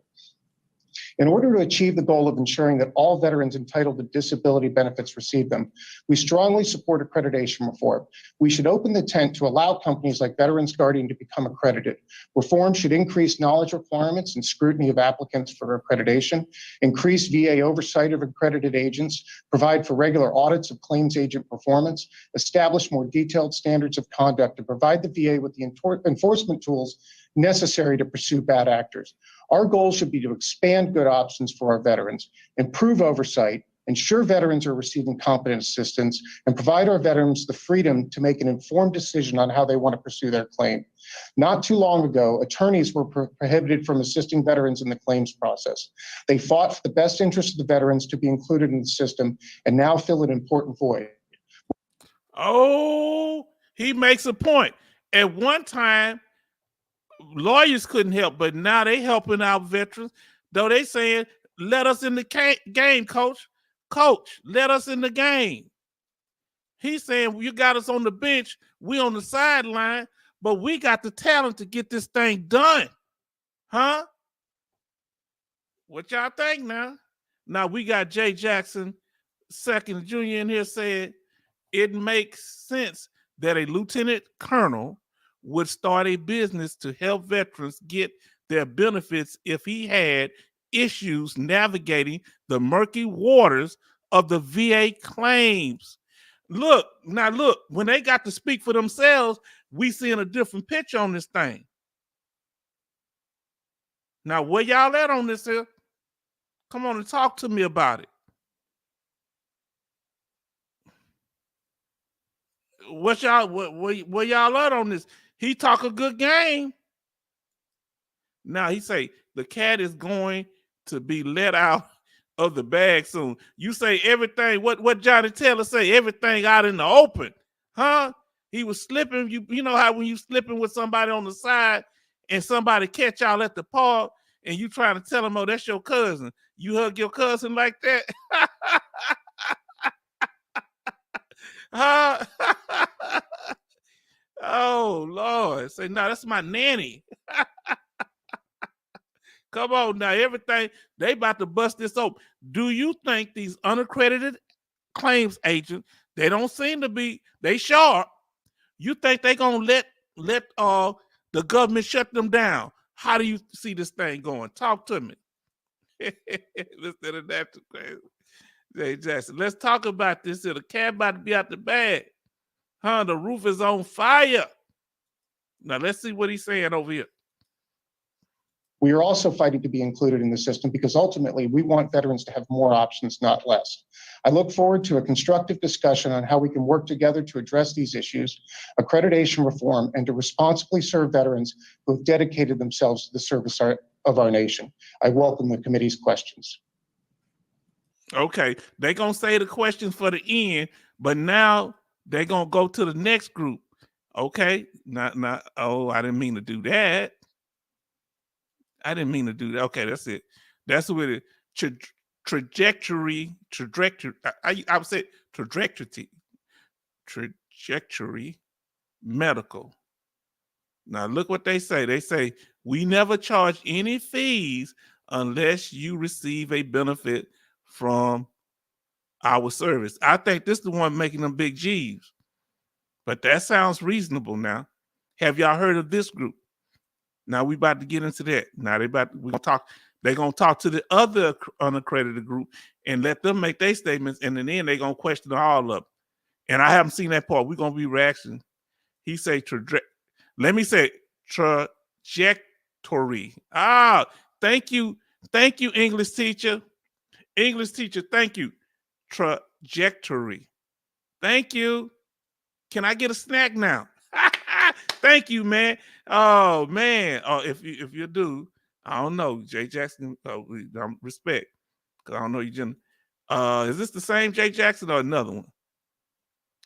Let's see what we got. Yeah, boy, I did it. H-Town did it. I'm a big boy now. Huh? Now he say, there's no Y, LOL. Yeah, that's why I keep trying to put a Y. That's my Southern accent. The same. Yeah, thank you so much, man.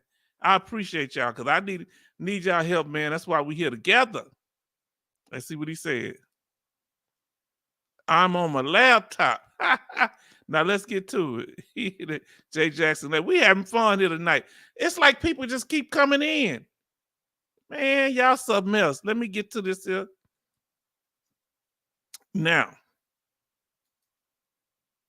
he gonna finish his statement and then trajectory will. Thank you. I will now recognize Mr. Simone for 5 minutes. This is trajectory. Thank you, Chairwoman Luria and Chairman Pappas and other distinguished members of the subcommittees. I'm very grateful to be here to share with you information about our company, its mission, and its operations. They really mad at this dude because he making that big money. They really mad at him. If you see the guy all the way to the left, the closest to us, he's with Veteran of Foreign Wars, and he goes off. Now, look, Evan, look at Evan say, Bitcoin loves us all. And he say, Evan, buy Bit? Yeah. He said, yep. Look at this here. H-Town determined to put a Y in the name. I'm trying to fight it. Hi, Bitcoin. Oh, man. That's about all Evan says about Bitcoin. He like, I am Groot.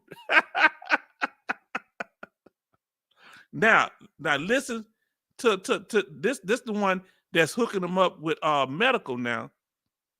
He said, hey, he hooking them up with medical. So you know that's why they making that big money, because they deal with medical services over here at Trajectory. Now check this out. Sit back and peep game. Trajectory Medical is an evidence-based medical consulting service that offers veterans around the country the opportunity to identify disabilities that they have and to obtain the medical benefits that they deserve and have rightfully earned. Companies like Trajectory Medical offer a service that is not currently being provided by free VA-related entities. And it's for that very reason that Congress has repeatedly upheld the fundamental right of veterans to obtain evidence and medical consulting from private for-profit medical professionals. Most recently, this happened. Now, he makes a key point. Private medical professionals can help you, and they're not accredited. Now, that's an interesting statement. Interesting. That if the private medical people can help you get a nexus letter, can help you get a diagnosis, but that's their area of expertise, of course. Interesting. Now let's see what he say. Identify disabilities they have. Question, exclamation point. Now let's. With the law that required the posting of disability benefits questionnaires on public-facing websites so that private medical professionals had the ability to use those forms to support VA claims. Now, Bernie, who tried to get your uncle's password? Which group? Who you saying that tried to get your uncle's password, my brother? Huh?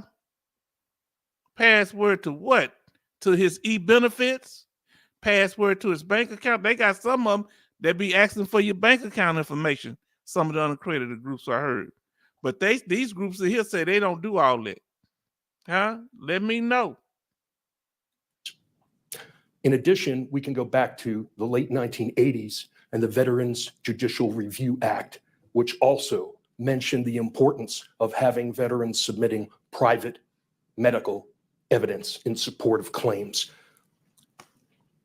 These companies are not OGC accredited, and quite frankly, they shouldn't be, because they are already effectively regulated by the state licensing medical boards that govern their activities and the other ethical standards that they're required to adhere to as medical professionals. Now, I have I'm an Iraq veteran myself and retired from the United States Army. And before coming to Trajectory, I directly represented veterans in all aspects of their VA claims as an accredited attorney, from initial claims all the way through to cases before the U.S. Court of Appeals for Veterans Claims. And what I witnessed through all of this pro bono work for years was that the most underserved community of veterans that's out there right now is veterans who suffer from disabilities related to their military service, and they're not rated and they're not diagnosed for those disabilities. Uh-oh. Now it's got a little messy up in here. Y'all, it got messy up in here. He was helping veterans when he was a licensed attorney, but now that he's doing it based on his company, they mad at him. So how was he able to represent veterans? Hold on, wait a minute. Oh, is it possible? Oh, okay, let me put that back on there. Let's see what we got here.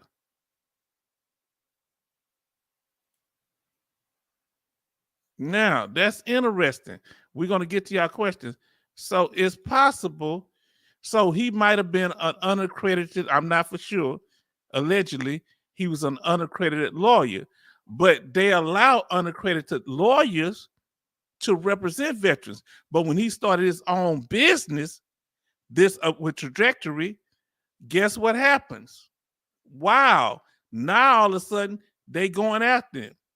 Now let's see what our brother, we're gonna pull him back up because we got it because we're gonna want the comments to read. He say Jay Jackson Jr. too says, why do all these guys sound way better than the VA rep on these questions?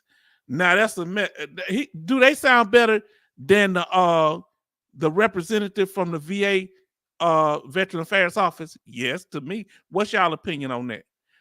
Do they sound better than all the other people that say they helping veterans? That's amazing. They very well spoken, aren't they? They are veterans. Remember, he's a veteran of the Iraq War. I don't know which one. Might have been mine. I'm not for sure. The other one was a lieutenant colonel who did 6 tours. Do y'all still feel the same way about it? Let us know in the chat. Now, Bernie said Trajectory rep who helped him at first gave him paperwork to sign and wanted access to e-benefits. Oh, boy. Do they put that in writing? Let us know. Are you saying that they put something in writing? Let us know that they asked for your login information, or they just asked for it verbally. Well, based on what he's saying, allegedly. Now, this Evan sounds like he's ready. Oh, I think I see the difference. Is the VA rep a former service member? Both of these two are. Yes. So they can relate to the process because they've been through it. And this man apparently was a lawyer from what he's saying. Wow. Now, Boomer, please ask Fall Princess to go to Popeyes with you on November 11th. You do no such thing. Boomer, you do no such thing. You hear me? Now, Love say, well, VA has their own language. Local medical board is not going to know the language the VA use. No. But that's why these people are kind of intermediary. Now, this is interesting. Now, I'm going to get ready to go back to the video. We getting there, family. We almost done. We 2/3 done. I'm sorry that we went on, but y'all like being on here for some reason. Now, Jay Jack say, they sound very confident with their answers. They sound like they mean what they say as if they have a point to prove.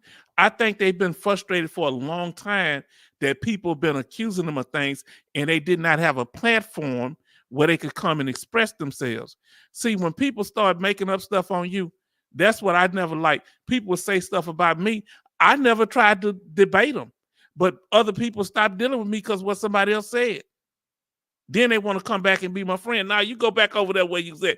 Because you know what I tell people? Whatever they told you, believe them.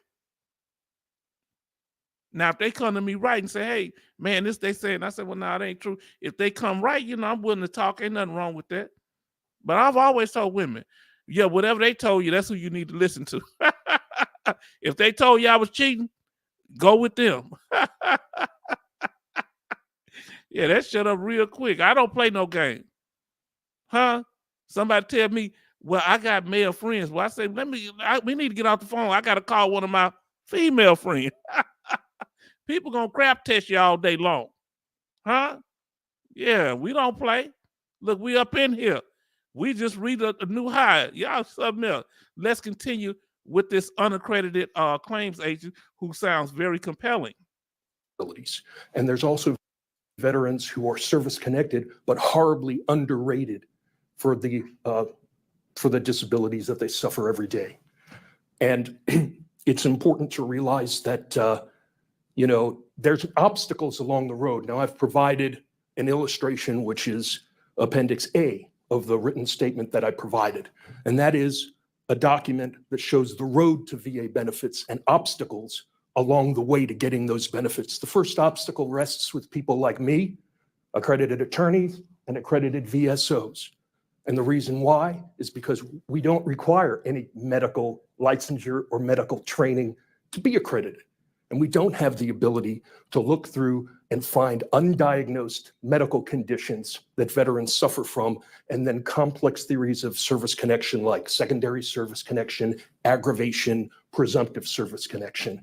The second major obstacle is He seems to be very knowledgeable. Okay, now hold on. We're gonna get to y'all information here, but I gotta get. We're gonna catch up with y'all language in a minute, John Jackson. But listen what Mr. International say. This is where he went wrong. Where did he go wrong, Mr. International? We're gonna get y'all. We didn't skip you, Jay Jackson or Brett. We're gonna get y'all once we get through this. Where did he go wrong? Let us know. Now let's continue. with the treatment providers, whether it's private or providers at the Veterans Health Administration hospitals. The problem there is that treating doctors are not often experienced with complex regulatory standards that talk about service connection, causation, and loss of ability to earn an income. It's just not part of the analysis. The VHA even advises its treating physicians not to provide assistance with disability evaluations, specifically because they fear a conflict of interest. And then finally, you've got the CMP examiners, and they're directed to look at specific questions that come out of the veteran's claims and what's raised by the veteran. And so there's little room to look for undiagnosed conditions or alternative theories of service connection. What we try to do is we approach this from a perspective of diverse medical professionals with this experience to assist in developing medical evidence and helping veterans identify their disabilities. If there was something we could ask, it would be, please don't create legislation that robs veterans of the ability to obtain the fundamental right to private, for-profit medical evidence, which is in various existing statutes that have been passed by Congress. We would love to help you understand more about the distinct role we play. Thank you. What y'all think of that? What y'all think? Did he come at it right? Let's see now. He say, Mr. International said, and we're going to get to the rest of y'all statements too. He said, this is where he went wrong. He says, alternative theories of service connection. This can be considered fraud. When he said alternative theories of service connection, you're not supposed to provide theories to veterans. Real talk. That's where it gets in a slippery slope. Now let's go back up here. We're going to get to Jay Jackson. They sound very confident with their answers. They sound like they mean what they say. I read that one. I'm sorry. Brett says in Florida, it's November 1st. Anyone get Halloween candy? Now I've been here the whole time. I had turned my light off. Now let's see. Love says VA put roadblocks for sure. I learned that. I got no help from the VA. So why the VA trying to tell us not? They telling us, look, it's like a woman being with a man that's mistreating her, but she's trying to find somebody else. You don't want to be with him. He gonna hurt your heart. Well, you already broke my heart, fool.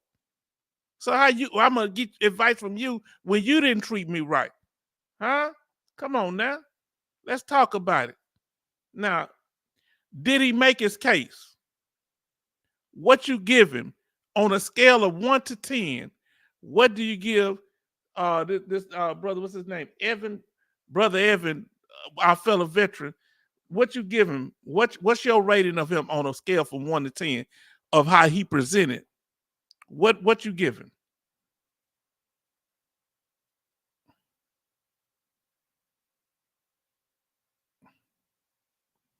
Since what Mr. International said, I give him a 7 out of 10. What y'all give him? Do y'all give him a rating? What's y'all opinion on it? I would give him 8, but Mr. Nash say 2. What would you give the one from Guardian? We'll talk about that in a minute. So what rating y'all get? He said 2 because when he started talking that fraud, when you say he started saying about theories and stuff, he sound like a preacher to me. I want to get my get the collection plate out. I'm ready to give all my money. Now, here we go. Jay Jackson Jr. number 2. I can honestly say that one guy was helpful that worked with the VA claim, my claim, with the VA, with my claim. Okay. Jay Jackson laughed. Boy, y'all cutting up. You know what I'm saying? Pass the collection plate. He got me. I'm ready to. Look. I was raised Baptist. I'm thinking about going Pentecostal and start doing some Holy Ghost dance around here. I'm saying that's right, brother. Pass the collection plate. But he spoke confidently and well. I have to give him that. And I don't know much about it. That's why this is a reaction video. I want to hear somebody say something against him. Yeah, I'm cutting up, man. Y'all know. Look, I'm cutting up, man. Look, let me tell you something, man. I got my soul food. I just gave a little shout out to Just Oxtail. Man, I'm cutting up, man. I know I'm cutting up. You know, my grandmother would say, behave yourself, boy. I say, yes, ma'am. You know, if I didn't say that, she'd take a switch to me. I ain't like no whoopings, man. Forget that. So Brett gave him a 7.2. See, Mr. International, we being convinced. I got some knowledge. But I'm a believer, brother. I'm a believer. Huh? This brother here, he breaking it down. He's talking better than the VA. He's talking better than your average VSO. So why wouldn't you have confidence in somebody that coming? You wonder why they getting them millions of dollars, huh? Now, was these the ones that got the $58 million in 1 year? Hey, that speech right there, wasn't that a $58 million speech right there? Now, Mr. International says, hold on, look what he said. What's they say? Drink the Kool-Aid. You know, that's the C, drink the Kool-Aid. That's what, let's see what Mr. International said up here. The company should charge an upfront fee based on the independent medical examination. There shouldn't be a fee based on service connection. Very interesting. Now so you saying they should charge an upfront fee for doing that, but they count that money, that back pay. Now he said, just wait until they question him. Wait for it, because the question's coming in. Drink the Kool-Aid. Yeah, we know about that. Jim Jones. The Guyana tragedy, he took all in, because remember, I was about 9 years old when I saw that on TV. Let me see. 1, 2, 3. That even 77. I was about 9 years old. And I saw all them people drunk that Kool-Aid, but it wasn't Kool-Aid, it was another it was a knockoff of Kool-Aid. Yeah. And they got video of Jim Jones, the cult leader. He took him down to South America and had him drink the Kool-Aid. It was another name of it. It was a knockout version of Kool-Aid. And he literally have video of him say, look, we got all this Kool-Aid before it happened. Now let's get into it. Let's see. Did he handled his business on there? Now it's about to get real rough, family. All right. It's about now the American. Who's about to speak now, family? Family, they about to speak on it.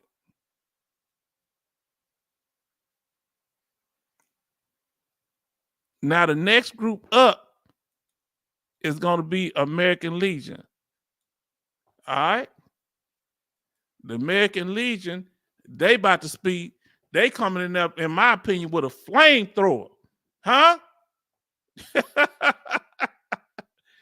He say, you're right, Mr. Let's this question part. Yeah, we about to get to that. That we working our way to that now. Because they gonna speak, then it's gonna be the Veteran of Foreign Wars, and then in about 5 minutes, it's gonna be 5 or 10 minutes, gonna be the questioning part. Let's do it. He made his case, boy. Sound like it to me. Thank you, Mr. Simone. And lastly, we'll now recognize Mr. Galucci for 5 minutes. American Legion. Thank you. Chairs Loria and Pappas, ranking members Nels and Mann, and members of the subcommittees. On behalf of the VFW, thank you for the opportunity to testify today on the issue of accreditation and predatory practices in veteran benefit claims representation. I'm the National Certifying Authority for the VFW, OGC number 31776, and joined by many of the leaders of our claims representation program here behind me today. The VFW and our global network of VA accredited advocates are concerned that bad actors are preying on veterans seeking to access their earned VA benefits. Tragically, when COVID hit, non-accredited consultants that the VFW calls claim sharks seized on the chaos to exploit veterans. If you searched veterans topics or Googled VA claims, you would be inundated with ads to increase your benefits or learn what VA doesn't want you to know. Like I saw in my own Gmail and social media feeds. Now that they've been exposed, they're mustering their ill-gotten gains to seek legitimacy for preying on our veterans.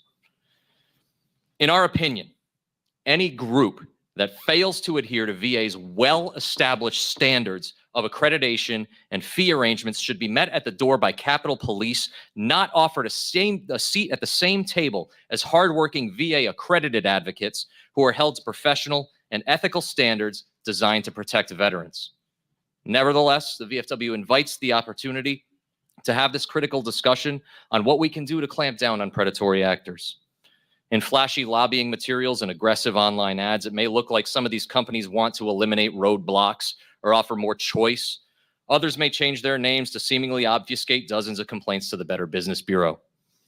But to have any credibility in this discussion, these companies must at least abide by the standards set forth by Congress and reinforced by numerous VA secretaries, just as our accredited VSOs, agents, and attorneys have done for decades.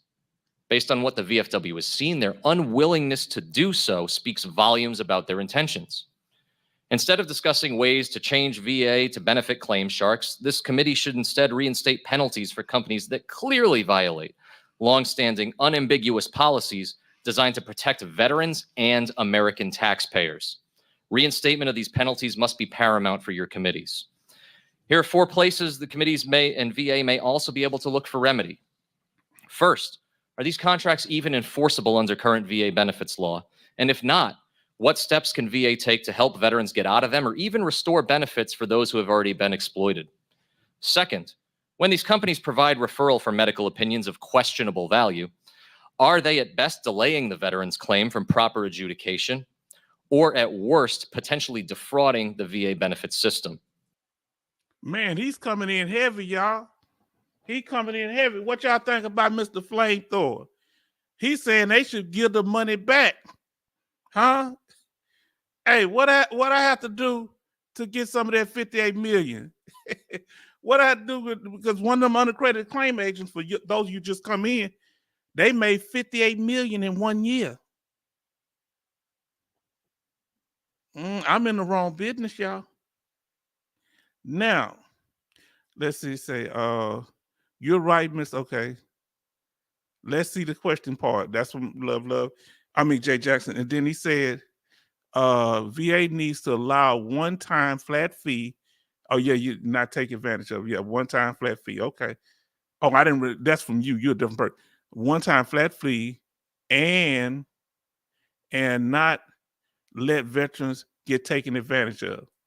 But they're not under the regulation of the VA. So they got to have some type of federal, like the government, because these people operate outside the VA system. So they can't be regulated by the VA because they're not accredited. Should they be allowed to get accredited? Let us know in the chat how you feel about it. Now let's see what the Veteran of Foreign Wars representative continue to say.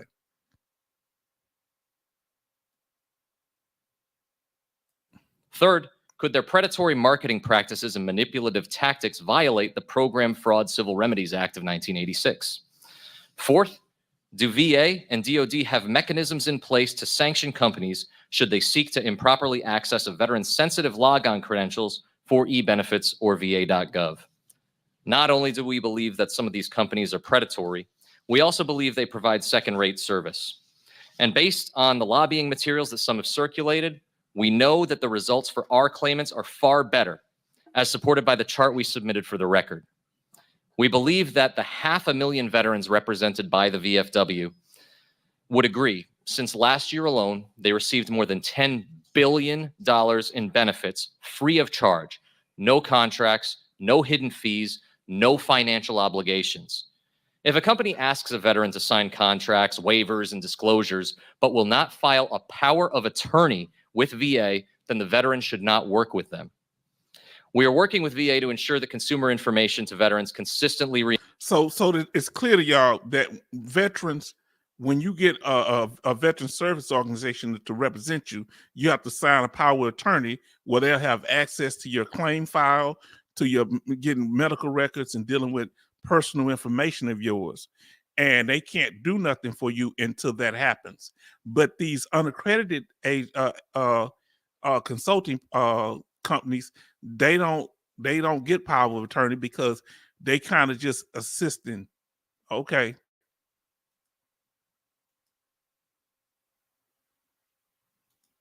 He said billions with a verbal capital B. Yeah. Yes, indeed. Now let us continue. Reinforces this message, steering veterans to quality, professional, and VA-accredited claims representation. The VFW has heard all this before with predatory schools, such as ITT Tech and Corinthian colleges. This committee listened then, and we ask that you do the same again, and we look forward to working with you to clamp down on claim sharks. Bottom line, if I charge fees for legal advice without the right credentials, I can face jail time and fines. If I charge for medical procedures and I'm not licensed, I'll likely go to prison. But if I charge for VA claims without accreditation, I can get rich and even come testify before Congress. Something is very wrong with that. Chairs Loria and Pappas, ranking members Nels and Mann, this concludes my remarks on behalf of the VFW and our global network of accredited advocates, and I'm prepared to answer any questions you or the subcommittees may have. Now look, she come back smooth with it, y'all. I want y'all to look. She's so serious, but watch her. She's slick with it. Watch how she responds, y'all. Y'all gonna crack up on this. Just pay attention to her inflections and everything. She real smooth with it. Watch what she say. Well, thank you to our witnesses. It appears that some of you are very passionate about this topic, so I'm sure we'll have an animated conversation. Since this is a joint hearing, I would love to give my co-chair the opportunity to go first with questions for this panel. So I'll recognize Mr. Pappas. Thank you, Madam Chair, and I want to thank members of the panel for your testimony here today. Your presence is really important for our. Okay, so we're getting ready to go into the questions, y'all. Y'all ready for this here? Are y'all ready to do this? Now, y'all listen. They're going to start questioning these people. I haven't seen this part, so I don't know what is going to happen. I made ensure that I didn't see it. So now see how these companies respond to the questions, especially the unaccredited ones, okay? Because that's really the reason they're there. Now, he says, Love say the VA could set a flat fee ruling anyone who helps a veteran with the claim. Well, they can only do it with people that have a contract with them. If they don't have, I don't have no contract with you, you know, you got bootleg people out there helping people that's not under no contract. They making up. So that might be a good idea. You might be right, but they have to get them under their jurisdiction. And here we go. Now the questioning, we're going to talk about that. So now we're going to the, oh, I forgot to do the VFW. I'm sorry, y'all. Man, I keep messing up. Okay. Now with the VFW, this is what they did. Well, I talk about it. They put out this letter, this flyer, don't feed the sharks. Kind of the part of like how we set our thumbnail.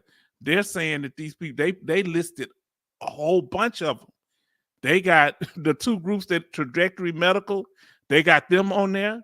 They got VA Claims Insider. They got Veteran Guardian, the one that spoke first, the unaccredited. They got them all on there. They got a list of about 1, 2, 3, 4, 5, 6, 7, 8, 9, 10, 11, 12, about 12 different ones. All right. So they fired up over there at the Veteran of Foreign Wars. Somebody drunk too much coffee, huh? But let's see. Maybe they're passionate for the veteran. Now what we're gonna do? Let me pull it up right.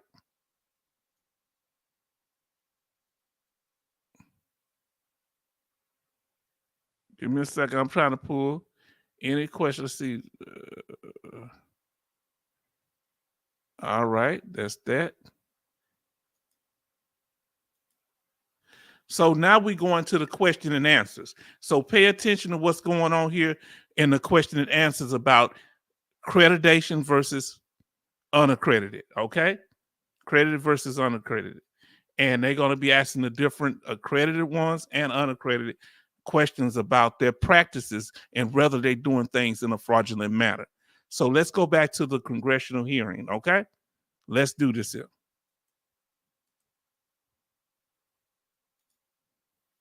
Subcommittees and the House Veterans Affairs Committee to figure out how to grapple with these issues and move forward in a way that honors the service of our veterans and ensure they get connected to the benefits that they have earned through their service. So Mr. Callahan, maybe I can start with you. I'd like to read just a few of the complaints that the Federal Trade Commission has received about unaccredited claims companies over the past several years. Here's one. It's really just a scam. The company does nothing but attach their name to documents you create and submit. A second complaint. This company works by doing trickery. I was under the impression that I paid the difference of my increase for 5 months. Not true. They want 1/3 of your back pay. Another one says, I foolishly entered into an agreement with this company and they stated that it would be at least 7 months before they could even look at my case. I then told them I didn't want to wait and asked for a release. I have asked several times over the past 2 months without a single response from them. Another complaint says, I have been unsubscribing from these emails and text messages for months. They continue to send me more emails and text messages. I want them to stop. They are extremely pushy and are trying to scam me out of my VA disability. And another one says, I entered into an agreement with this company to assist with increasing my benefits. Several attempts by this company were denied by VA. I decided to use the American Legion to assist me and I filed a claim. I had no further communication with this company for 2 years.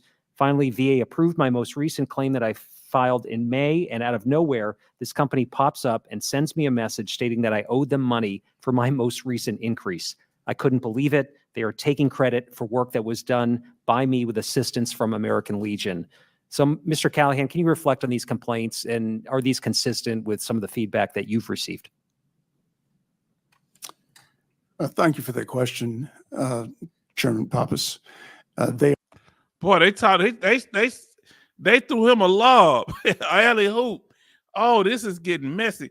Now, which group are they complaining about? Are they talking about the Guardian or Trajectory? I don't know what, because they just used this name. They didn't say the name of the group. Now, let's see what the American Legion has to say about it. They are consistent. We have received many complaints via our officers in the field, our service officers in the field, and also directly from veterans.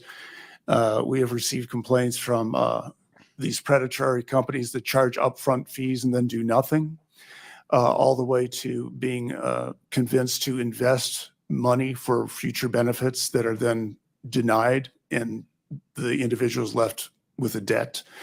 A surviving spouse was convinced to make investments based on her future benefits and then was denied the claim. So these are all very concerning to us.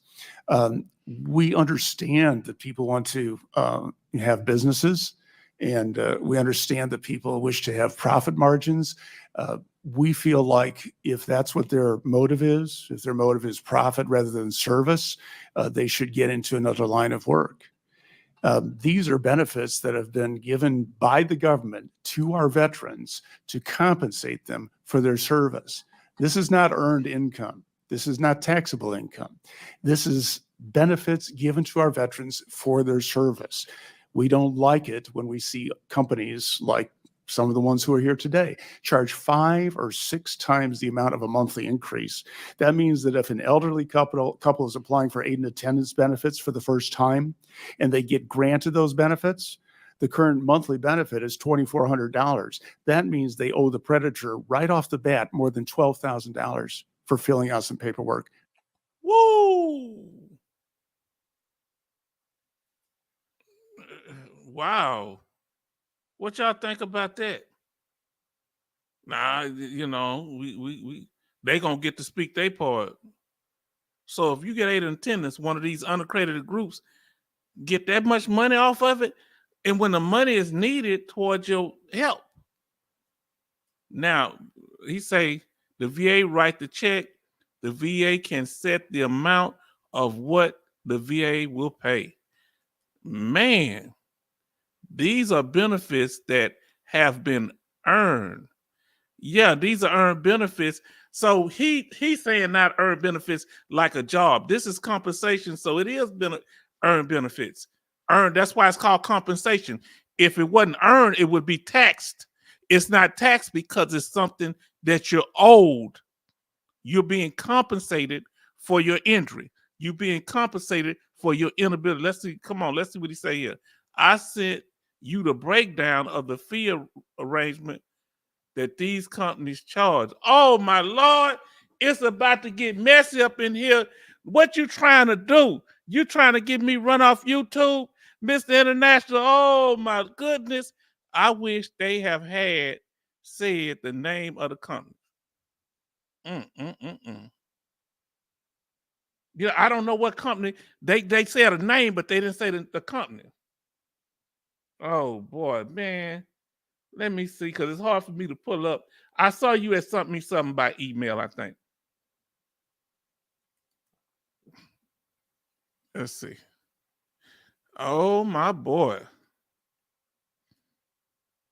My goodness. Let me see. Who is this with? Hypothetical. Company charge fee. Man, I'm gonna see. Can I pull it up once we get to the what's called? Because I got it. We might have to look at it. Hold on. Let me pull that down. I got kind of above myself there. Hold on. Man, I'm gonna try to pull that up, Mr. International. Earn, not given. Oh, you didn't like when he said that. Wow. You sure right, boy. Let me see what he say here. Jay Jackson, I wish they would have said the name of you said that. Yes. I'm gonna look at that, Mr. Now. I gotta, because it's hard to pull it up. I'm gonna have to put it into a little video thing for it to actually show up. I tried to do it before. I can't do it unless I put it in a video form, and I don't have time to do that while we're doing this here. But most definitely, let's see what. Oh boy, this getting kind of testy, y'all. How y'all feel about that? Huh? Y'all didn't know all this was going on out there, did you? That's why you need to come here to the H-Town Vet, where you can get the real knowledge, the real game of what's going on. Now, I want y'all out there stealing my content. Come out and steal this here. They ain't gonna say nothing about this, are they? Am I blowing up the spot? Man, I'm trying to get the truth out there so veterans don't get mistreated and that they're informed. All right. And we want to hear the other side of the unaccredited agencies. We want to hear their side too. We fail over here. Now let's get back to this here. They dropping real game over here. That is just simply wrong. Thank you for that reflection. Mr. Gallucci, what are some of the warning signs that an offer from one of these claim sharks is too good to be true? The block is hot. That's what Jay Jackson. I'm sorry I had to stop it. Man, he's setting them up. Huh? This congressman ain't no joke. Mr. Pappas is not to be played with. I wouldn't want him on the other side dealing with me. I want him to be a lawyer on my side. They so smooth talking, man. You gotta watch. The block is hot, y'all. Get off the street, go in the house because the block is hot. Huh? We're real talk up in here. Well, thank you, Chairman Pappas. There are several that we point out, not only to our accredited advocates, but also to veterans that we reach. Free pre-filing consultation is a buzzword. Guaranteed increases for benefits. Promising faster results is probably one of the most insidious. What they say, free consultations. What's the other one? Faster results. And what's that, what he just said here? These some of the things you got to watch out from these unaccredited agents. Let me go back a little bit. Obligated to order in a compensation and pension exam. Hold on, let me try to play that back a little bit. I want to hear that. Because he putting out good knowledge. We need to know this. Listen. Free pre-filing consultation. Free pre-filing consultation. So free to get the consultation and pre-filing. I'm listening. Watch out for that when you out there. It is a buzzword. Guaranteed increases for benefits. Can't nobody guarantee you nothing. Okay? Remember, there ain't no guarantees in life. I ain't got but 2 guarantees on this earth. I'm going to be black and die. That's it. That's 2 things I know coming. Oh, my daughter don't like when I laugh about stuff like that. She gonna get on my case. Y'all the one got me all hyped up. This y'all fault. I'm gonna tell my daughter, she be watching this stuff. Tell her leave me alone. And earlier, it sounded like that agency was stalking the guy. Study sending him emails. Hey, is it really over? Oh, we still broke up. Let it go. Let it go. Man, what's really going on around here? You know what I'm saying? Now let's see other little tricks they do. Let's listen to he breaking the knowledge down. This is not all of them now. This is not all the unaccredited claims agents. He's some. Promising faster results is probably one of the most insidious. Now, how do y'all feel about promising faster results? Because sometimes it may be faster than what the VA do. If they got a track record of doing it, shouldn't they be able to brag about it? I talked to that in our written testimony, but also alluded to it in my remarks. It's not really possible. I mean, VA weighs all of the evidence that comes in and many times is obligated to order in a compensation pension exam. What we've seen also is that VA is on the lookout for this now. They adjusted their benefits policy manual to better weigh private medical evidence to ensure that it was a treating physician or a physician that had reviewed the full medical record of that veteran. We've worked with veterans who were duped by this scam. But here's the problem with that, y'all. Come on now. They put on the CMP, the public DBQs, you know, the benefits disability questionnaire. They put on there for if you get it done on the outside, they got to say they've been treating you for a long time. Well, the CMP doctor that the VA send you to don't have to treat you but that one time. So how they gonna know more? So why you holding the outside doctor to a higher standard? They saying it's because of fraud. But I'm just saying, a possible fraud. But the people that you send us to, they paying you. You paying them. The VA paying these people now, these CMP doctors. And if they keep approving veteran claims, they may not get renewed. So do they have an incentive to deny claims? I'm just asking. Huh? Hold on. The CMP doctors got their hands in the pocket of the VA. And if they keep approving claims because they feel the veteran deserve it, the VA, hold on now, we're no longer going in your direction. We're moving somewhere else. He say facts about what you said about the CMP exam. Real talk. That's why you got to keep coming by here. Keep coming through, brother.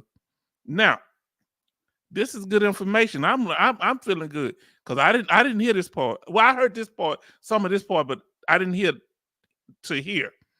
I didn't hear him say. I just only listened to some of it. And the question period, I just didn't. In the past. And basically what happened is when they submitted one of these questionably acquired medical opinions, the benefit that they sought was denied. And then they start from square one. And it's our job to pick up the pieces, provide quality advocacy based on what's in their claim file and their medical history, and make sure that they know the benefits that they're entitled to. And what's your advice to a veteran who's unsure about messages that they're receiving or about the services that are being advertised? Well, it's fairly simple.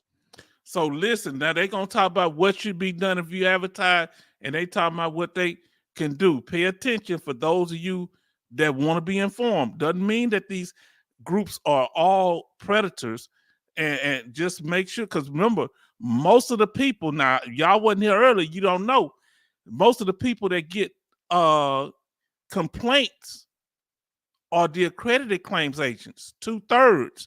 Only 1/3 of the unaccredited claim agents get complaints at that time of this hearing. Did you hear me? So 2 out of 3 complaints are from people like the American Legion, accredited lawyers. They get more complaints than the unaccredited, right? You didn't know that, huh? So in our prepared statement, my remarks, I focused a lot on power of attorney. I think that's the most important piece. If a company is offering to help you with your claim, but they're not willing to file that power of attorney or go on record with VA, then the veteran should not work with them. Our organizations, whether it's NOVA, American Legion, the VFW, and others, that's what we do. We go on record with VA as your power of attorney, and that opens the door to allow us access to your claim file, and then holds us to high standards to responsibly handle your personal health information and your. Yeah, but that's a trick bag, y'all. Listen here. If they get power of attorney over your stuff, they don't supposed to do that legally. If an unaccredited claims agent do that, they gonna get prosecuted. Am I right? Because they don't supposed to be representing and presenting your claim and all that. So if they put their name on paper, then the American Legion and all these other accredited agents got them in a trick bag. You trying to get them to apply to a standard that you have to because you're accredited. Unaccredited people working outside that system. You understand? So let's see what's going on here. Personally identifiable information. Thank you. I'm a little bit over my time. I'll turn to Ranking Member Nils for his questions. Thank you. Mr. Simone, according to the documents you shared, a veteran who canceled a contract with your organization may. Now, I think Mr. Simone is trajectory. Okay, let's see. I think they questioning him. So this is the one, trajectory medical. Let's see. If I'm wrong, We'll still be on the hook for some services provided if they receive an increase in benefits. How does Trajectory track whether a veteran received an increase in the benefits? Bam. Uh-oh. So if they don't have access to the veteran information, how do they know if the veteran get an increase if the veteran don't tell them? Uh-oh. Thank you very much for the question. Our primary way of obtaining that information is through the contractual agreement that the veteran will provide us with rating decision letters and other information when their rating changes. It's important to look at that because those letters describe what was relied on in granting those benefits. And if there's any time where it doesn't show that the evidence that we've developed led to an increase, then we cancel the invoice and don't proceed. So that's the primary way that this operates. But how would you get it? The veteran would have to show you the mail? They agree to do that when they sign up. Yeah, but what if they don't share that with you? Well, we try to get them to do that as much as possible. How? Ms. Robert, are there any changes you would like to see made to the current fee structure or the accreditation process? No, sir. We feel that the accreditation process is fair. It requires my members to submit their information about their state bar. Claims agents need to undergo an exam to show that they know and understand the rules and regulations. VA takes a look at their application and does a background check. And anyone who has an issue with the representation that my members provide have an avenue to go to VA and say, we are unhappy. And I think that's a huge distinction that was talked about a little earlier when they were questioning Mr. Hippolyte, is if you are accredited, VA has the right to look into how you're proceeding and how the fees are. The fee structure has been set up for 30 years, really, since attorneys have gotten involved in this space. And we think it's fair, and it's actually really based on how legal practice in disability areas is really handled, with you getting paid from past due benefits and not entering into contracts for benefits that will come at a later time. Would you like to comment, Mr. Ryan or Ryan? Absolutely. One of the things that concerns us is to your first point on how do these companies collect. What we've seen are examples of binding arbitration agreements in these that threaten the veteran with a specific action if they don't share that information, which is incredibly problematic. And again, another client for the VFW that we were working with shared some of the email traffic back and forth with one of these companies where they were asking for, where they sought that eBenefits username and password. Tragically, this veteran just wanted it to go away. He didn't want, he's like, look, I will pay them. I just want them off my back. Sadly, that's how that goes. And to Ms. Rauber's point before about training, I'm proud to be joined behind me by our training director, who very diligently builds a training program that makes sure that our accredited. Man, we almost done. They ain't asked too many questions, did they? Now listen here. Here's the problem. The veteran put their signature on there. And if a competent individual as a competent individual, you put your signature on some paperwork, that's a problem. Everybody else can come through. Huh? But as the old song say, she got papers on me. I may say I'm single, but she got papers. These people got your signature. Accredited advocates understand federal regulations and what they need to do on behalf of the veterans that we represent. We're actually heading to your home state here in just a couple of weeks for one of our training conferences. We'll be in San Antonio, bringing in all of our advocates to learn about VA updates, precedential court decisions, and things like that. Thank you. I'll yield back. Thank you, Mr. Nels. Mr. Mann, I'll recognize you for 5 minutes. Thank you, Chairman Loria. My first question is for you, Mr. Simone. Has Trajector ever received a cease and desist letter from VA? And Has. And when were these letters sent, and have you followed the instructions in the letter? His mic wasn't on. I think they said yes. I'm not for sure, but somebody said yes. But we're going to clarify. Let's see if he got the letter. Yes, I think the first letter was in 2017. We responded to that. We replied to the concerns that they had. Nothing happened after that. And recently, as was testified to earlier, after the S1 registration statement was filed, there were some follow-up questions which we fully responded to. Great, thank you. The next question will be for Mr. Taylor. Similar question, Mr. Taylor. Has Veterans Guardians ever received a cease and desist letter from VA? Now, Veteran Guardian is the one that was on the video. You know, tele. Veterans Guardian has not received a cease and desist letter from the VA. We believe that we are providing effective service to our veterans, and we have received extensive support from our clients, particularly through our reviews. Okay. And next question would be for Mr. Callahan and Mr. Gallucci. What is your view of increased transparency for all attorneys, VSOs, agents, and unaccredited agents, like what VA has for the GI Bill with the VA comparison tool and complaint system? Thank you for the question. We're completely in favor of more transparency. The problem with these unaccredited companies and firms is that they're beyond VA regulations, and they pretty much do whatever they want to. I'd be interested in knowing how they arrived at a fee of 506%, because that seems to be what most of them are charging.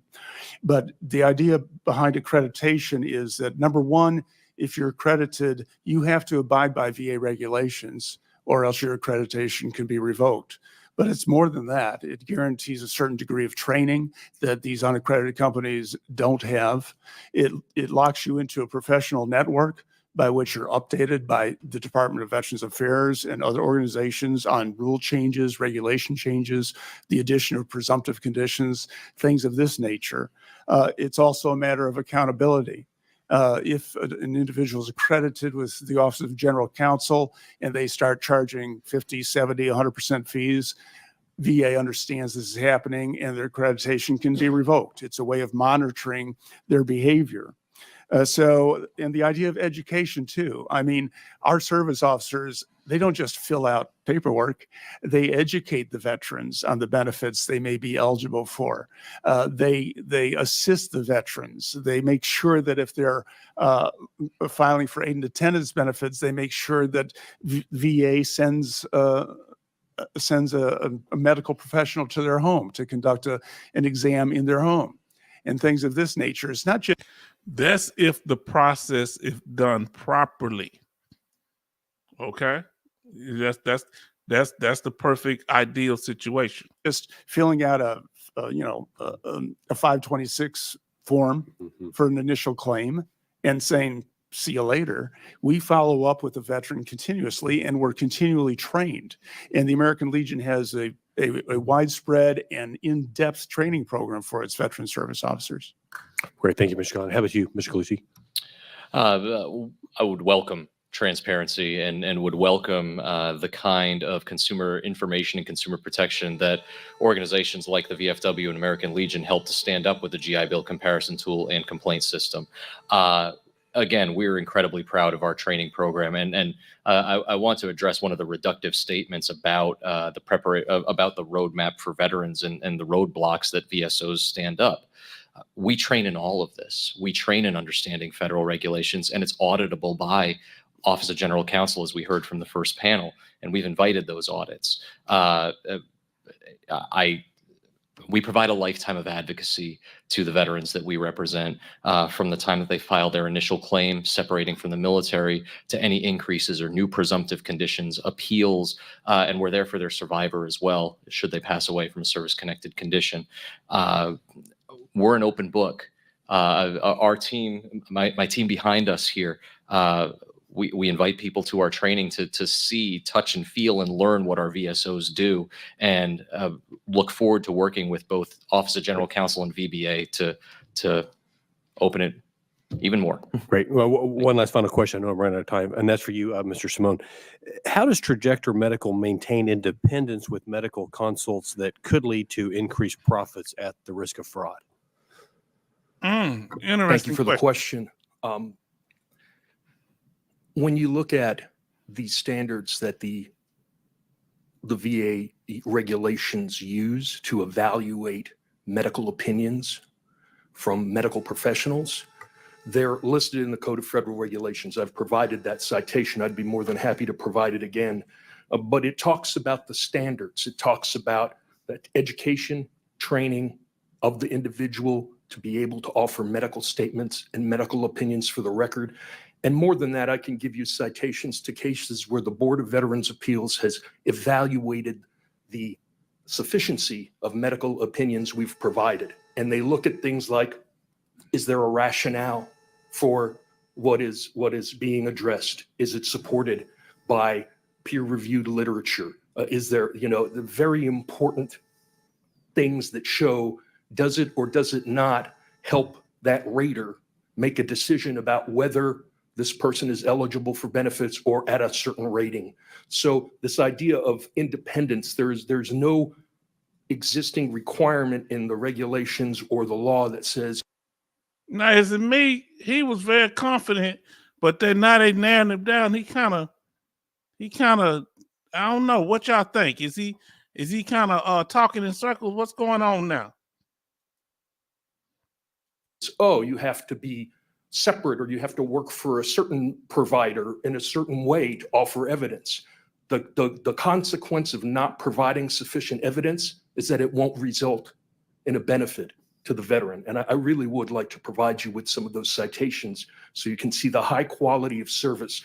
Also, it's concerning that the comments being made, oh, we get all the training as part of our accreditation.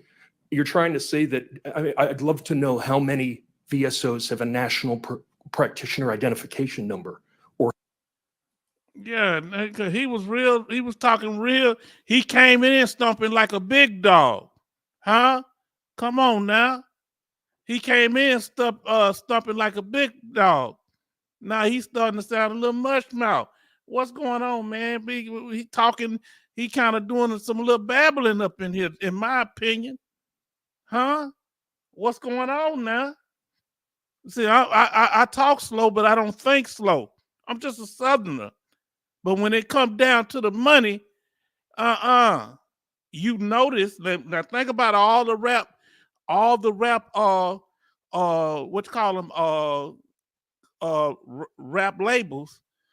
The ones that kept all their money was the ones down in the South, huh? Jay Prince. What's our brother? No Limit over there. Master P.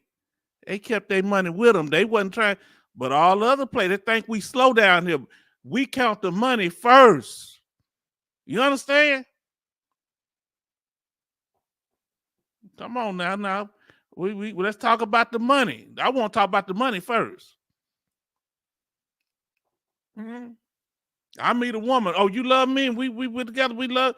Let's talk about the money first. Who gets what if you break bad or I break bad? Huh? Because when they in that court, they not dividing up the love, the commitment. They dividing up them benefits. I sound a little jaded.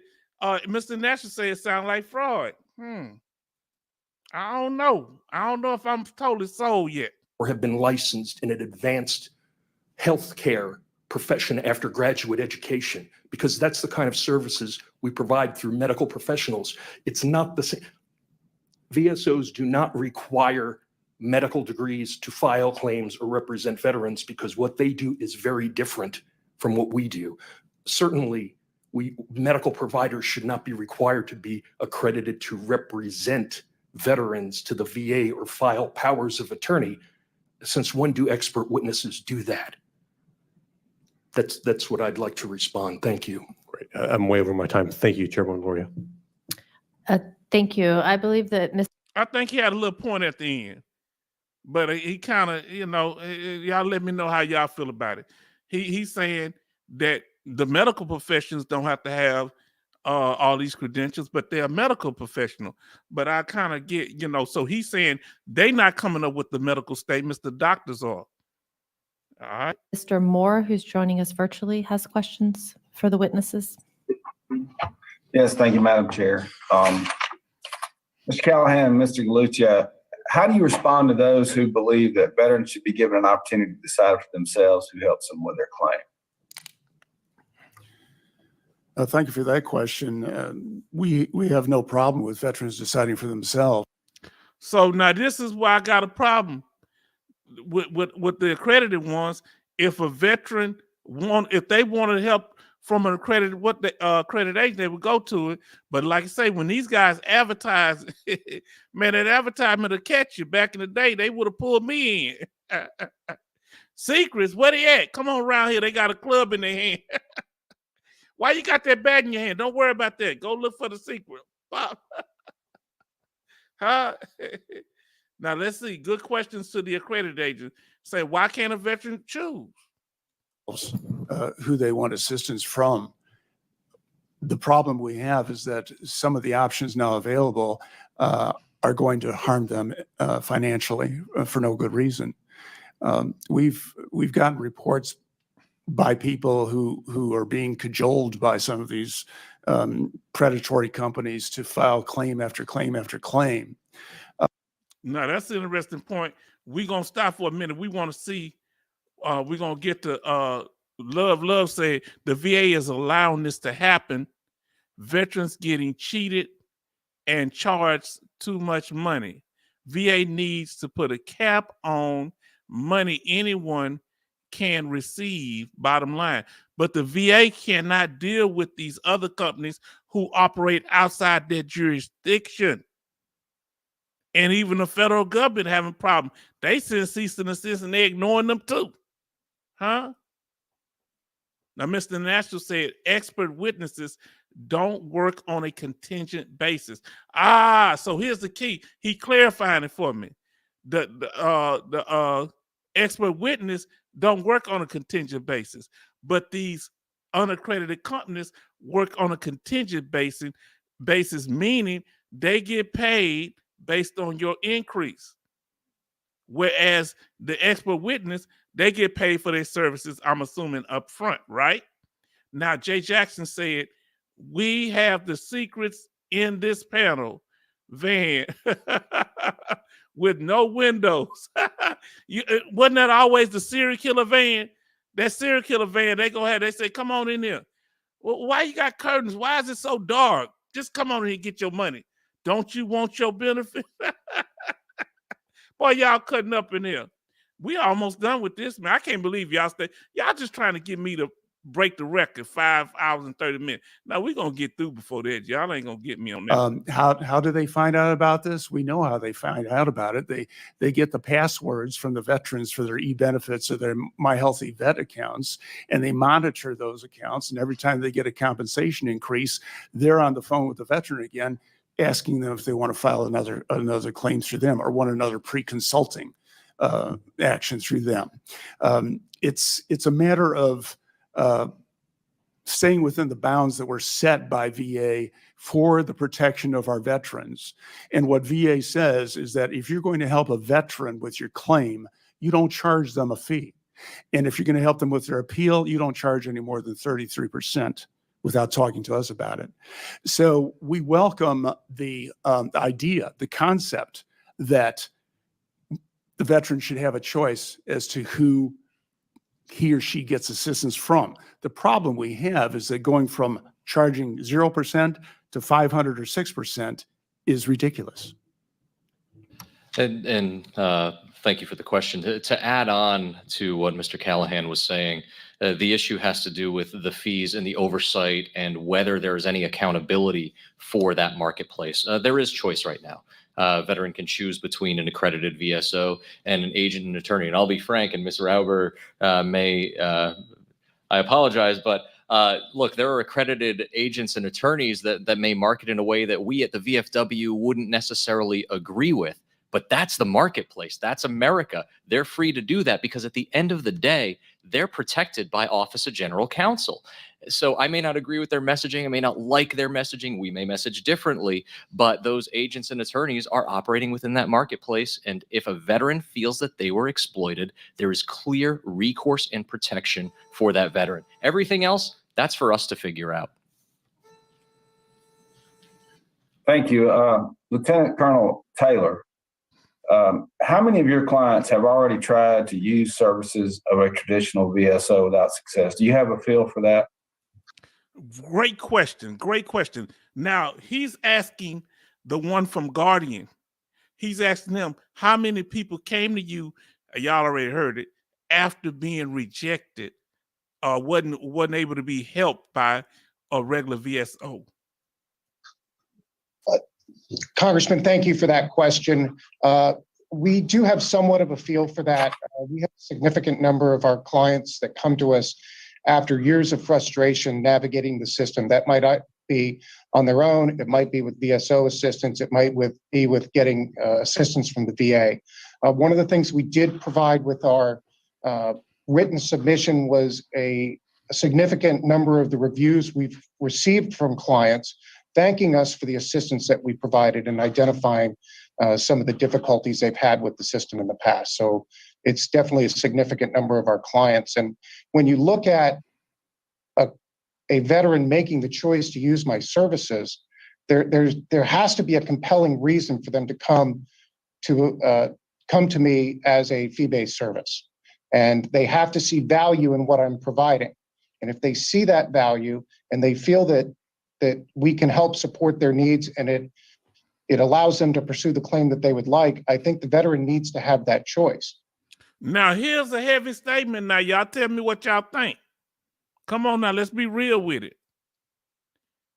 Why would a veteran leave going to getting it done for free through a VSO like the American Legion, Veteran of Foreign Wars, or the DAV. Why would they leave that where they could get it done for free to go to somebody that's going to charge them? People don't like getting rid of money, right? What's going on? Do they not know about the VSOs, or are they frustrated with the system? Talk to me.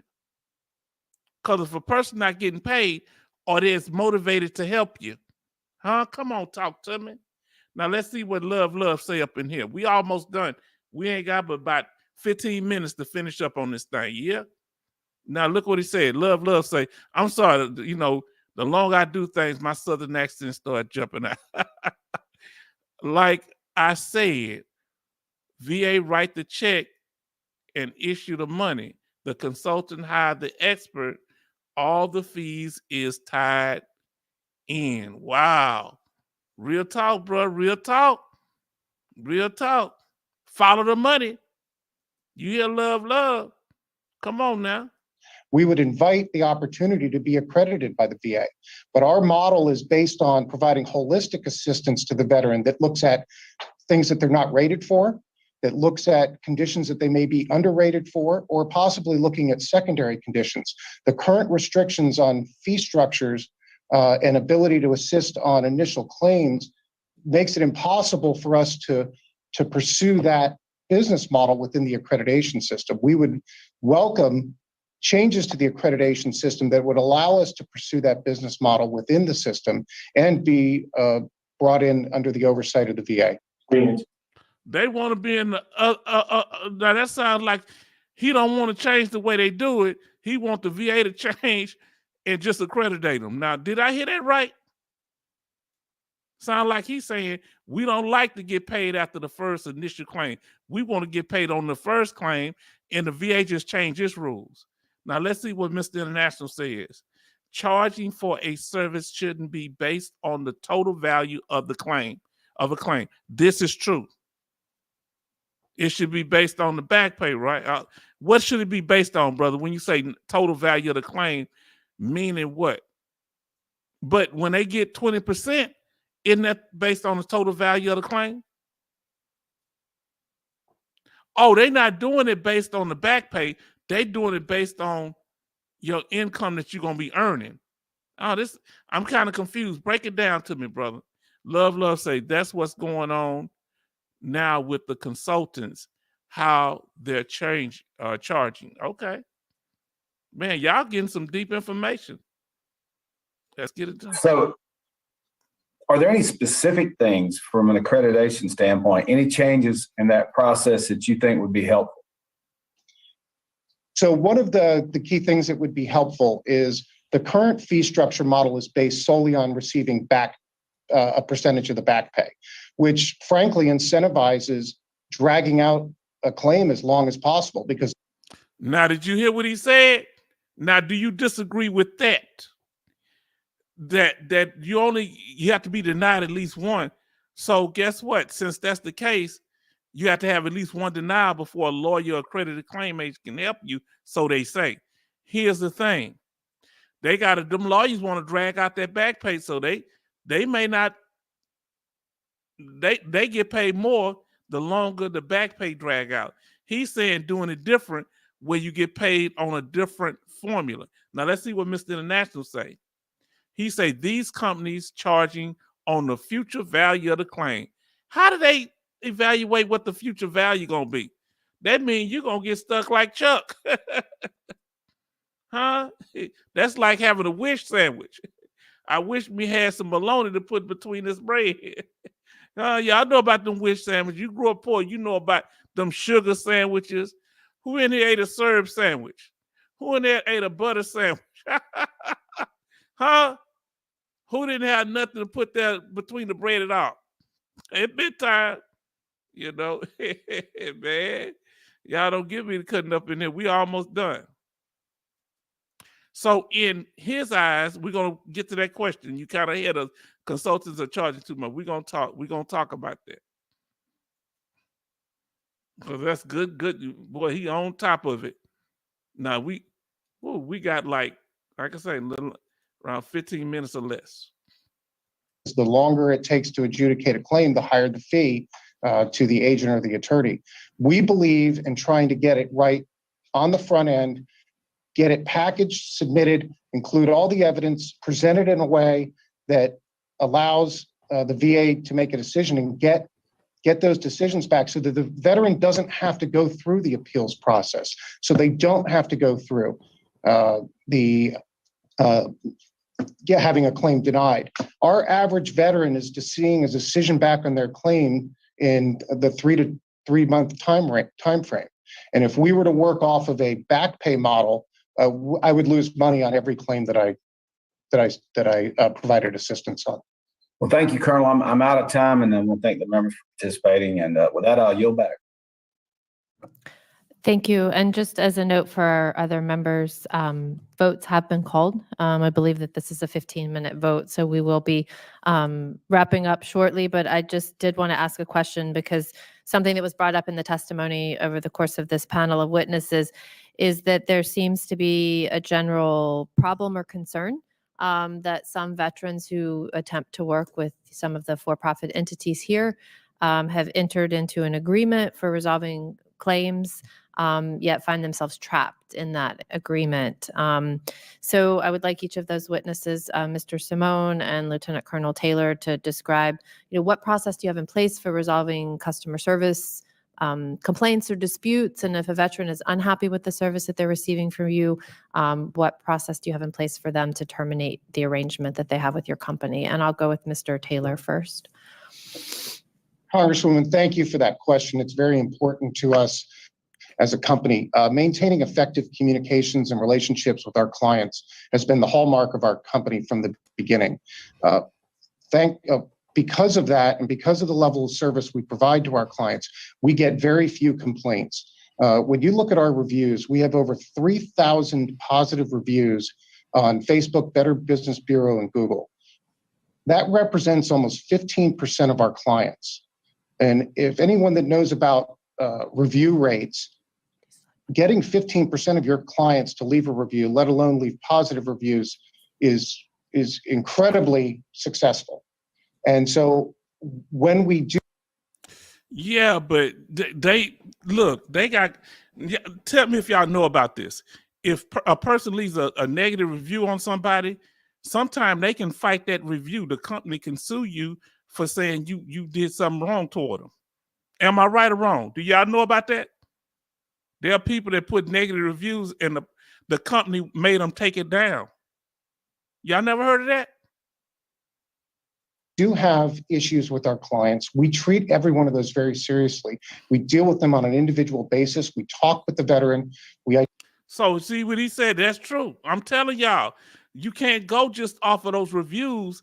Those people, if you put a review on somebody, I know people that had judgments against their house because they wrote a bad review on somebody and they say, I believe the review. That company can fight and make you take that review down, or you can be held civilly liable. Huh? Y'all didn't know that, did you? You learned something from this old Southern boy, huh? Real talk here. Look, Mr. Nash backed me up on this one. Thank you. But he backing up the truth, not me. Now let's continue. Lord, we ain't got but about 10 minutes left. Less than 10 minutes. Identify what the issues are, and we have been successful in resolving those issues. We will allow a veteran, if the evidence and the conditions are correct, to get out of our contract if it's the right thing to do. And typically, we come to an agreement with our veterans. We really have had very few issues. Hold on. That's real slick talk there. Now listen. Now sit back and peep game, as the hustlers used to tell us. Sit back and peep game. He say we allow them to get out the contract if it's the right thing to do. Who choose whether it's the right thing to do or not? If they say they want to get out the contract, that's the right thing for them. But if there's a right thing to do, who chooses whether it's right or wrong? Their company or the veteran? Talk to me now. if it's the right thing to do. Watch the ifs and the buts. Huh? That's what you get her. That's what gets you. What they say in that movie, the Denzel, and that guy that played the Joker. I love him as an actor. It's the little things that get you caught. Now, let us continue. with contractual problems. Thank you. Mr. Simone, on the same question. Thank you, Chairwoman. We have a number of avenues to resolve any concerns or complaints that veterans have and work with them as much as possible. I provided the contract that we use, the Medical Evidence Development Agreement. It does have a mediation and arbitration clause in it. Our belief is that it would disadvantage veterans to force them to go to court and spend lots of money and be in protracted litigation if this could be resolved through alternative means of dispute resolution. So you want them to go to arbitration. I'll have you. Who picks the arbitrator? Now, I ain't seen this part. Who picks the arbitrator? Do they pick the arbitrator? Just like if you had a job, you have a disagreement on your job. If the job picks the arbitrator, see, you got to go back to the basics. I listen. See, I'm going to tell you something. Man, let me tell y'all something. H-Town vet is not stupid. I've done some stupid things. But I was raised by intelligent people. You understand? Back there on that wall. When I went wrong because I wasn't listening to what they was telling me. My granddaddy had what? Like a 6th grade education. Huh? But the man was brilliant when it comes to handling business. This is the reason H-Town the way he is today. I ain't saying don't go to school, but I'm telling you, he taught me some things. And mainly by the way he carried himself. Now, also, there is no review on reps who is good and what reps are bad. It's trial and error finding good rep. Wow. Should there be a review on the American Legion? Should there be a review on lawyers? Talk to me now. Why just on the unaccredited people? I'm just asking questions, okay?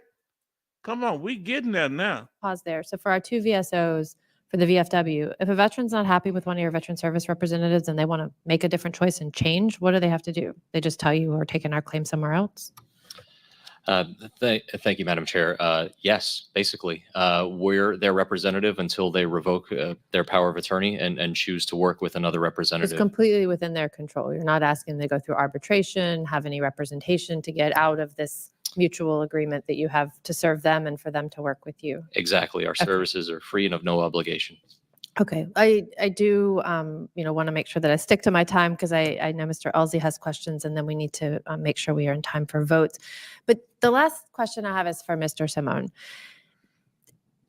Can you explain to me what this alternative theories of service connection is? I mean, like either something's service connected or it's not. Like how are you developing alternative theories? Like just That's in a minute great, and a half we a have. great question. Bam. I told you, I didn't know this woman asked this question. This Congress lady, she ain't no joke, is she? Man, if you come home with lipstick on your collar dealing with her, you in trouble. I'd be scared to come home and I had lipstick on the collar. Could you explain why the lipstick is on your collar? Well, it was some of the old ladies at the church. She said, but church closed about 3 hours ago. Why do you have the lick stop? And that's not, man, I couldn't take that really. And I just have to confess. Now look what Mr. International say. Here's Mr. International say, here's the most important question. Bam. Watch out. Look what it say. Alternative theories of service connection. What does that mean? Huh? That sounds like some psychobabble. Now watch out now. That's almost like you trying to coach a veteran. I don't know. Maybe I'm wrong. Now you say, I got some bad advice from Love say, I got some bad advice from some reps and good advice from some rep. Me too.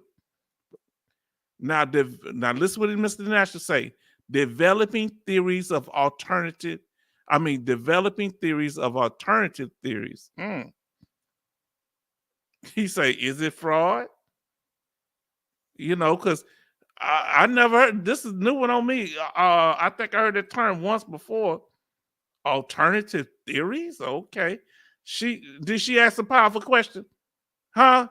Man, I wouldn't have to want to come before her on no hearing. I plead the fifth.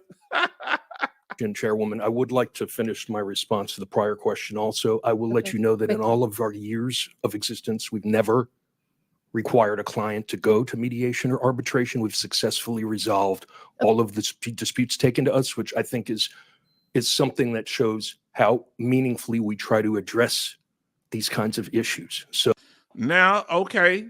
Did they take it to arbitration? They didn't go to arbitration because the person put pressure on them. We don't have a veteran to talk. Now he say,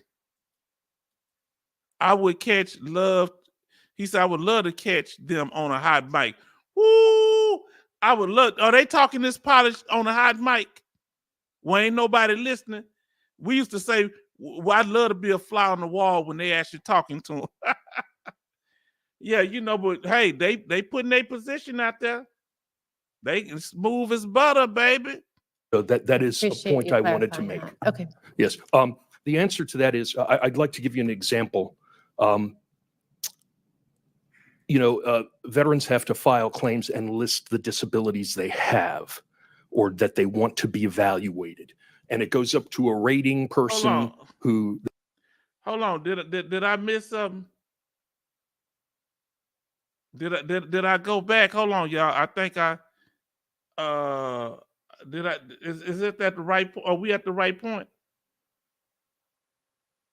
Then evaluates and sends it down to a CMP examiner to answer specific questions. However, a large problem is that a lot of veterans don't, while they're in military service, complain about health issues because there's a kind of pain as a sign of weakness, cultural mentality. So in a lot of cases, veterans don't have evidence in their records from the military that would indicate issues that they had. What they used to tell us, suck it up and drive on. Isn't that what they used to tell us? Huh? You going to sick call, you weak. He playing on all these pressure points. He pushing all the buttons. I think I got to give him a call. Maybe they can give me another 100%. And so, Lord. in a lot of cases, let's just say, for example, we had someone who was a parachutist who did a lot of jumps and fractured an ankle.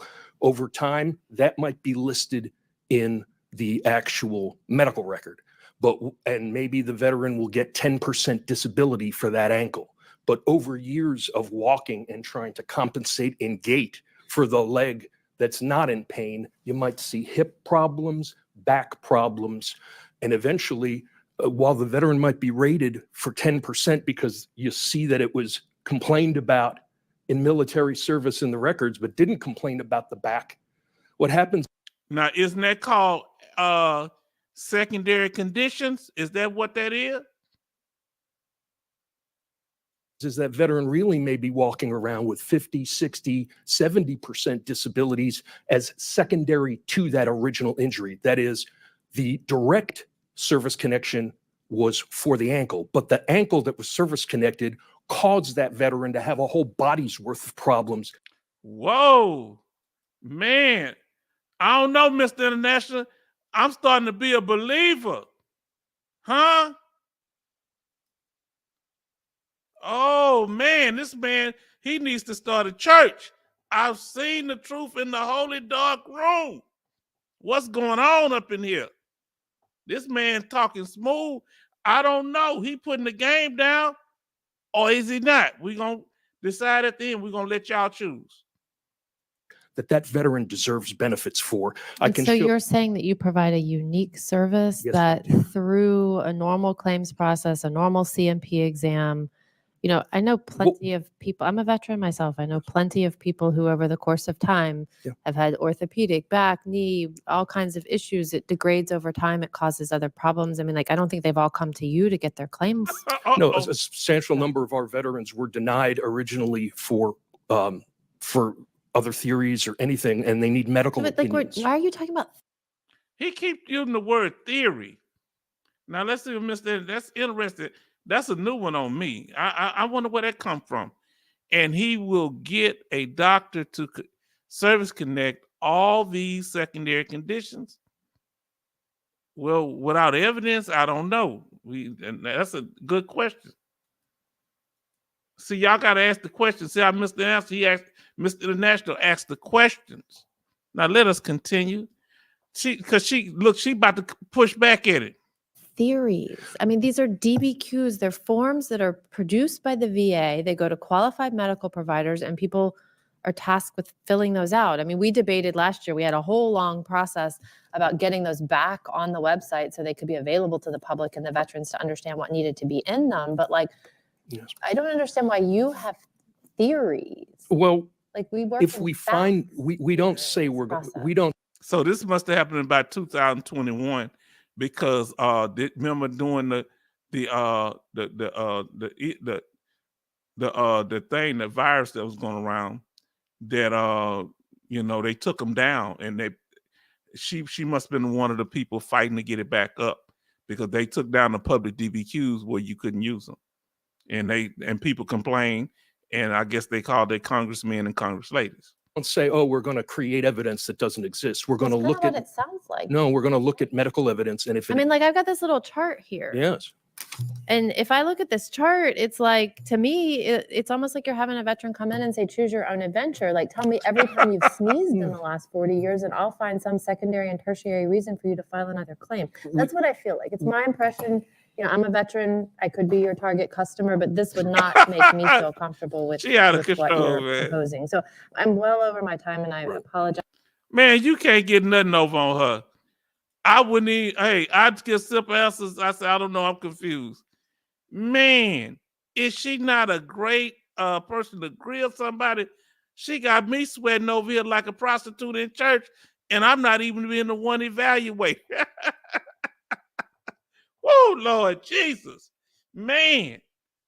And who would thought the one that's the just smooth talking, that's the one cutting all into you. Chop, chop, chop. Man. She summed it all up. That's what Mr. International said. That's right. Man. And look, you don't have to yell at people to get your point across, do you? Did you learn something from this veteran and Congress lady here? No, you don't. But we don't get to see people like this. They somewhere in committee. We don't get to see people like her breaking this knowledge down every day. Guys, if you have further information you want to provide in response to my questions, you can do that for the Surely. record. And I'll recognize another fellow veteran and Naval Academy graduate, Mr. Oatley. Thank you, Madam Chair. I appreciate the time. Thank you all for being here. Fellow VFW and American Legion folks, thanks for coming. To all of our witnesses, thanks for coming. I think what we're talking about here is a cottage industry that uses a loophole, and it uses a loophole to make some money off of veterans and their disabilities. He sounds like he from Texas, man. If he ain't from Texas, I'm mad. He got a Texas accent. Is that Texas? What accent y'all hear, man? He better be from Texas. If not, I'm going to be mad. It's very difficult for some veterans to find out how to get these claims, and I understand that. I was a commissioner on the Texas Veterans Commission after I retired from the Navy in 2012. Yep. I said, I know our accent, man. I know my accent. Yeah, I got a black Texas accent because I'm from the hood. But these one of these country boys back in the country. And yeah, there are black people in the country too. But I can tell he country. He's straight up from he grew up in one of these towns. Yeah, because we used to go there training horses and stuff. I know it don't sound Louisiana. Nah, it could be Oklahoma maybe, but nah, this straight up Texas, baby. And I'm very familiar with this. And one of the things I'm most proud of is that every state has an innate ability that's paid for by the taxpayers, most of whom are veterans who will for free do what we're talking about here that doesn't require a recompense for those who are filing the claim.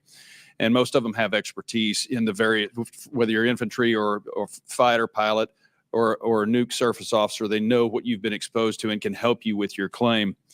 The scariest part is finding out where to go to get those claims. And I talk to a lot of veterans who don't know how to get their claims. And so if you have an advertising budget, you have a leg up. Texas Veterans Commission doesn't have a leg up, doesn't have an advertising budget with which to outreach to those veterans. So to the organizations that are not predatory, I appreciate what you're trying to do. I think that that we have seen here today that there are predatory groups that do this, but at the end of the day, I don't think anybody should make any money off of a veteran and the disability that they receive. That's just me. That's my opinion. And every organization that. How y'all feel about that? He said not even lawyers should make money off of veterans, in his opinion, and helping getting them something. No, I don't have no problem with people making money. I ain't got no problem with people making money. I don't have no problem blessing people, but I understand him. But he probably come from money. Yeah, he talking about nobody should make nothing off of it, but I'm broke. I grew up broke. Does this, especially if they make money, have to be accredited. That's just me. Mr. Simone, y'all ever do work in Texas? I was stationed in Texas. Do you do work in Texas? Does this company do work in Texas? There are Texas veterans that obtain services, yes. All right. Do you ever advise veterans about the Texas Veterans Committee, Commission, or the county service officers or the veteran service organizations before you take them on as a client? All clients must acknowledge in writing that they understand that there are free services available to them and the limitations that we don't file claims, that we're not accredited, that we don't fill out forms, that if they want to need help with their forms, they should go to an accredited person or do it themselves. I've included a copy of our medical evidence development contract so that you can see what veterans have to agree to. Now that's kind of confusing. So what are they helping veterans with if they're not helping them file a claim? I'm confused because that's gonna need some help. That's interesting. Now, Love say lots of service organizations don't have the time to spend on your claim. The service organizations have too many clients to take time to build a well-developed claim. I couldn't have said it better, Love. It takes a lot of research paperwork, filling out forms. Okay, Mr. International say, I think VA should pay the fee, not the veteran. Now I like that. Now, Mr. National also says they're helping veterans with the Nexus and DBQ. Hold on. That's because they have to be helping with something.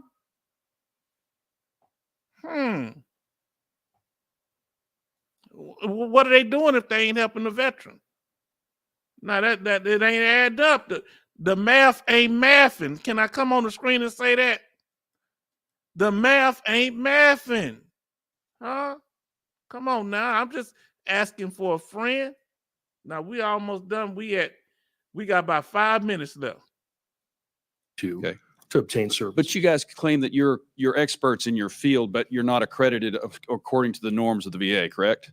I would say that private medical professionals are not required to be accredited to represent veterans in order to give them medical evidence in support of a claim. Are you an attorney? I am. Sounds like it. I would say 38 USC 5125 was a law passed by Congress that said private physicians can do reports that will be considered by the VA. Private meaning not working for the VA. So I understand your concern, but veterans who decide to contract with us do so understanding the limitations and the specific nature of our services of medical. Man, it looked like that lawyer found a loophole. And I'm not saying, I don't know, He's saying, I ain't doing it. It's the doctors. You can't say nothing about the doctors and the medical staff and the people that's giving a medical opinion. We just hooking them up with them. Medical consulting. Okay. And you're a retired military officer? Yes, sir. And what did you retire as? A judge advocate officer. What was your rank? A major. Okay. Major, would you use your own service if you knew that the Texas Veterans Commission was out there? I would. And in fact, I wouldn't be working for this company if I thought it was defrauding anyone. I honestly mean that. So if you have a veteran at the TVC who does this for free, who's very familiar with your line of work, doing it for free, you're telling me you would rather pay money to somebody who does the same work that's not accredited? If I had conditions that were not readily identifiable in my medical records, I would want to make sure that a medical provider, if I had a secondary condition, I would want to be able to show if that was service connected, because I've even seen there's the National Veterans Legal okay. Services All right. Program. Now, you say plenty of veterans, plenty of work helping a veteran. Yes, absolutely. Now, what were you saying absolutely about, Mr. International? Because I took a while to get to your statement. What are you saying absolutely about? Let us know. 'Cause this is just about wrap up. They advise the county VSOs to have veterans go out and get medical opinions as part of, because they can't do it. I've done this Right. process too. I'm a disabled veteran, and I can tell you that I wouldn't pay somebody for something that's done for free. That an organization that has 80% military veterans doing these claims work for me, who can identify the disabilities I'm going to have, neck, back, knee, as a fighter pilot, and go to you instead. So thank you for your answer. But Thank here's you. here's the Bam! This congressman is a disabled veteran. Do he supposed to be working? Oh, Lord. Oh, man. This problem overall. The DOD spent 4 years on me getting me to the fleet, 4 years of education and training. They spent the Naval Academy time plus a couple of years with Chairwoman Luria, sending her to Nuke Power School and getting her trained to be a surface warfare officer.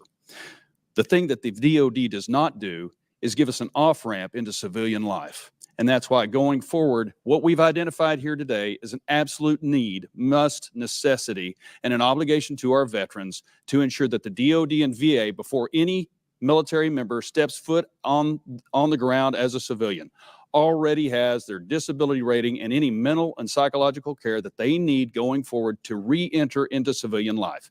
Because it shouldn't be the obligation of the member or the veteran to go find out somebody like y'all to get this kind of help. Man, I totally agree. Look, let me tell you something. I don't know what part of Texas he's from. I don't know if he's from a sundown town. I can't go through there, right? Look it up. Yeah, I could. You don't do road trips in Texas if you black. You go know what town you going to, and you keep it moving. Now that's real talk. I'm talking about 2024. But this man, I respect. Give this man a hand. He handling it. I like the way he handled it. Do you agree with him, though? We owe it to our veterans. The time is now. I've gone over my time. Chairwoman Luria, thank you for the time. Thank you, witnesses. Well, thank you, Mr. Elsie, and thank you for being part of this important hearing. I understand that Mr. Pappas has closing remarks that he'd like to offer. Well, thank you, Madam Chair, and I'll keep this brief. I wish we had more time for discussion here. We're really just scratching the surface of this important issue, but I know we're going to continue to stay engaged in this, and I appreciate our panelists for being a part of this conversation. Look, something about this just doesn't sit right with me, that there are individuals and organizations profiteering off of our veterans' disabilities. And we've got to make sure we're doing all we can as a government to highlight the opportunities that are available for our veterans to get connected to the care and benefits that they have earned through their service. But look, I don't think that any veteran should have, to go through hoops to access the benefits that they've earned. And they shouldn't be falling prey to businesses that are trying to take advantage of them. So I mentioned at the outset of this hearing that I'm working with the Government Accountability Office to examine how to best strengthen enforcement of current law. And I'm also exploring legislation to address many of the issues that we talked about today. And I hope there are opportunities to work together on this in good faith and develop legislation that is moving in the right direction. So I want to thank all of our witnesses for joining us here for this conversation today. And Chairwoman Luria, I'll yield back my time. Thank you. And again, I thank all of our witnesses for being here today and for this very important conversation. And, I know it's probably not easy or sort of appealing to come before a committee, where perhaps you'll get asked hard questions and perhaps I'm trying to find right word, somewhat diplomatic, but really just dig into the work that you're doing and for you to justify that to the public. And it's clear that there's much more that the VA could be doing to provide oversight of the accreditation, discipline, and fees program. We want to make sure that you have the resources to do that effectively. We thank the government representatives for their testimony.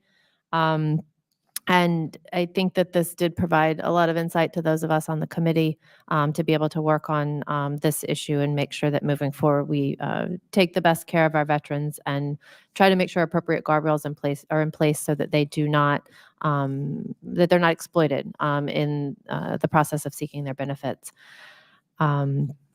And so finally, just want to thank our witnesses again for participating in this hearing and for all your contributions to this discussion. And without objection, that includes today's hearings. All members have 5 legislative days to revise and extend their remarks and include extraneous material. This hearing is now adjourned. Thank you. That's it. Come on now. Let me see. Let me bring us back up here. We're about to get to the end of it here. Okay, now that question and answers. Oh boy, man, this thing here. Boy, this ain't worth a quarter. Y'all give me a second, okay? Pull myself up on the stage. All right, now. Okay, family. Look, what are y'all statements on what happened? Let me see here.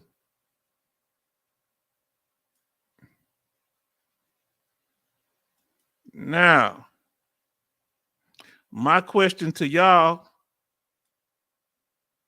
is sorry, y'all. This thing getting on my nerves.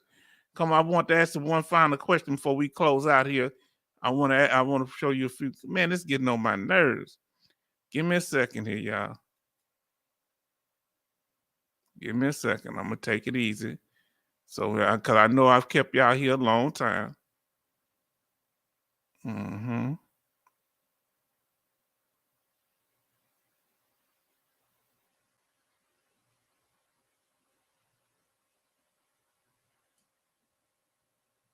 Now, let me pull that up. Okay, now we about to show y'all something. Who you think won? Who you think had the best arguments? The accredited claims agents or the unaccredited claims agent? And like epic rap battles of history. Who won? You decide. Now let's see. Let me see what he said. Love say VA is not trying to make it easy for veterans. All veterans have to do is put a roadblock stopping and slow down a claim. Wow. Yeah, they put a roadblock in front of them. Now, Mr. International says, I believe medical consulting companies should market their services by providing independent medical examinations, not marketing directly to veterans. That sounds like a smart idea. That way that'll keep them out of trouble. But why would they need these companies? The medical companies need them if they can get the veterans themselves. They kind of control the process when they do that. Now, I can't believe y'all stayed here 5 hours. My belief is the big fight is over money. I think the big thing, because even the ones that don't get paid, like the American Legion, they get federal funds from the government, even though the veteran not paying them directly. Everybody getting something out of it, because people that work for the American Legion do get paid, right? Even though it ain't from the veteran, they get paid from their organization. Now, what's your feedback in closing? I want to know. I got one. I want y'all to please put a number in here. We're going to get ready to close out. I got a few more slides to show you. This one here. Put a 1 in the chat if you're not happy, if you're not satisfied with the unaccredited agents. If you don't have no opinion on it either way, you're neutral on it, put a 2. If you're happy with what the unaccredited claims agent said and you convinced that they doing the right thing, put a 3 in the chat. So Mr. International is unhappy. If I had to weigh it, hold on. If I had to weigh it, I'm kind of in the 2. I ain't gonna lie to y'all. I'm kind of on the 2. I don't know yet. You know, I ain't had no bad. So Mr. International say 1, he not happy with what their responses was during the case. Y'all have me on almost 6 hours. I'm done with y'all. Y'all stay on here too. And Joseph, how can I fuss at people viewing my stuff? Boy, I'm out of control. Now, Joseph say he's at a 2. I'm at a 2. So let me say that again. If you wasn't convinced by what the unaccredited claims agent said, put a 1 on there.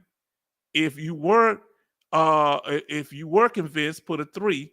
If you're neutral, just put a 2. If you don't really have no opinion one way or the other. He says, love say 2. I'm like that too, because they said some compelling stuff. Now, at H-Town, you a 2 closer to 3? No, I'm a 2 closer to 1. Because they said some shady stuff that I just can't give a full.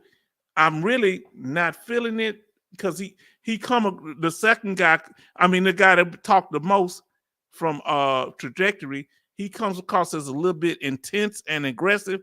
And could you imagine him talking to veterans? How nervous he would make them feel? Am I right?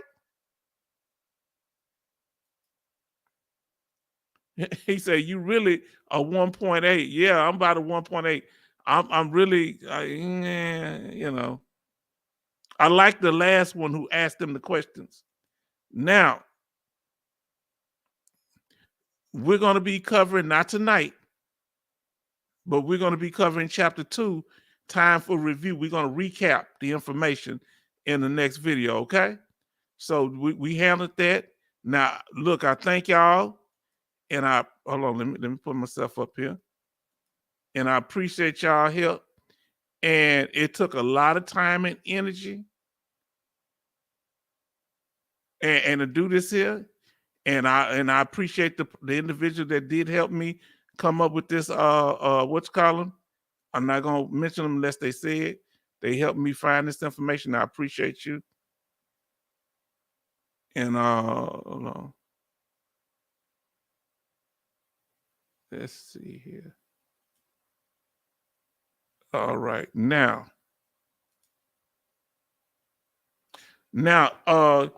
this took a lot of effort, a lot of information.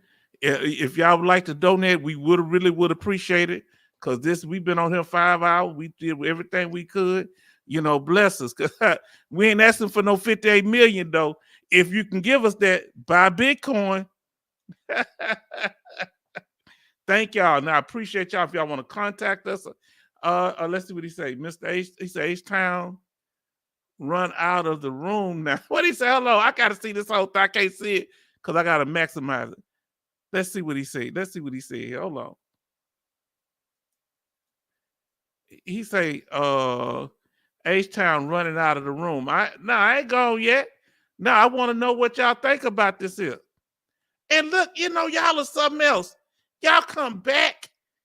More people in here now. Man, y'all I'm going to start on that part 2.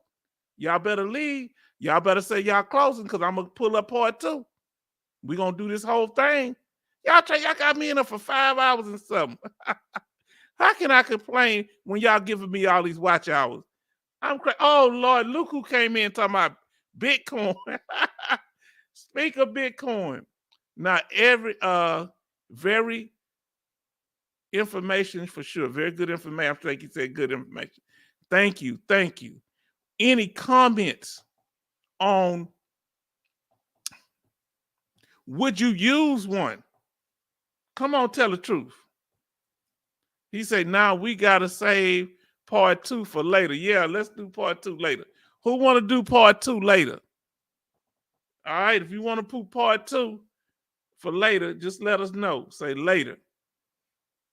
Yeah, we're going to do it later because, man, 5 hours and 50 minutes.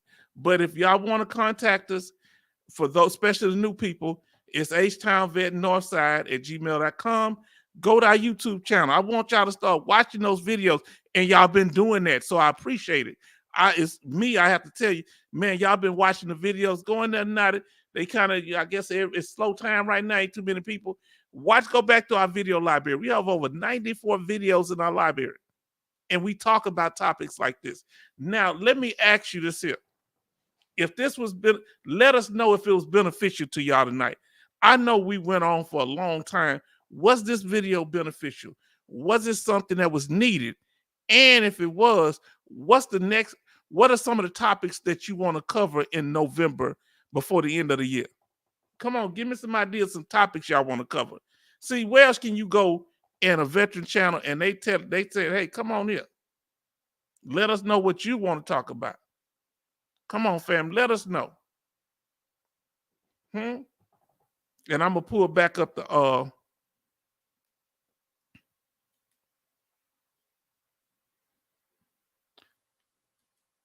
Love say 5 hours. Let me get this over here. 5 hours is nothing when speaking on information and learning. Now let's see what he say here. H-Town, why aren't other channels talking about this stuff? Y'all tell me. Am I just isn't this important information to get to veterans? Why aren't other channels talking about this stuff? Isn't this something that helps protect veterans? I'm talking about it because it protects veterans. Huh? So that puts me on the line. If I start talking about secrets, huh? Somebody brought up the reference, drink the Kool-Aid. You know, when Jim Jones, the co-leader, he was a Christian preacher, you know, when he first started out, he was doing a lot of good things. He made Pastor of the Year 3 or 4 years in a row in California. He was the type of, so that's why I say, that's why we got to keep each other straight. Y'all didn't know that about Jim Jones in the Guyana tragedy. He was, so many black people went over there with him to Guyana and they perished because during the 50s and 60s, he was one of the few white preachers who showed respect to black people and let them come in his church. All the good white preachers didn't do it. So he got their confidence. So you got to watch when people give you good information, then they pivot on you. Huh? So you get somebody to help you get 50%, then they say, you need to do this. When you get 100%, you got to give me all that back pay. Hold on. But I helped you the first time. So we got to watch this stuff. All right? Yeah, why are they not talking about it on other channels? They doing all this here.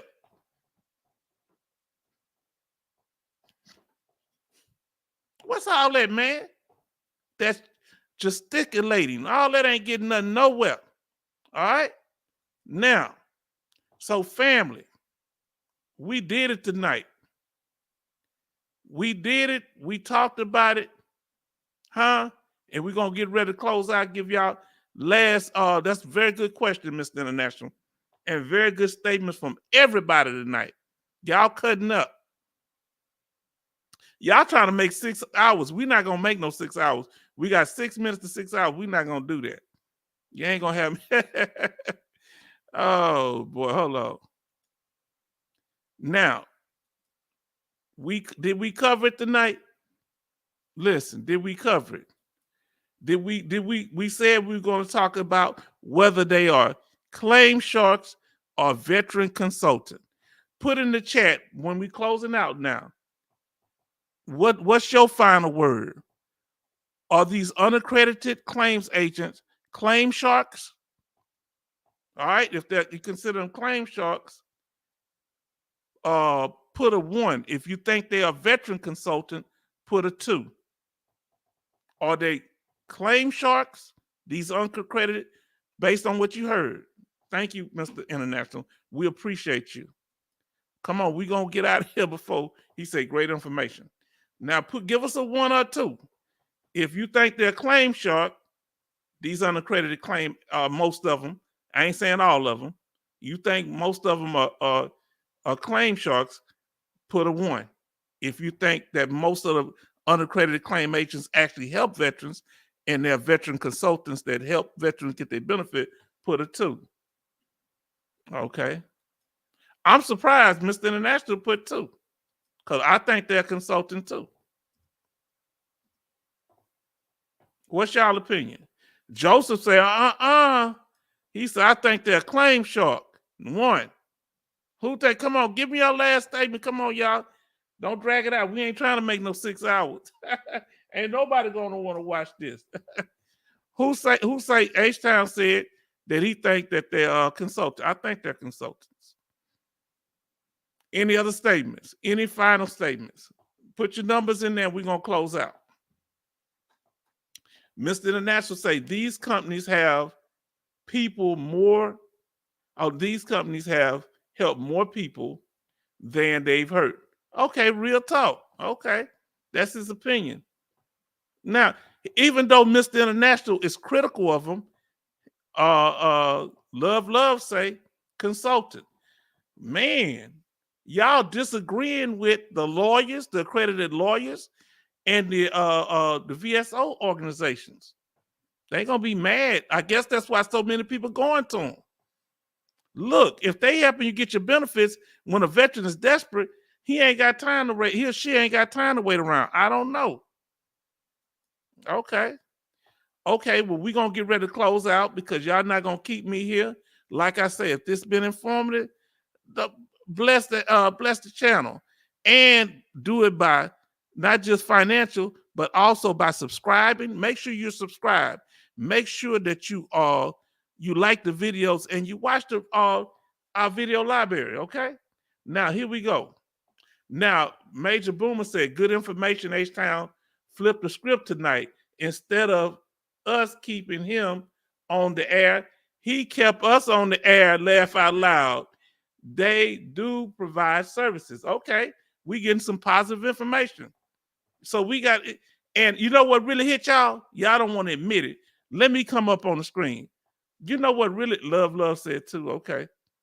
You know what really hit y'all? You know what really why y'all kind of soften up to him? I'm gonna tell y'all why y'all really soften up to him. Because they veterans. Y'all got some respect, and they combat veterans. Even the last congressman that talked from Texas.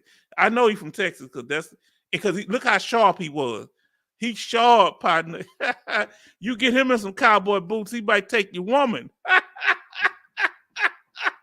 I don't want him nowhere around mine. Huh? Oh, we gonna have a little shootout. Oh boy. Hey, we're gonna call it a night. We want to thank y'all for joining us. We had a barn burner tonight. I can't believe I kept y'all on here. Y'all spouses and y'all family members gonna be mad at y'all. We gotta conclude it now, y'all, because I ain't trying to make 6 hours. So this conclude our live stream. We want y'all to have a nice night and thank you.